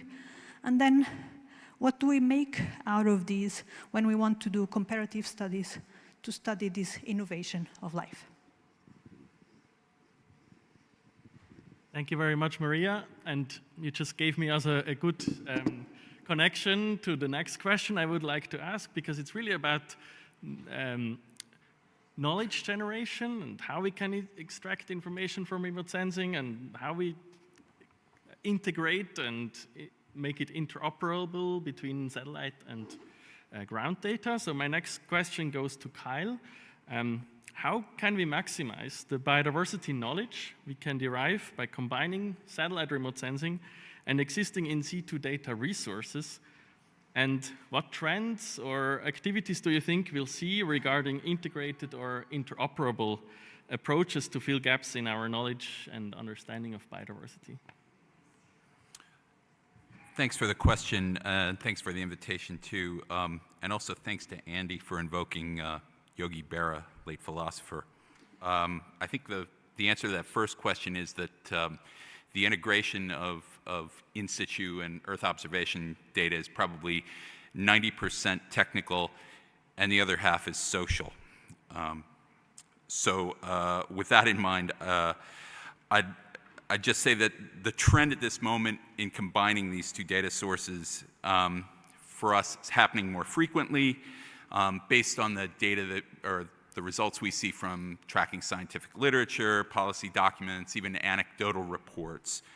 And we think that, you know, these links, whether they're enabled through data integration or data interoperability, need to become a common feature for researchers and policymakers so that we can understand how to protect what novelist Samantha Harvey called this polished bead planet. While GBIF has continued to grow in recent years, to be honest, based on the past developments that we've made and advances our network has made around mobilizing and encouraging the use of biodiversity data, the trajectory of these developments is really shaped by the innovative researchers who are trying to do this frontier work. That said, we strongly encourage it. If you look at the GBIF homepage right now, there is a guest tutorial prepared by Kit Lewers about using GBIF-mediated data in Google Earth Engine. We'd like to see more of these kinds of things, and that's why my colleagues Tim Robertson and Andrew Rodriguez and I are here this week to really kind of understand the state of play here. So for anybody who's working to span this boundary between EO and in situ or in organismal data, we want to hear from you. We want to understand where that boundary between data integration and interoperability should be. I would say, given the setting here, it's important to mention that if you go back to GBIF's roots, which in many respects also comes out of the Rio Summit, but more specifically from a recommendation coming out of the OECD, a mega science forum predecessor, and there was a clear idea that all of these different data types would link across all scales, from genetic resources and museum specimens, ecological data from survey and monitoring work, and geospatial data as well. All of these also supported by a global, comprehensive taxonomy in the form of catalog of names of known organisms. So all of these components now exist, but the challenge is to kind of bring them back together. These have not been developed as in an individual system, but as individual parts. So while they couldn't sort of, for all their prescience about that, the OECD committee members wouldn't have been able to anticipate all the changes that have happened in biodiversity data communities in the intervening 25 years, but they were spot on in noting that these should interoperate. So I think that's the task. For GBIF's part, we really work on a partnership basis. I mean, I'm hearing that every speaker is sort of saying this. This is critical to our work. We take those signals very seriously, and we want to hear those from you while we're here. There are a couple of things that we can bring to those conversations I want to mention that you might not know about. Those would include a data cube format for summarizing species occurrence data. Might be useful not only for combination with Earth observation applications, but also for reporting by the business sector. And colleagues from Botanic Garden Maisa will give a demo on that on Thursday. We also have an interest in further innovation, improving the GBIF infrastructure as always through partnerships. so that we can support global scale measurement of phylogenetic diversity. So in this audience, with physicists and everything, it seems appropriate to remind people that phylogeny is to taxonomy as mass is to weight. We have to think about what we're measuring and what it's possible to measure. So we want to work with you. If you're trying to combine EO and in situ biodiversity data, we want to know how and where it's going wrong. If you're successful in making it work, we'd like to hear about these sort of examples, right? So we can also learn from them. And as was mentioned earlier today, if you're interested in continuing that conversation beyond this week, you might consider proposing to the joint conference that we're organizing with GEO BON and IPBES and TADWIG, Biodiversity Information Standard Organization, in Bogota in October of this year. So the real future of integration and interoperability of combining these two types of data is yet to be written or computed, so I'd encourage us all to get started. Thank you very much, Kyle.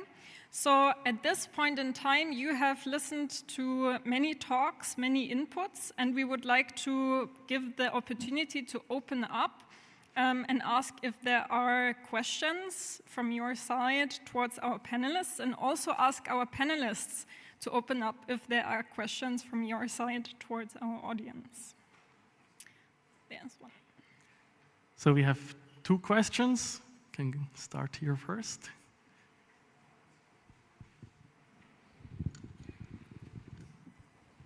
Thank you very much for the nice discussion. My name is Oceanic. I'm from University of Twente, Netherlands. Actually, very interesting talks and basically point of view were discussed. And I see in all the talks of today, we talk about data, we talk about institute data, we talk about Earth observation data, we talk about integration, we talk about global monitoring. But what I missed here, and I would like also to emphasize that, is if you want to do global observation monitoring and if you want to integrate data, institute data and Earth observation data, I think what we need is global protocols. I would really like to emphasize this because I hear the inconsistency, for example, that exists between habitat maps from one country to the other country. Why? Because there are no global protocols available. So in-situ data protocols, integration protocols, these are very important. And I would like also to emphasize that there is a need for preparation of the global protocols as well. Thank you.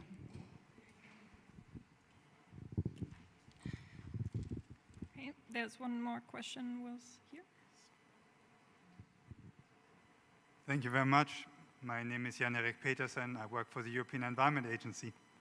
As was mentioned before, thank you very much for plugging our workshop, etc. I wanted to react to points that Viha Petteri actually made. It's very interesting to hear all the ambitions and possibilities, but I am responsible for actually looking at data and how they can be used in policy advice. We feel we are not quite yet in the stratosphere. So that's what I wanted to talk about. And the example is this UNES habitat map, which we have sponsored initially, and we have published also on our webpage. And we should not call it a habitat map. We should call it a habitat distribution model, because that's what it is. 1/3 is pretty well identified, 1/3 more or less, and 1/3 of these habitats we cannot identify location of. And another telling piece of info here, this validation process is visual inspection by experienced habitat mappers in Europe, because we actually don't have enough ground truth data to actually do the validation. And that would be my second point, which has come up. Science is important, innovation is important, there's lots of progress in the satellite technology, in understanding how to use them, in developing models. But models were mentioned earlier, in situ data were mentioned earlier. Models are only as good as your input data. If satellite technology is improving a lot, our in situ data for ground truthing and validation must also improve a lot. At the moment, there is nobody that does is responsible for investing in these data. That's a key concern that we will also raise on Wednesday. But I look forward to the discussions. Sorry for bringing this in. Very good points, thank you. Does someone on the panel would like to react to this? I would just like to react to the first one. So the GEO BON community has recognized the importance of protocols like this. One is called the Humboldt extension to the Darwin core. The name elicits a grand explorer understanding change, but recognizing that if in situ monitoring is to be useful and to be integrated, we have to describe the process. We have to have the metadata, we have to have the protocols that allow somebody else to understand what you did, how much effort you put in, describing the system. So it's very exciting now that Tadwig approved that in 2024. That's built on a paper from Goralnik and others in 2018. So it's very recent, and we need to see this taken up by the community, but I think it's a first step in the direction of standards, global standards for monitoring and how to integrate. Yeah, I have further news on that. Actually, later this week, GBIF will issue a quick start guide for publishers of occurrence data, or sort of conventional format in GBIF, to convert it into sampling event or survey monitoring data using the Humboldt extension. That's the first in several steps. We expect to work with those publishers who are aware of this and kind of know that they've wanted to be able to do this, and then we'll work with those who maybe have data that's suitable and didn't know that they should want to do this, and then any of those who might have this data and want to share it. So we expect to see this ramp up relatively quickly. May I add something as well? Yeah. Also, I would like to add, for example, one of the things that in Europa BON we were strongly committed was with the open data and shareability of all the findings that we did. And even though they are propositions right now, and there is a lot of margin of improvement, one of the things that we did for the IPBES is actually providing the EVB workflows, which can be taken as recipes for each of the indexes that we have suggested that could be incorporated to this European landscape. So I guess that this also could help into this discussion of making things replicable, improvable, and then we can better connect with all the things, with all the initiatives that are already mentioned by the colleagues here in the panel. Yeah, I can only agree, but maybe to respond also for Jan-Erik, so I fully agree what you said, and that's very important to get these uncertainties on this and understand what is like a truth out there and how good the models are and what still needs further development. And this, maybe Maria can talk more about uncertainties which come from the different sensors and the observations and the sampling and so on. I don't go to that, but I just, like the extremes, for example, there has been mentioned this global ecosystem atlas. For Finland, there were 2 classes. It's work in progress, but there were 3 plantations and cold lakes. I think it's maybe halfly okay as it is in Finland. But like our habitat specialists have identified 480 different detailed habitat classes. So these are both extremes, and we are trying to find some kind of midway there between to really try to get this work for long run. And one of the challenges is that there's all our networks are saying that the lack of long-term funding and the project-based funding is really the major problem, because one year you might have a nice project and collect some samples, but next year you don't have this continuing at the moment. So really putting effort for this developing of this kind of co-funding mechanisms where countries and public and private sector are coming together and trying to find a working model which could really support this kind of long-term. I think that's something what should be paid attention in the long run. So, but let's discuss more on Wednesday. So just to add to the uncertainty, so within obfuscation, that's a big part of what we're trying to do, is to figure out how do we actually create uncertainty budgets from level 0 to level 4 biodiversity products, and what are the implications of these different uncertainties on what we actually can produce and estimate based on Earth observation. And then the second thing is that we're going to run a workshop on in situ uncertainty in the next few days to also talk about this other part of the uncertainty budget and how to propagate both sides, the EO and the in situ, and how can we actually communicate uncertainties with each other. Okay, so thank you very much also to our last panel and to you for staying until the end. We will have 3 more minutes for both Andrew and Petteri to give us an outlook of the challenges we want to address in these coming 3 days before we can continue the discussions with a drink at our reception. Thank you very much again. Round of applause.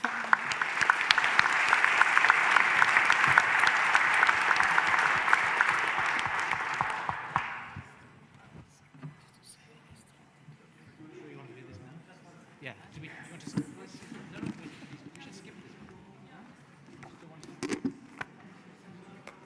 I just think if people want to go for the cocktail. You sure? It can also be a question to the audience they should think about for the coming week. You have prepared something.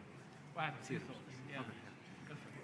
Okay, so I will spend 1 minute. I give 2 minutes for Andy then to continue. So my wrap-up would be that there's definitely a lot to go. There are low-hanging fruits, but then there are also these interesting, which are especially interesting for scientists, like these functional traits, functional diversity, and novel sensors. So I think we should work with both tracks. Try to get something done concretely. That's at least the thing what we like in Finland, that let's make 5 working products in next 3 years, and then we can take 5 more products. So there have been enough discussions, so let's make some products available. That would be my summary of the day. Thanks. Okay, this is really bad because I'm between you and your cocktail and everything. So I'm going to keep this super short. So we know how to monitor biodiversity. We have the science, we have the methods. What we do not have is how do we translate that into the evidence we need to act at the appropriate scales. So how do we translate data into information, into the knowledge products that recognize those needs? And from the IPBES point of view, how do we accelerate that translation of that knowledge about what we know into the hands of policymakers so they have confidence, that they trust the work that we're doing? And one of the important things that comes out of my experience at IPBES is that we need multiple knowledge systems. There isn't just one way to interpret nature and how nature is changing. And a third point I think is critical. It's not just about describing the state of nature, describing lists of species, but it's about what species are doing, how we go from biodiversity into the functioning of ecosystems and the many benefits that we get. Earth observation can challenge and break down the biases that we are aware of, the geographic, taxonomic, social biases, but it's still a very technical thing. So how do we as a community make that much more available and much more present? So we defragment that knowledge space. And so I just want to finish on this role again of partnerships. I think we're not going to do it unless we work together and we coordinate. And I'm really hoping that this week we really connect and that we come away from here with ways to make not just a data cube, but that knowledge cube, that evidence cube. How do we move that understanding into decision-making contexts? So thank you very much, and I'm looking forward to chatting over a glass of wine.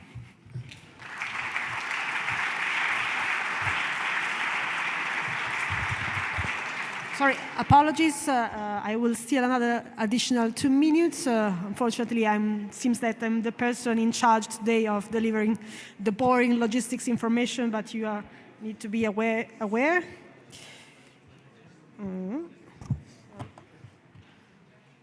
Okay, just a couple of facts.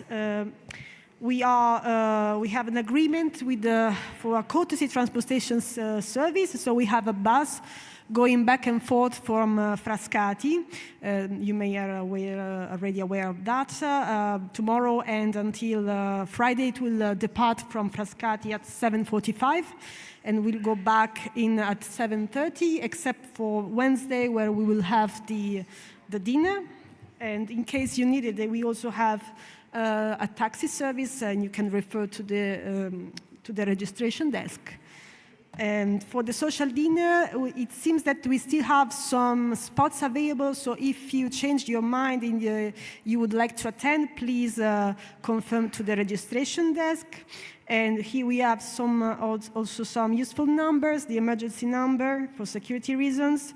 We, of course, have the Wi-Fi. You should request anyway the keys to the registration desk.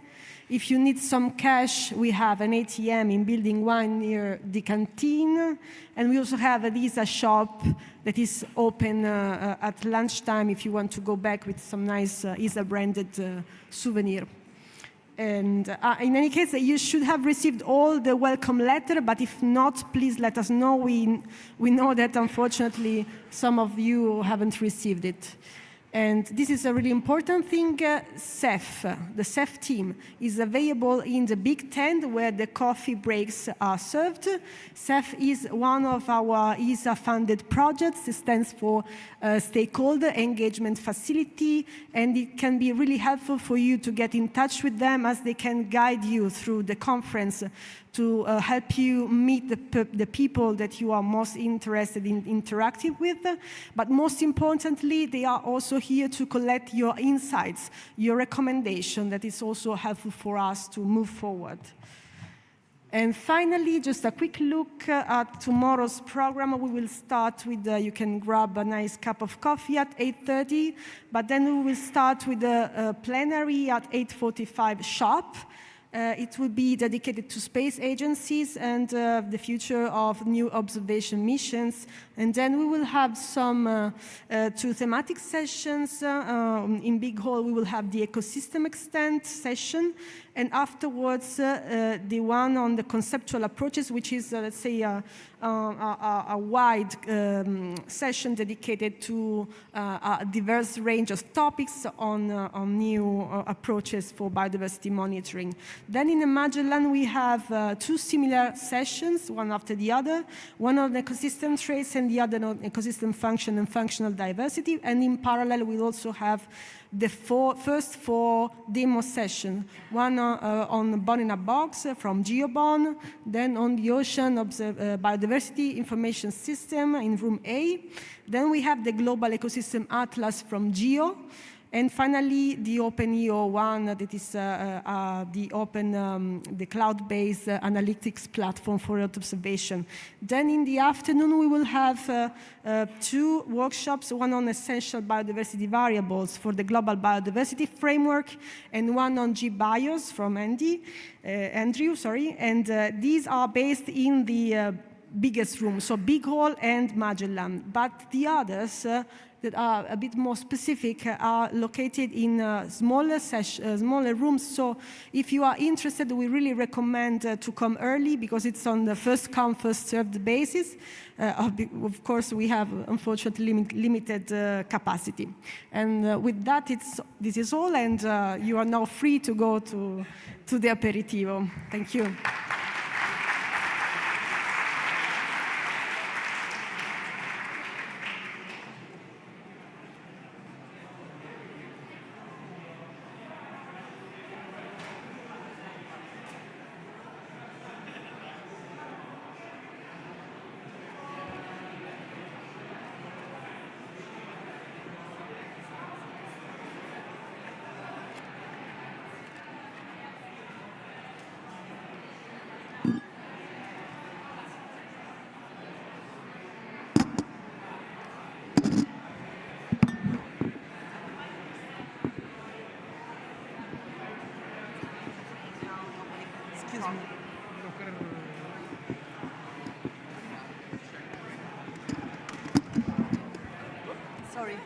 Sorry.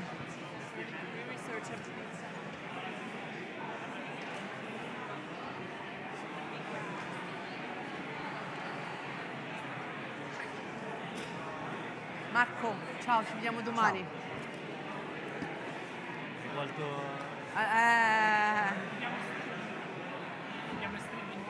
Sì.